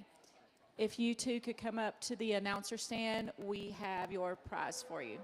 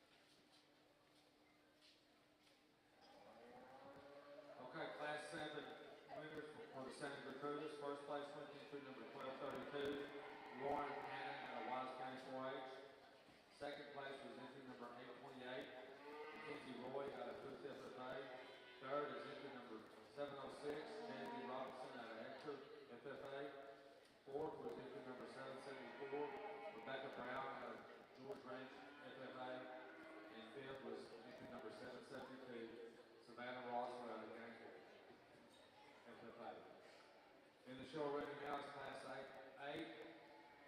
This is a single entry, entry number 537, shown by Olivia Salter out of Women Grove FFA. This is a November of 2021 heifer.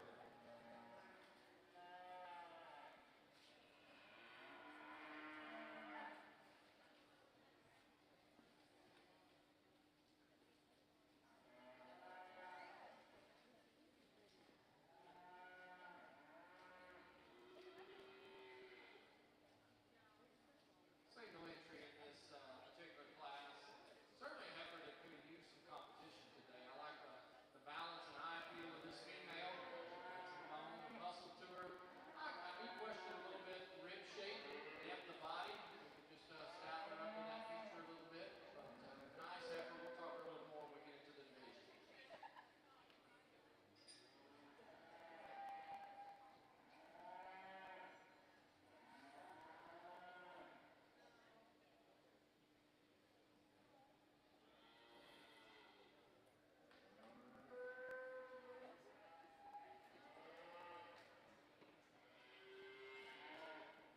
Okay, we also have a single entry in Class 9 for the Santa Gertrudis. It's entry number 609, shown by Shelby King out of Carrizo Springs FFA. This is an October 2021 heifer.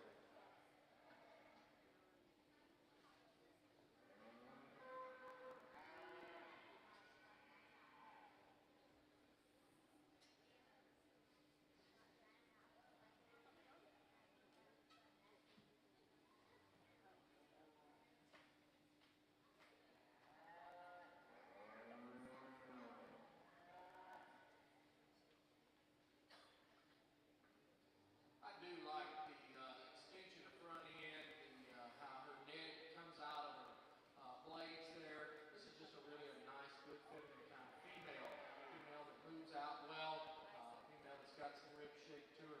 If we can change her, I'd like to level her up between her hooks and pins. She wants to drop her pins a little bit. Maybe just raise that tail head ever so slightly.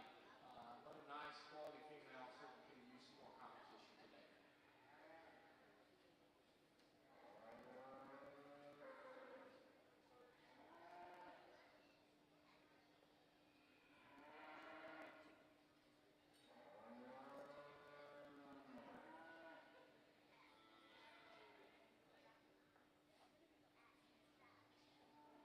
Next up on the Santa Gertrudis side, we have our champion junior heifer.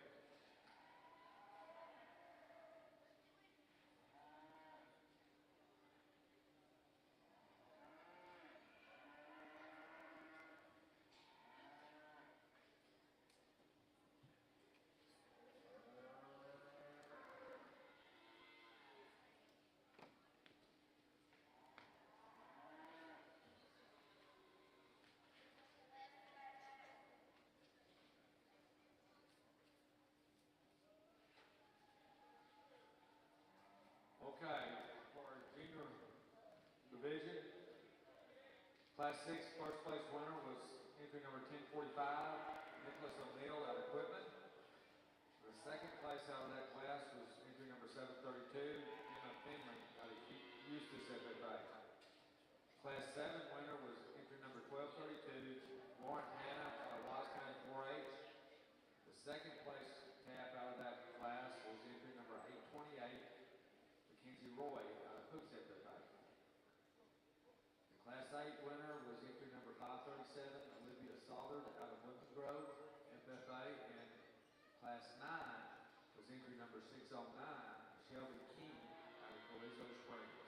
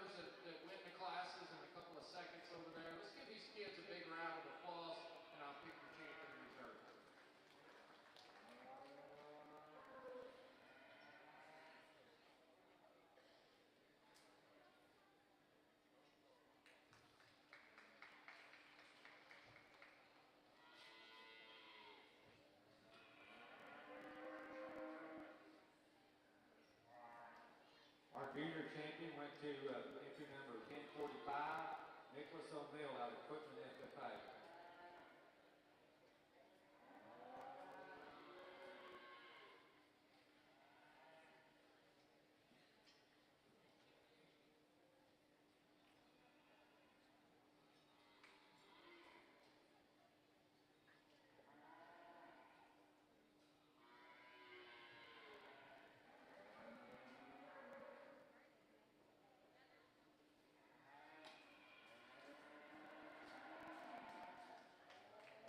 Okay, the reserve went to entry number 1232, Lauren Hanna out of Wise County 4H.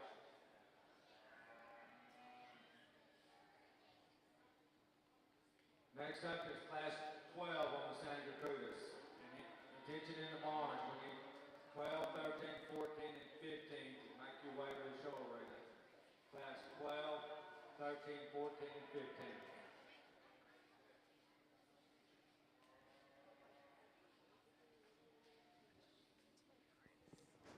Attention. Attention in the barn. We need Class 1 of the Simmental Heifers to start heading this way. Class 1 Simmental Heifers.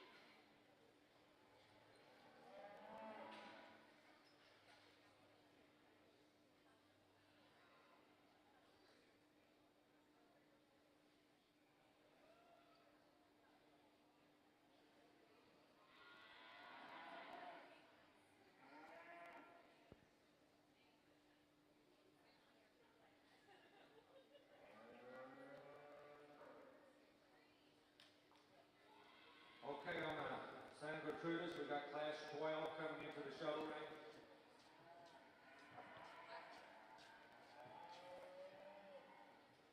These will be May, June, July, August heifers of 2021.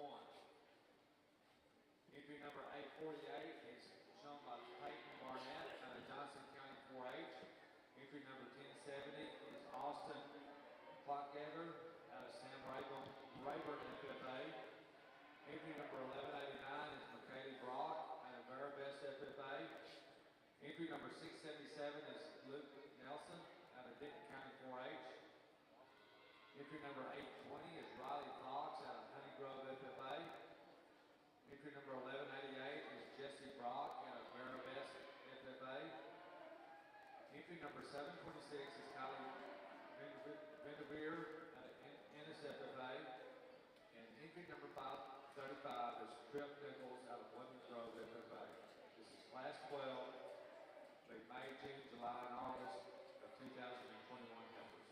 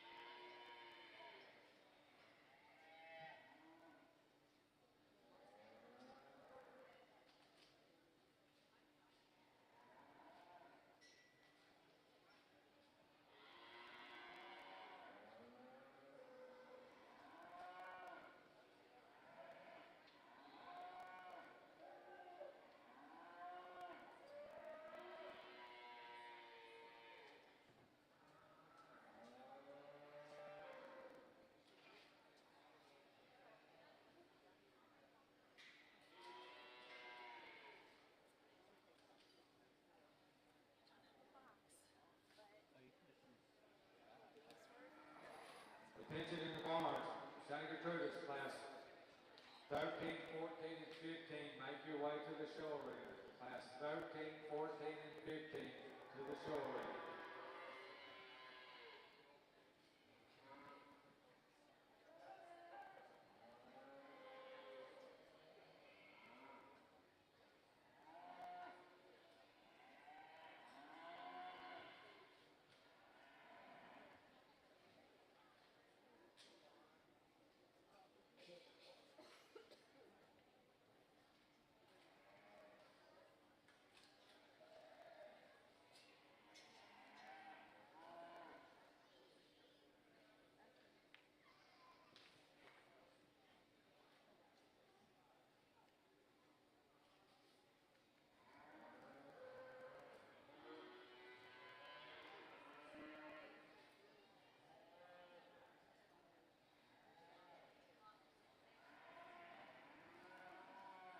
Attention in the barn, we need Class 1 of the Junior Simmental Heifers to head to the barn to the show ring, and we need Class 2 to start heading this way too.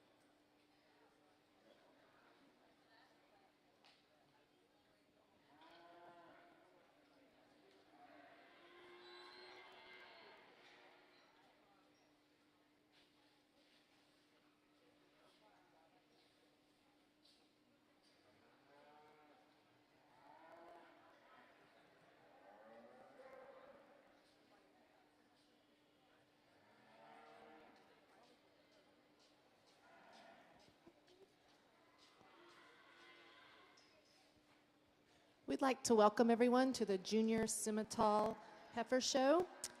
While Class 1's entering the ring, I'd like to introduce the judge, P.J. Butler. He was raised on a fifth-generation cattle operation in South Africa. At age 15, he founded Bonhaven Beef Cattle. Between 1996 and 2012, he grew Bonhaven to 5 locations in 3 southern African countries. The Hereford, Angus, Red Angus, Brayford, and Brahman herds achieved much success, winning numerous national shows and setting auction records on the continent. In 2012, PJ relocated to Texas, where he is the International Business Manager for Trans-Ova Genetics. This position, together with running the annual Champion of the World competition, judging shows, speaking at events, and doing cattle consulting, has taken him to 48 U.S. states and 103 different countries. He has judged 83 different cattle breeds in 42 countries. In 2017, PJ became the first ever cattle judge to judge a national show on all 6 continents. PJ and Kula live in Aledo, Texas, with their 2 sets of twins, William and Emma, and Sophie and Juliet. Welcome, and thank you for judging our show.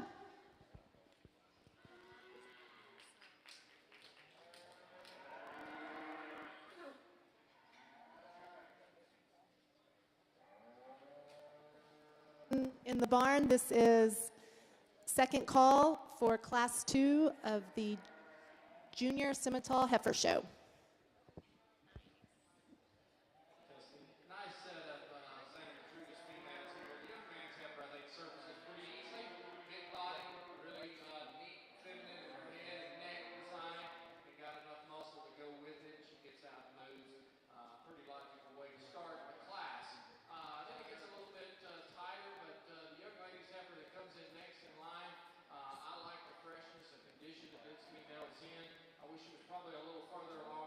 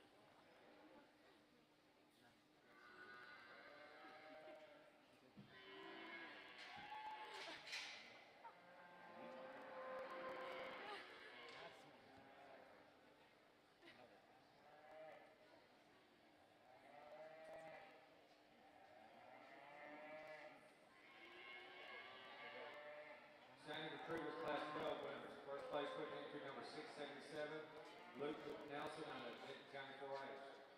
Second place was entry number 820, Riley Fox out of Honey Grove FFA. Third place is entry number 535, Trip Nichols out of Woodland Grove. Fourth place was entry 726, Kelly Vanderveer out of Ennis. And fifth place went to entry number 848, Peyton Barnett out of Johnson County 4-H. Next up is class 13. This will be March and April of 2021 Heifers.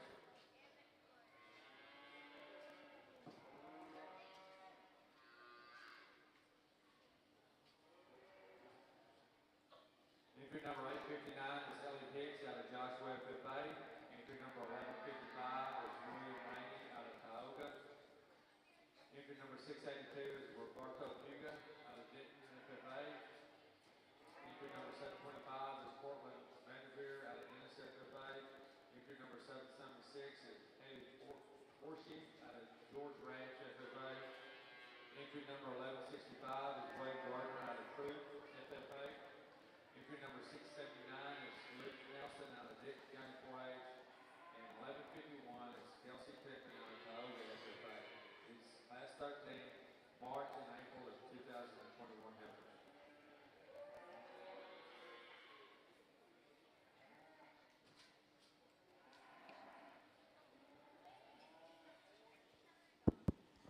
Heifers. What a nice start to our Simmental show here at the San Angelo Stock Show and Rodeo.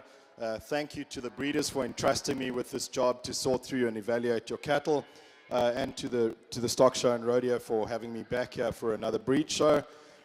Like I always do when I start a breed show, I just like to lay a foundation of what I'm going to be selecting for throughout the show, just to keep me on track and just to make you aware of the type of cattle that I'm going to be looking for.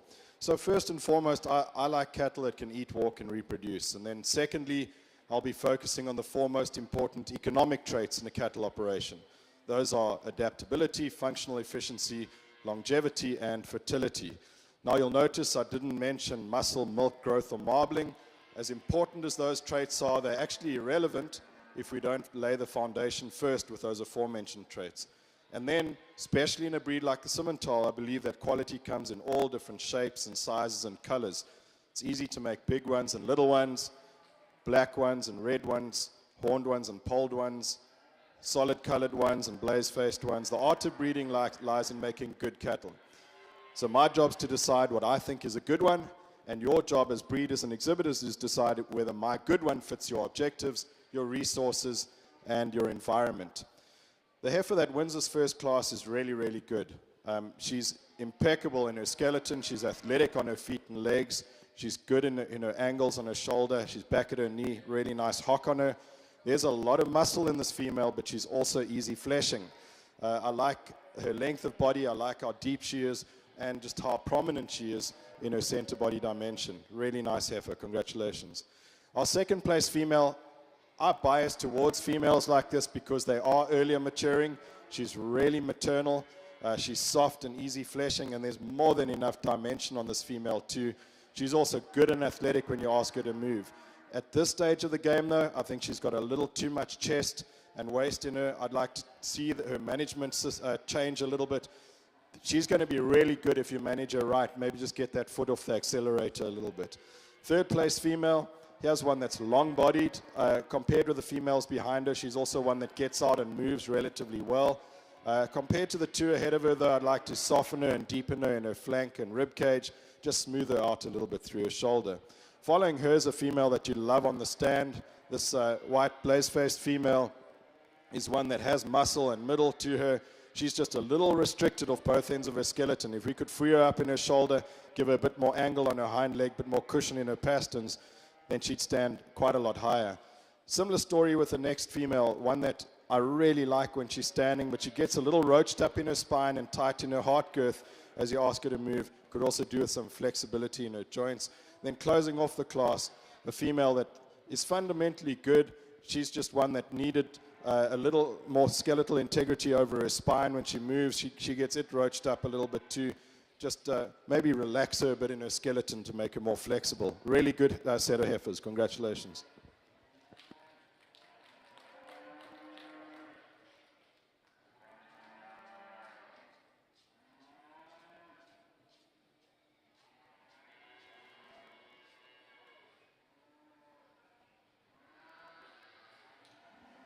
Attention in the show barn. First call for Class 3 of the Junior Simmental Heifer Show. First call.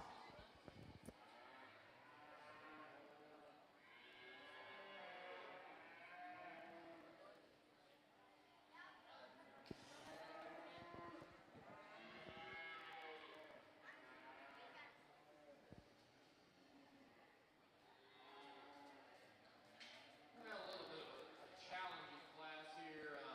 Just wanting a heifer that gravitated towards the top, and we've got one that I can latch onto. But I think the young man's female that is going to win this class right here is one that's just a good functional kind of female. She is probably on the borderline, condition-wise, kind of the upper limits. But I think she's the female that's sound, good middle, enough thickness, and enough load through that front end and balance, and I feel she can come to the top of the class. The next heifer in the lineup's one that I like the overall build of this female, the way she's put together. She's just got a little extra grease on her, young lady, and it takes away from her front end a little bit. But then I think as you dive down deeper into her and really study her, she's a little narrower end than what I'd like to see, and not quite as heavy muscle. But I think she's kind of the next one in line, the logical placing for me of putting the most good together. Big old female that comes in next in line. This heifer's big. And she'll smash the scale down, that's for sure. And I bet she eats it a lot too, young man. She's a female, again, you appreciate the growth performance. She's on the upper end of that scale for me. And I think too is, as you study her, she's maybe a little wastier in her chest for and brisket, not as quite as feminine as I'd like to see. But a lot of performance there. You'll be able to do some things with her from a breeding decision. Next heifer is another one that's got some good about it from a middle and functionality. Looks like she's due to calve here pretty quick. She's just a little extra conditioned, young man. Again, I hate to harp on fatness, but in the real world, we don't want to get them too fat because we can have some problems with udder development, calving, or if they're not bred, get them bred with that. The next heifer in the line is a big growthy kind of a female, a lot of skeleton to this particular female. Just like to open her up in the middle third of the body, give her a little bit more maternal look in that area as well. And then we get into the next heifer is another one that's moderate in her size, big belly, young lady up in India, got her bred, the calf right at 2 years of age. She's probably carrying a little extra condition, just like the next couple of them as well. A little extra condition on them. I think it takes away from the freshness and femininity of these cattle today. Congratulations, guys.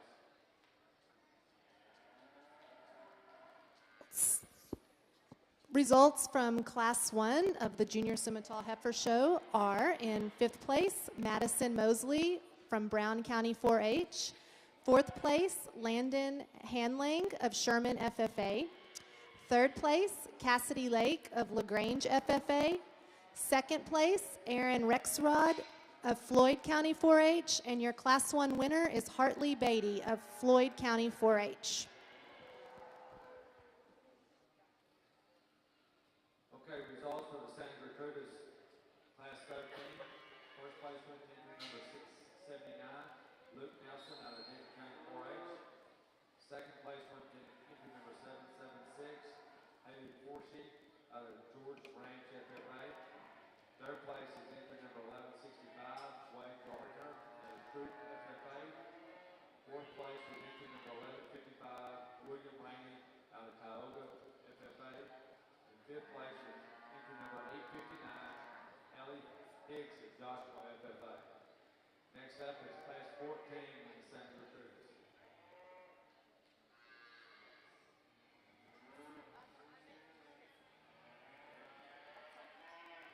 Class 14 in San Gertrudis, we got January and February of 2021 heifers. Entry number 642 is Sarah Barber out of Collins County 4-H. Entry number 860 is Stella Mayfield out of Joshua FFA. Entry 830 is Britton Taylor out of Hooks FFA. And entry number 771 is Savannah Rossler out of Gainesville. This is January or February of 2021 heifers, class 14.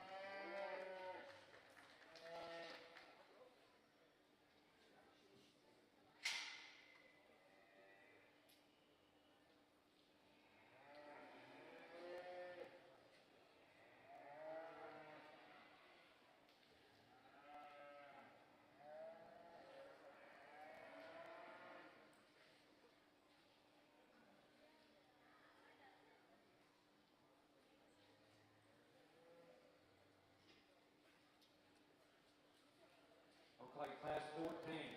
First place was entry number 860, Stella Mayfield out of Joshua FFA. Second place was entry number 771, Savannah Rossler out of Gainesville.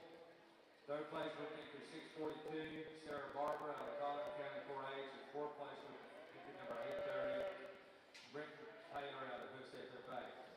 Next up on the Santa Gertrude side is class 15. This will be September, October, November, and December of 2020.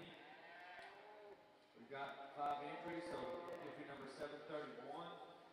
Coming into the ring is Emma Finley out of Eustis FFA. Entry number 653 is going to be Denton Rossler out of Cook County 4H. Entry number 1233 is Lauren Hanna out of Wilds County 4H. Entry 1166 is Wade Gardner out of Crook FFA. And entry number 797 is Ethan McCullough out of Grimes County 4H. Class 15 is September, October, November, and December of 2020 Heifers.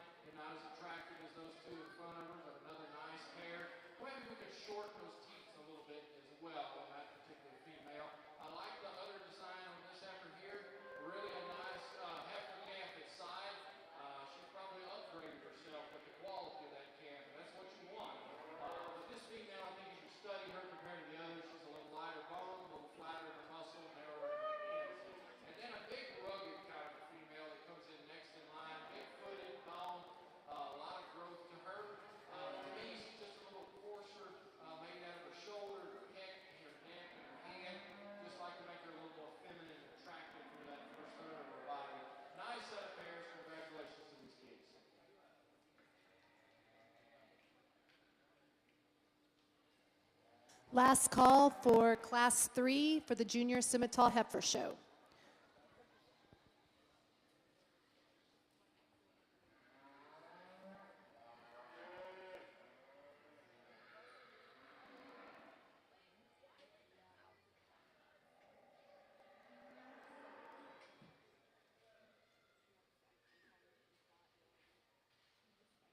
Okay, class 15. First place took entry number 731, Emma Finley out of Eustis FFA. Second place was entry number 1233, Lauren Hanna out of Wise County 4-H. Third place was entry 653, Denton Mossler out of Cook County 4-H.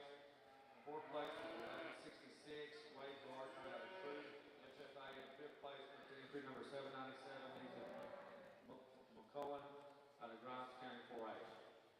Next up is our senior division.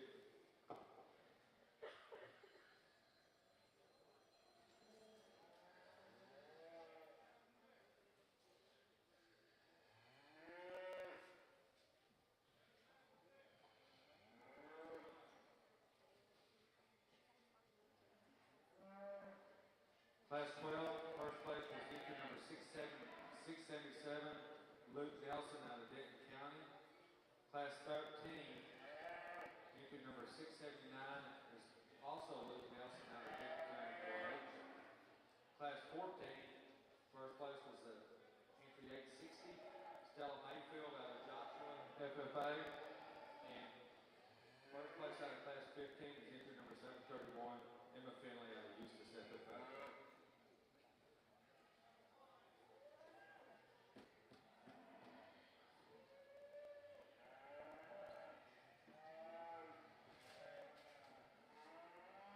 Second place calves in each of those classes.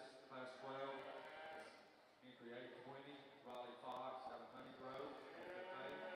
Class 13 is entry 776, Haley Forsey out of George Ranch, FFA.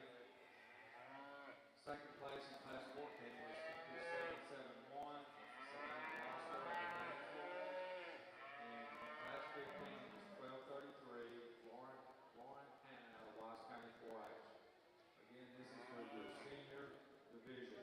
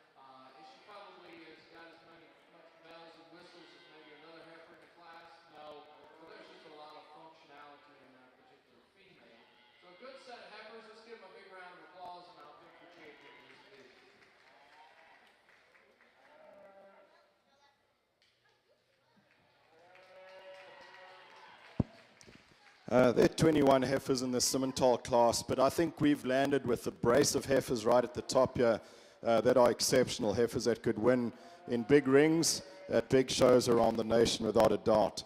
The heifer that wins the class, this little black heifer, she's just so complete. She's early maturing, she's massive, she's feminine and maternal, and she's got a lot of muscle to her too to go with that softness that she possesses. So sound on her feet and legs. She's good in her angles on her shoulder, back at the knee. Good feet on her, really good angle on that hock too. This is a tremendous animal. Congratulations. Our second place female, I like her a lot too. She's a little longer, this red heifer is, than the black heifer ahead of her.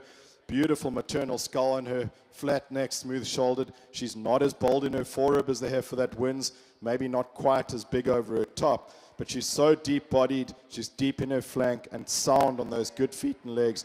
Those two females are exceptional. I look forward to seeing both of them later. The third place female, when she stands, she could win the class. You just love her because she's so maternal, so long-bodied and deep, just up-headed. That angle of her neck out of her shoulders, ideal for me. She's got some chest floor. Where what lets her down is as she gets to moving, she roaches her spine up a little bit and gets a little compromised in her forerib. Fourth place heifer, here's one that you just also love on the stand. She's big in her center body. She's deep-sided. She's athletic and fluent on the move. I'd like to tone her down a little bit in her tail head, correct her in her rump there, but this is an outstanding heifer. The performance female in the class is this little star-faced female that comes next. This heifer is full of meat and muscle, a lot of growth and performance in this heifer. She's got good feet under her. She just gets a little heavy-fronted and bold-shouldered compared to the heifers ahead of her. She's a big heifer, and like as I've said before, it takes a big hammer to drive a big nail. I just need to see her slightly more refined through her shoulder and neck. Then following her is another good star-faced heifer. Here's one that's got tons of muscle shape and performance to her. She just didn't have the dimension and volume through her center body that the heifers ahead of her had. And then we've got two black baldy females here that I really like. Both of them trend towards being slightly later maturing in their skulls. Not quite the jaw and the muzzle that some of the females ahead of them have got. The second of the baldy heifers isn't quite as stout in her lower third in terms of muscle. Then we've got a black heifer that I like. She led off the class and did a great job at it. She gets around and moves nicely. Just not quite as good blending from her shoulder back into her forerib. Roaches up a little bit in her spine. And then as we move down, there are a lot of good pieces to the puzzle here. Some of these heifers aren't quite as flexible on the move, some aren't quite as long-bodied, and then I'd like to change the hormonal balance on some of them, make them a little more feminine. Great class of females. Congratulations. Okay, on the Santa Gertrude side, our senior champion heifer with the entry number 677, Luke Nelson out of Denton County 4-H. And the reserve senior heifer is Emma Finley, exhibitor number 731 out of Eustis FFA. Next up is for a grand champion drive, Santa Gertrude side.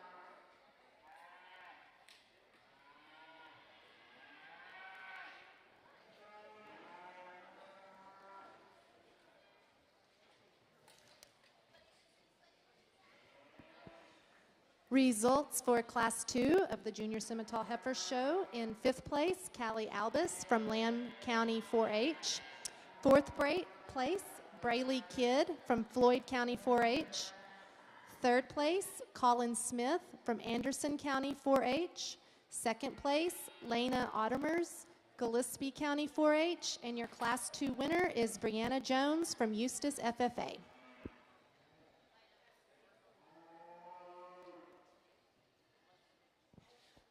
We need all 1st and 2nd place winners from Class 1 and 2 to report to the ring.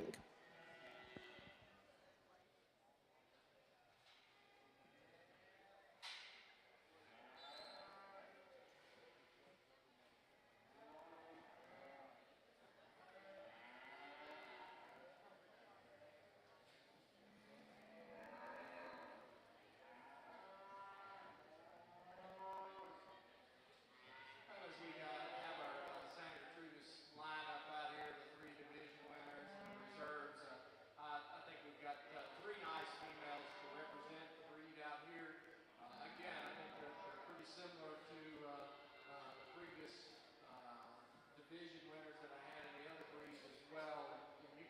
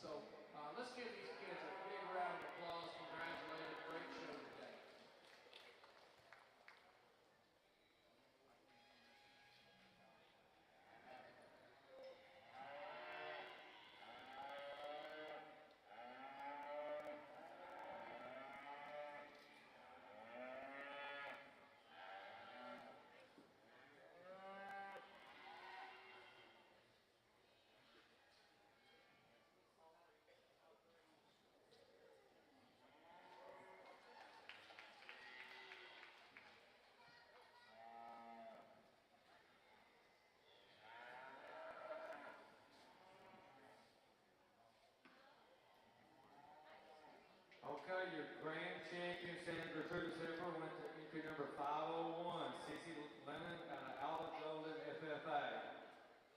Who is your heifer calf champion too.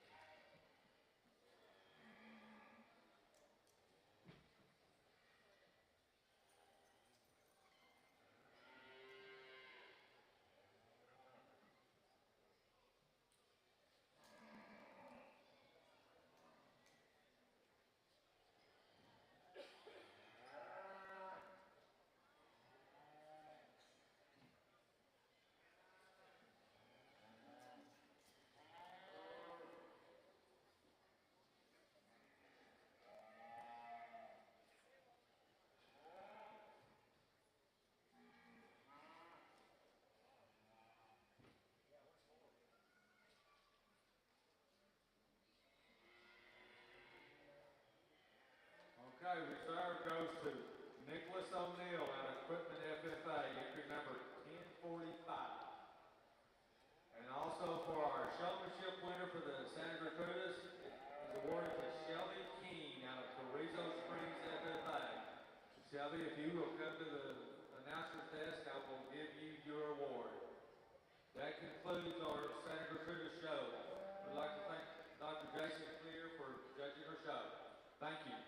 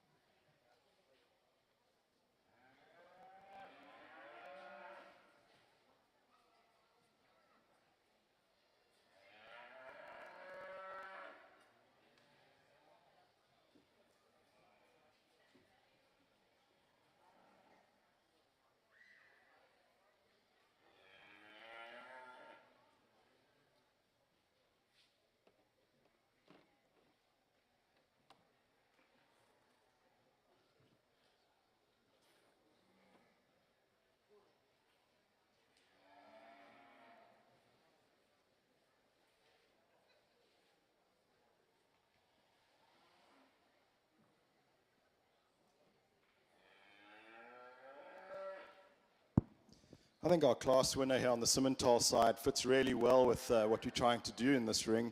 She's functionally efficient, she's sound on good feet and legs, she's maternal with some mass and muscle, she's easy fleshing.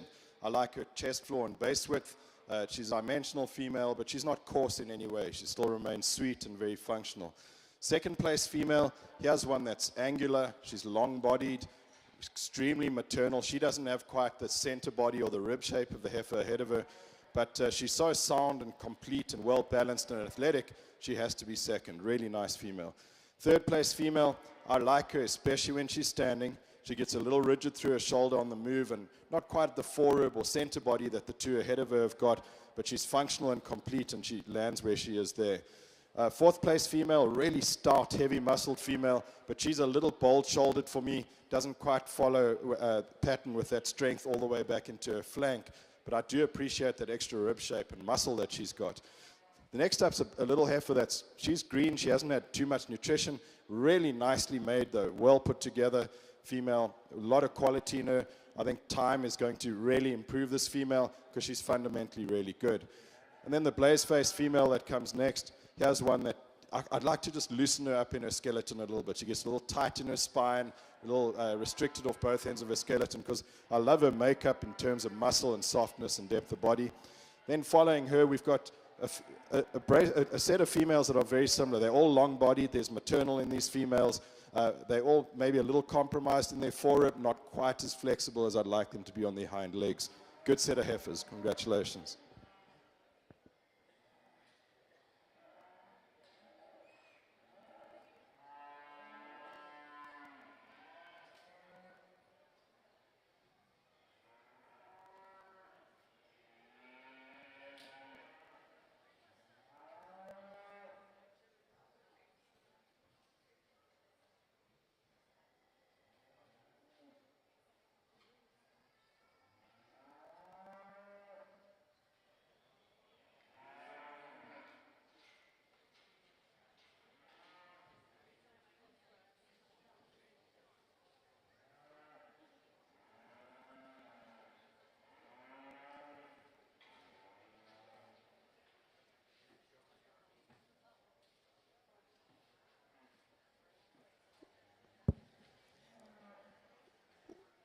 We need all first and seconds from class 1, 2, and 3 ready to go.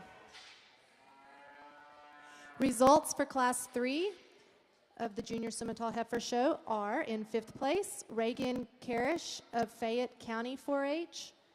4th place, Carson Greenway of Wolf City FFA. 3rd place, Braden Hoppy of Runnels County 4-H. 2nd place, Abigail Spivey of Eustis FFA. And the class 3 winner is Mackenzie Taylor of Chapel Hill Northeast. This is first call for class 6, 7, and 8 for the Junior Simmental Heifer Show.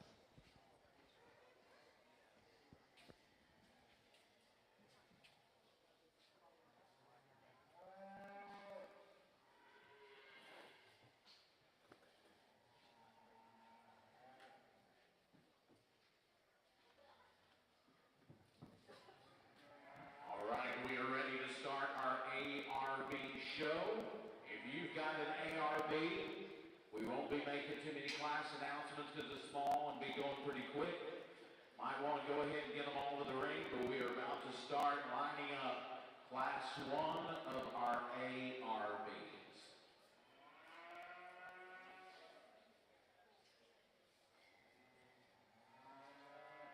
Class 1 ARBs, make your way to the ring. Class 2 and 3, everybody started heading there this way.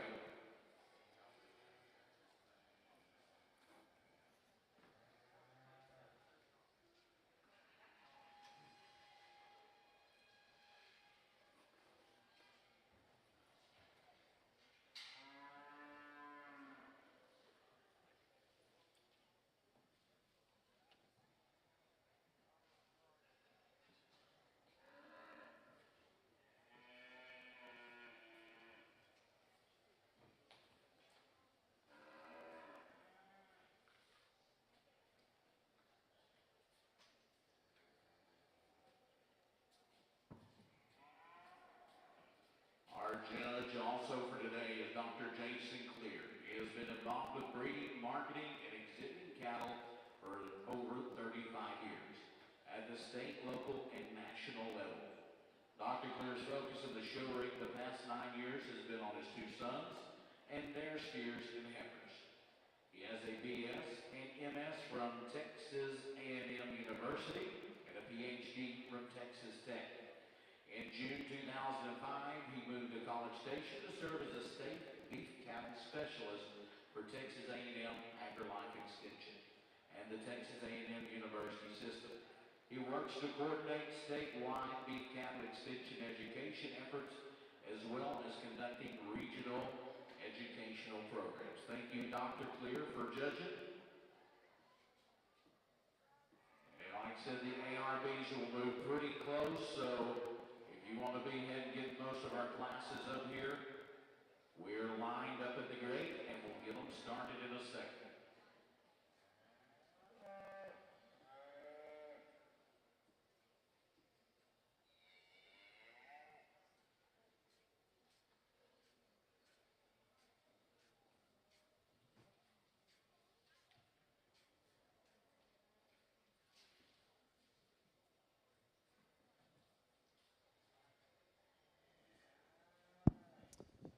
Division 1 in our Simmental show has had quite a lot of numbers, but a lot of quality. I think let's put our hands together and congratulate these 6 exhibitors for what they've brought to us.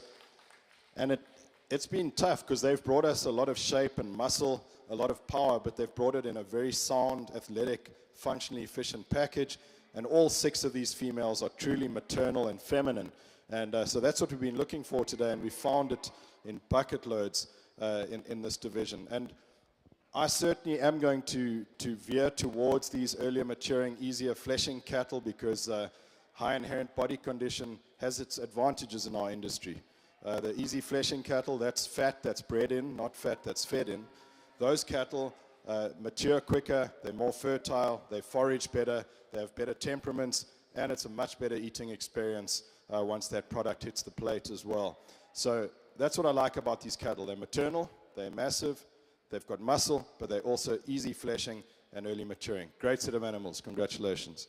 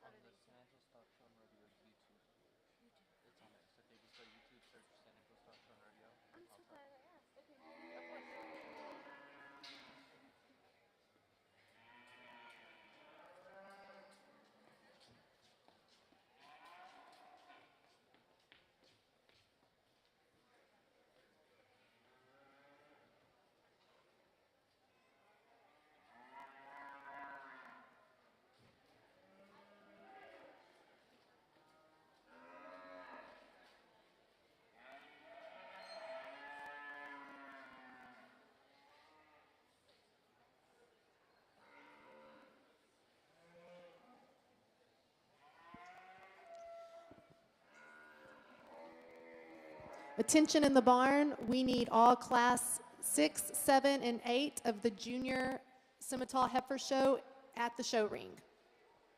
And we also need all grand and reserves to report to the announcer's table. There's a paper to fill out.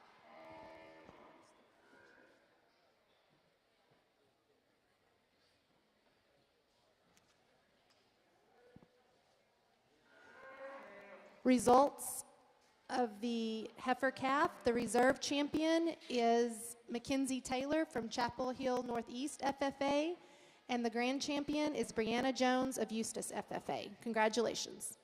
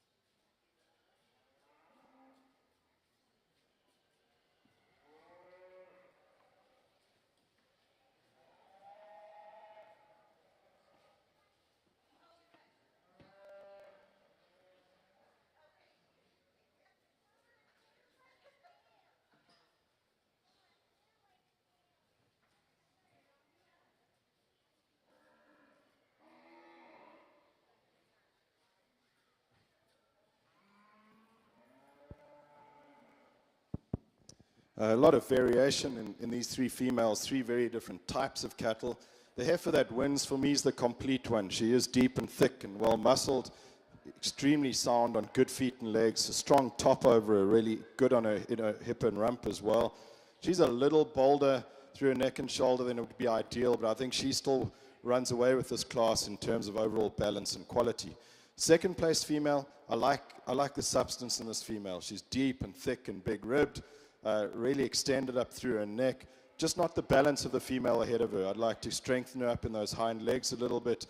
Maybe just give her a little bit more throat latch for functionality and adaptability purposes. And then our third place female, she's the growth and performance female in the class. Really strong top. She's deep bodied. Good Simmental breed character to her. She's just too restricted out of her shoulder and hind leg to stand higher, but really love the performance in her.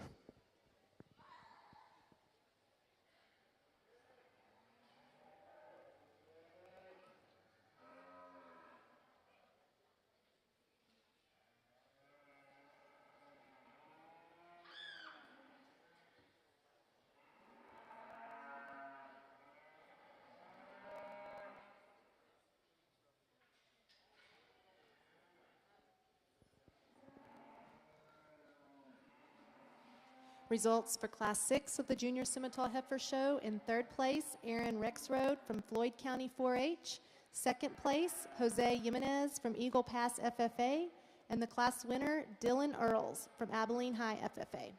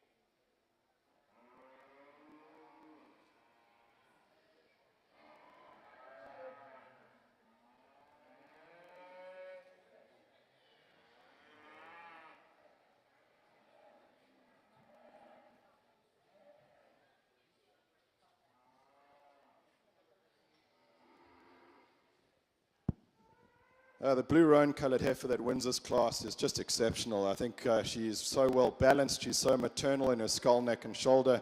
She's massive in her center body. She's well muscled over her top, hip, and rump. She's wide, stifle to stifle, a lot of chest, floor, and base width to her. And she's sound and flexible with good feet and legs as you ask her to move. Great female. Congratulations. Second place female, here's a really good female too. One that has that mass and maternal and muscle to her. One that's good in her feet and legs. One that's adequate in terms of her athleticism. She's not quite as long-bodied as the female that wins this class. Maybe not quite as flexible and athletic as the female that wins this class, but she's a really, really good female to follow in second. I like this red female in third a lot too. She's one that is deep-bodied, and she has that high inherent body condition that I'm looking for. She's flexible on good feet and legs. Maybe doesn't hold her spine up as well when she stands as the two ahead of her and gets a little crestier in her neck and full in her chest, but that's a really, really good female. Then we've got a female that I love for her body type. I like her early maturity and how big and bold she is in her center body. She just gets a little short from nose to tail, so I'd like to extend her up through her neck and from hip to pin. Following her is a heifer that you've got to love for her length of body. Here's one that's really long-bodied. She's got some depth to her as well, but she just gets a little narrow at her base and through her chest floor. And then closing out the class, a female with performance and muscle, a lot of volume in this female, but she just gets a little straight through her shoulder. She's forward at her knee and not quite as flexible on her hind legs as I'd like her to be. Very good class of heifers. Congratulations.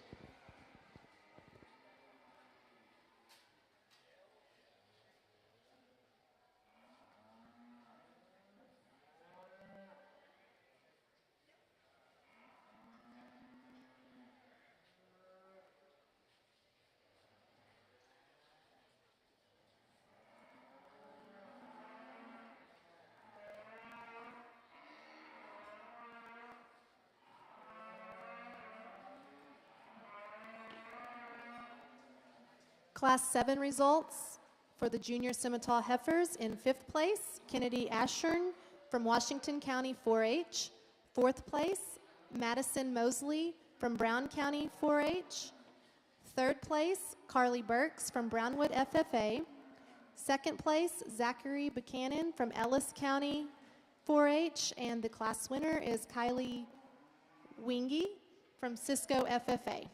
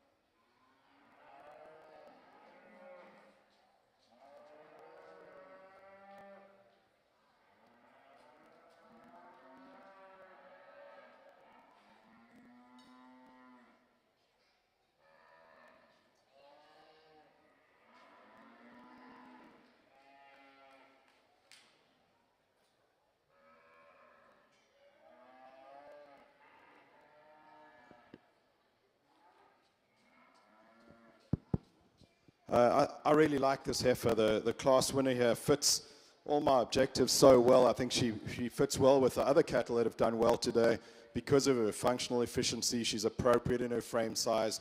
She's deep and bold in her center body. She's really soft flanked, maternal skulled, flat enough necked and shouldered.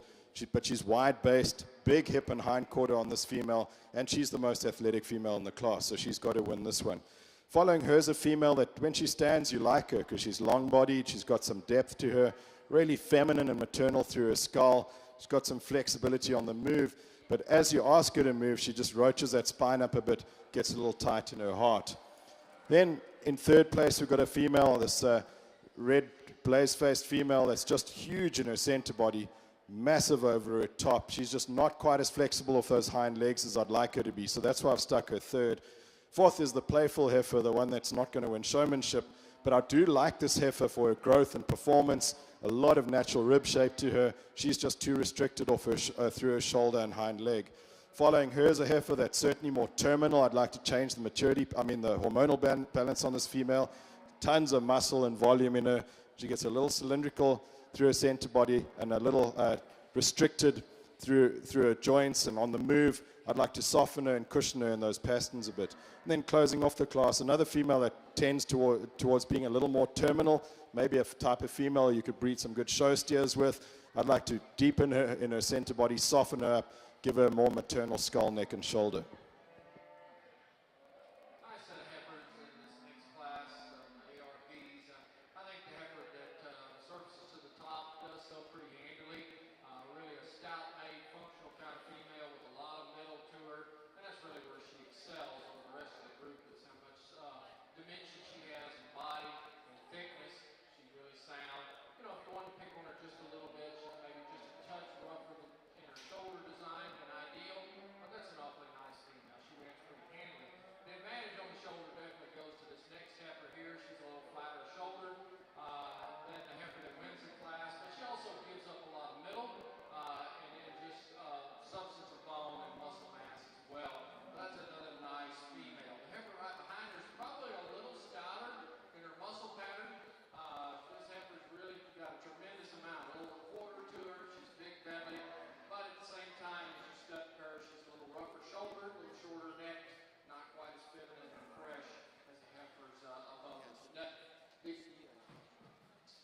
Nice Brahmin that comes in next in line, a female that you appreciate the depth and shape of rib that she has, and she's got some muscle thickness to her as well. Female that just not as much growth and performance as those heifers in front of her. The red bracket heifer is one that's certainly long body, long and extended in her neck. She wants to get a little bit funky out of her hind leg, get up under herself, and when she does that, she drops her pins and her tail hit. Also would like to open her up in her rib. Really attractive female here as far as extension and flatness of shoulder. She's one that I'd like to see a little more bone, a little more muscle, and open her up in the middle. And that's kind of the same thing that goes through these next three calves, that we wish that there were just a little more to them. They've got some femininity and they look like heifers. Just like to see a little more rib shape to them, a little more substance of bone, and overall muscle. Congratulations to these guys.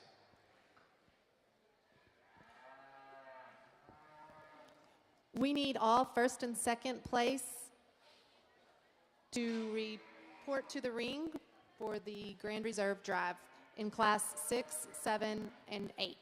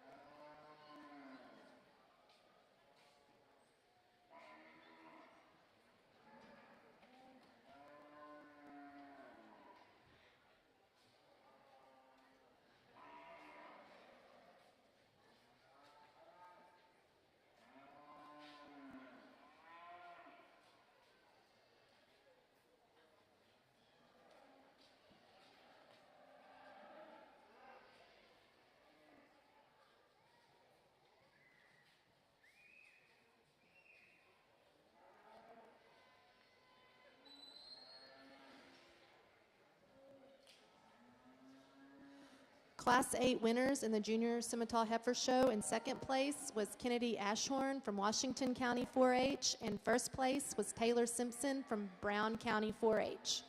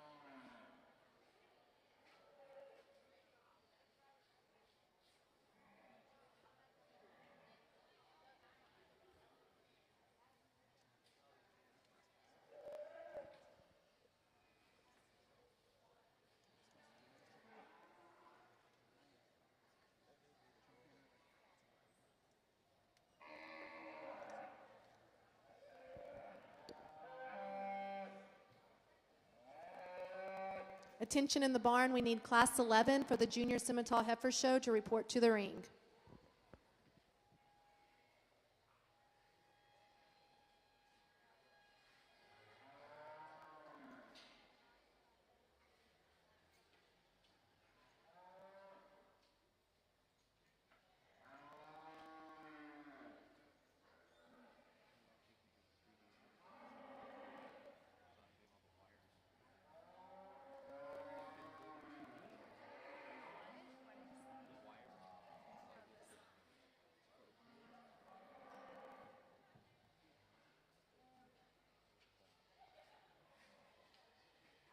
In Class 2 ARB, the class winner goes to Lane Van, and your second place goes to Cade Whitney.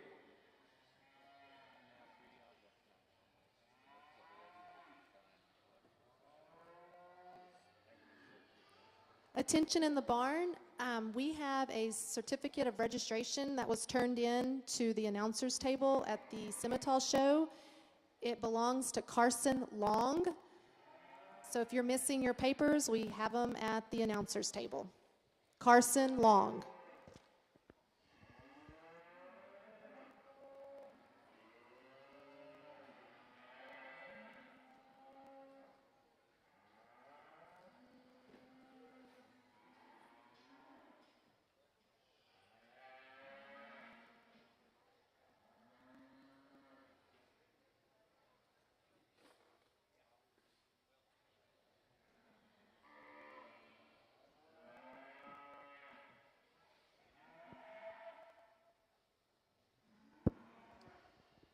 Division 2 of our Simmental show just kept bringing us more and more quality, and there's a lot of balance in these cattle too, and what balance means to me is that physiological balance and endocrinological balance, the glandular function's good, all the body parts are fitting together right.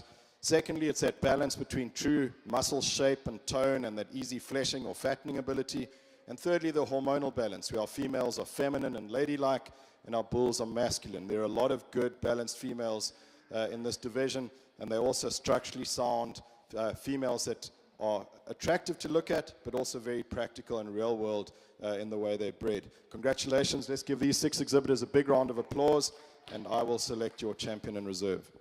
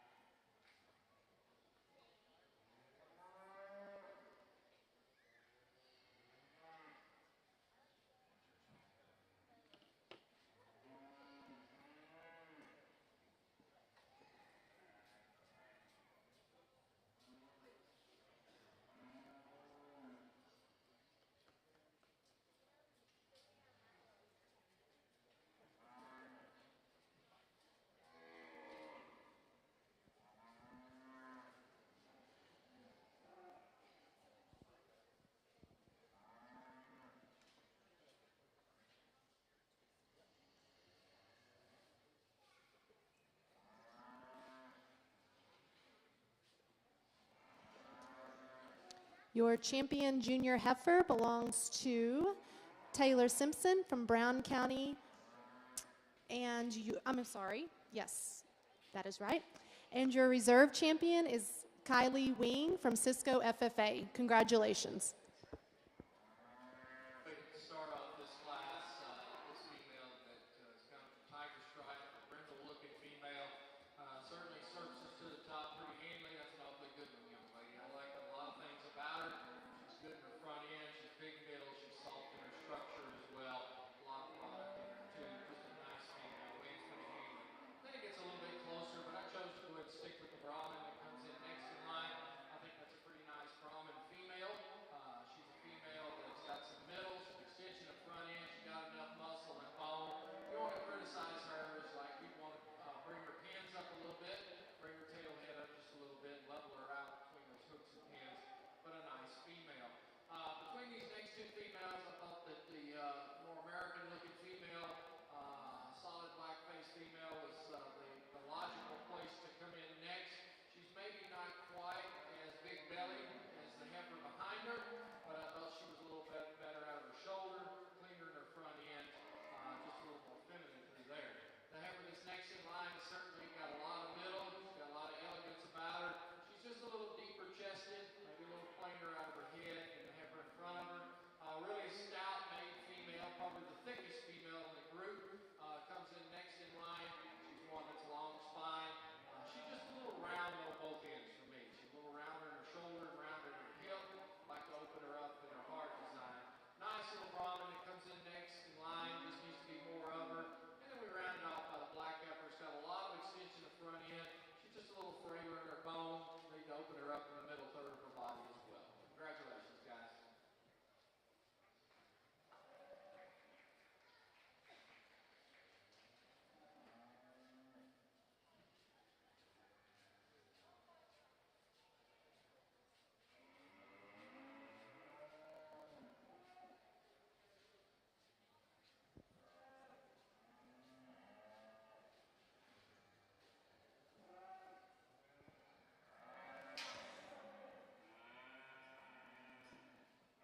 We need all champion and reserves to report to the show ring for the Simmental show.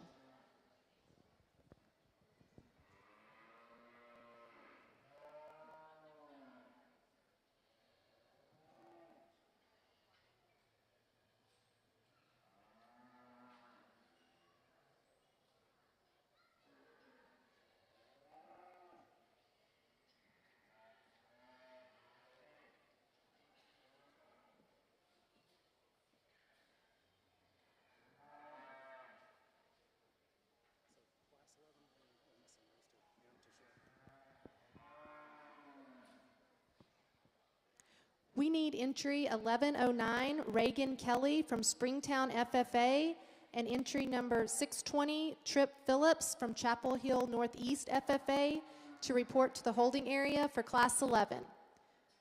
Reagan Kelly and Trip Phillips.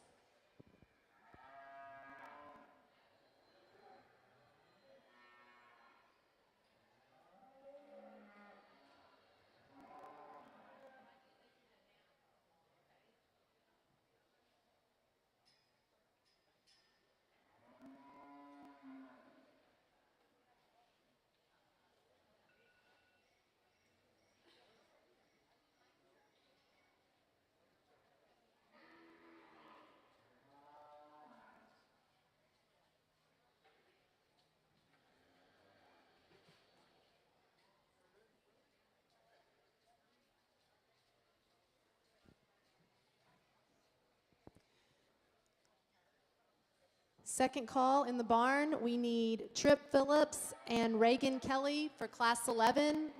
We are about to enter the ring.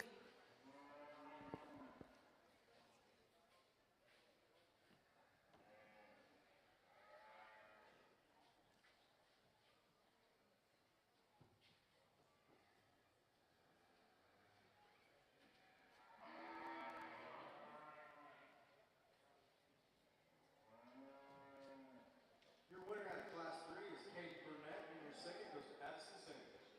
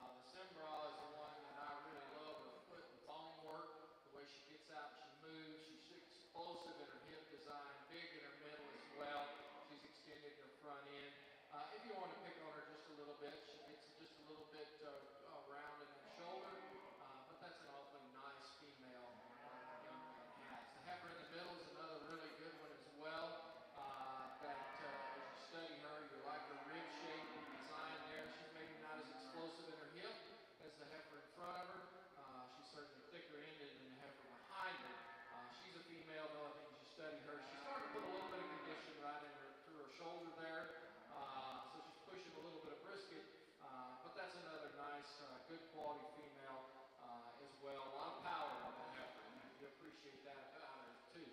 And then we rounded off Brindle heifer, and this is a heifer that in class I think she dominated pretty well. I think it gets a little closer when they get out here with this heifer. We really study her and study shape of rib. She's deep bodied, she's a little flatter rib, and just doesn't have quite the turn out of the rib, and a little flatter made in her quarter design. And I think as you begin to look at her, she's a little shorter in her neck and a little deeper in her chest there. And it kind of runs downhill just a little bit with it. But that's picking on another nice, good heifer. I guess where I'm at is there's three really good heifers. There's several different ways that somebody could go, and I wouldn't argue with you. I'm going to look at them one more time, and I'll pick your grand and reserve. But let's give these kids a big round of applause. Congratulations to them.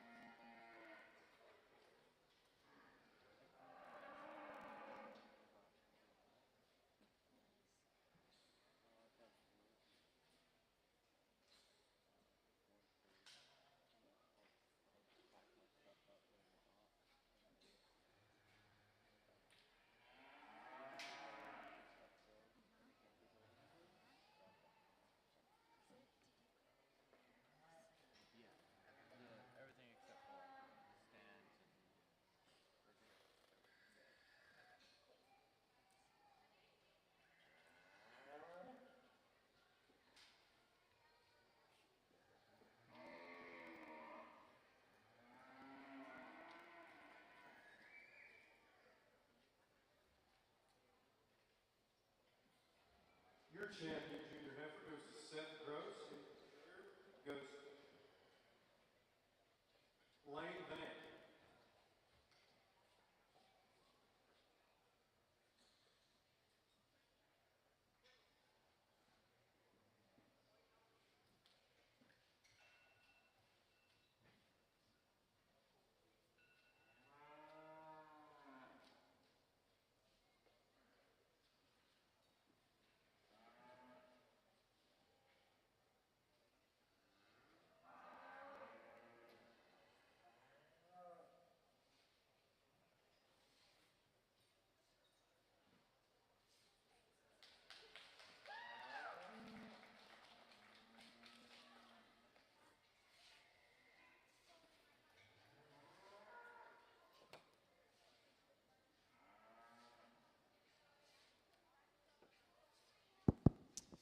This class of Simmental Heifers is also our senior division, so congratulations to our champion and reserve division. Let's give them a big round of applause. This is a competitive class and division. Our class winner is a big heifer, but she's a really, really good heifer. Similar to the Hereford and Angus show, I just gave a little geometry lesson because it's a school day to what happens when you extend a neck out at an inappropriate angle. And this heifer's neck is extended out at the perfect angle out of her shoulders. And because she's extended out at the perfect angle, she still has chest floor and a lot of heart girth and forerib to her. And that's the engine room. And behind that engine room is a huge rib cage, and she's deep in her flank. She's massive over her top, hip, and rump. Really good feet and legs on this female. She's base wide. She's got some chest floor to her. Nice maternal skull. Exceptional animal. Congratulations. I like our second place female a lot too. She's really maternal. She's well balanced. She's got enough top and muscle on her. She's deep enough sided. She's not quite as flexible and extended as she gets on the move as the female ahead of her. That's their separation point, but a really, really nice heifer. The third place female, her mass and her power and depth of body gets her into that position. The reason she can't get higher is she gets a little short and chunky necked and bold shouldered. If we could extend her out through her neck to fit the rest of her body, she's in competition to win the class. Then a female that's the moderate frame female in the class and also quite lean in the way she's presented. She's just so safe with no holes in her, so she needs to end up where she is. Very practical, functional, efficient, good female. Just needed more volume and capacity to compete. Then the baldy female, the panda-eyed female, here's a nice maternal skulled female, smooth shouldered. She's got some rib shape to her. I'd like to correct her in her rump and tail setting. Let that tail hang off at 90 degrees. Just correct her there, and she could stand higher. Similar story with our next heifer. He has a really deep-bodied, heavy-boned female. She's sound enough on those good feet and legs. I'd like to fix her up in her loin, tone her down in her tail head. And as we move down the class, it's just similar issues of cattle that get a little roached up in their spines, perhaps, and then a change of hormonal balance required as we get to the bottom of the class where the heifers get a little more masculine. Congratulations. Tremendous division and class.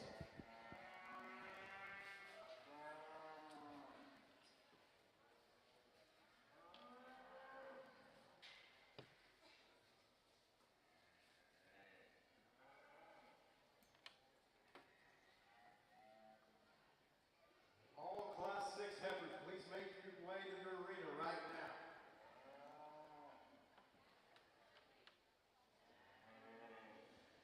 We need all Grand and Reserve division winners to report to the holding area for the Simmental show. And Class 11 results: in 5th place, Hartley Beatty from Floyd County 4-H. 4th place, Reagan Kelly from Springtown FFA. 3rd place, Kellen Rader from Montague County 4-H. 2nd place, Trip Phillips from Chapel Hill Northeast FFA. And your class winner is Brazos Kirkwood from Arion County 4-H.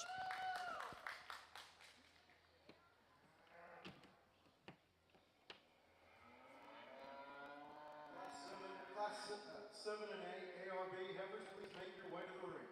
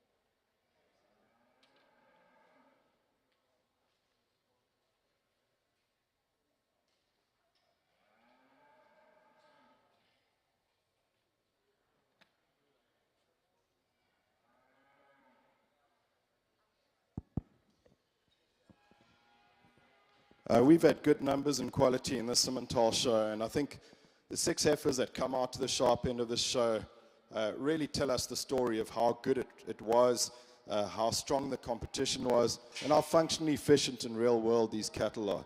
Let's put our hands together and congratulate these 6 Simmental exhibitors.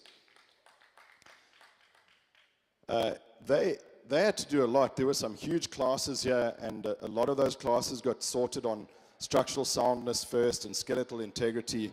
The cattle needed to be maternal. They needed to have some mass and muscle in them. They needed to be, I'm going to go pick your champion in reserve. I think these 2 females are peas in a pod and are really a good example of where this breed is and the value that it can add to the beef industry.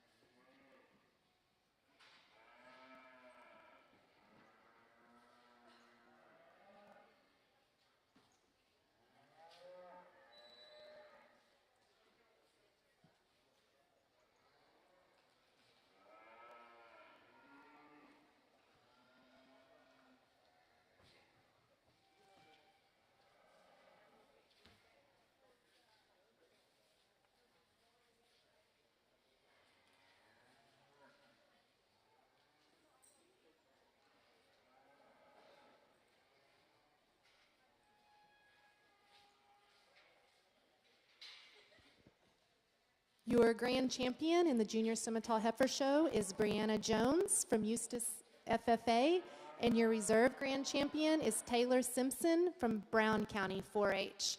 Congratulations to all participants, and we would like to give a big thank you to our judge, PJ Butler.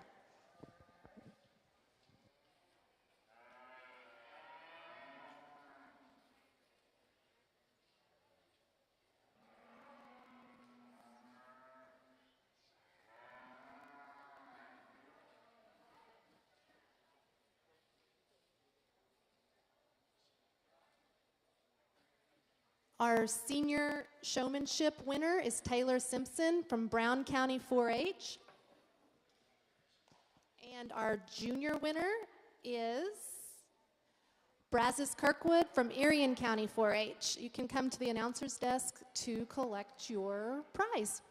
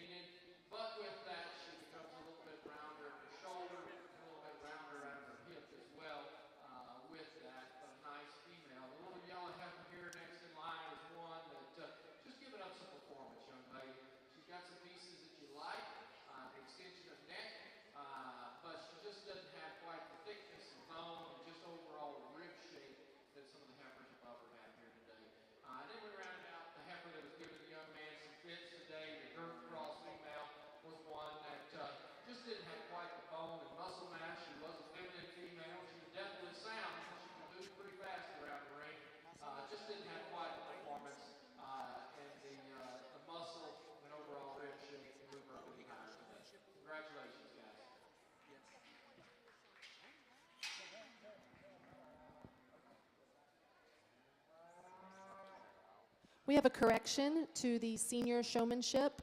The winner is Madison Mosley from Brown County 4-H.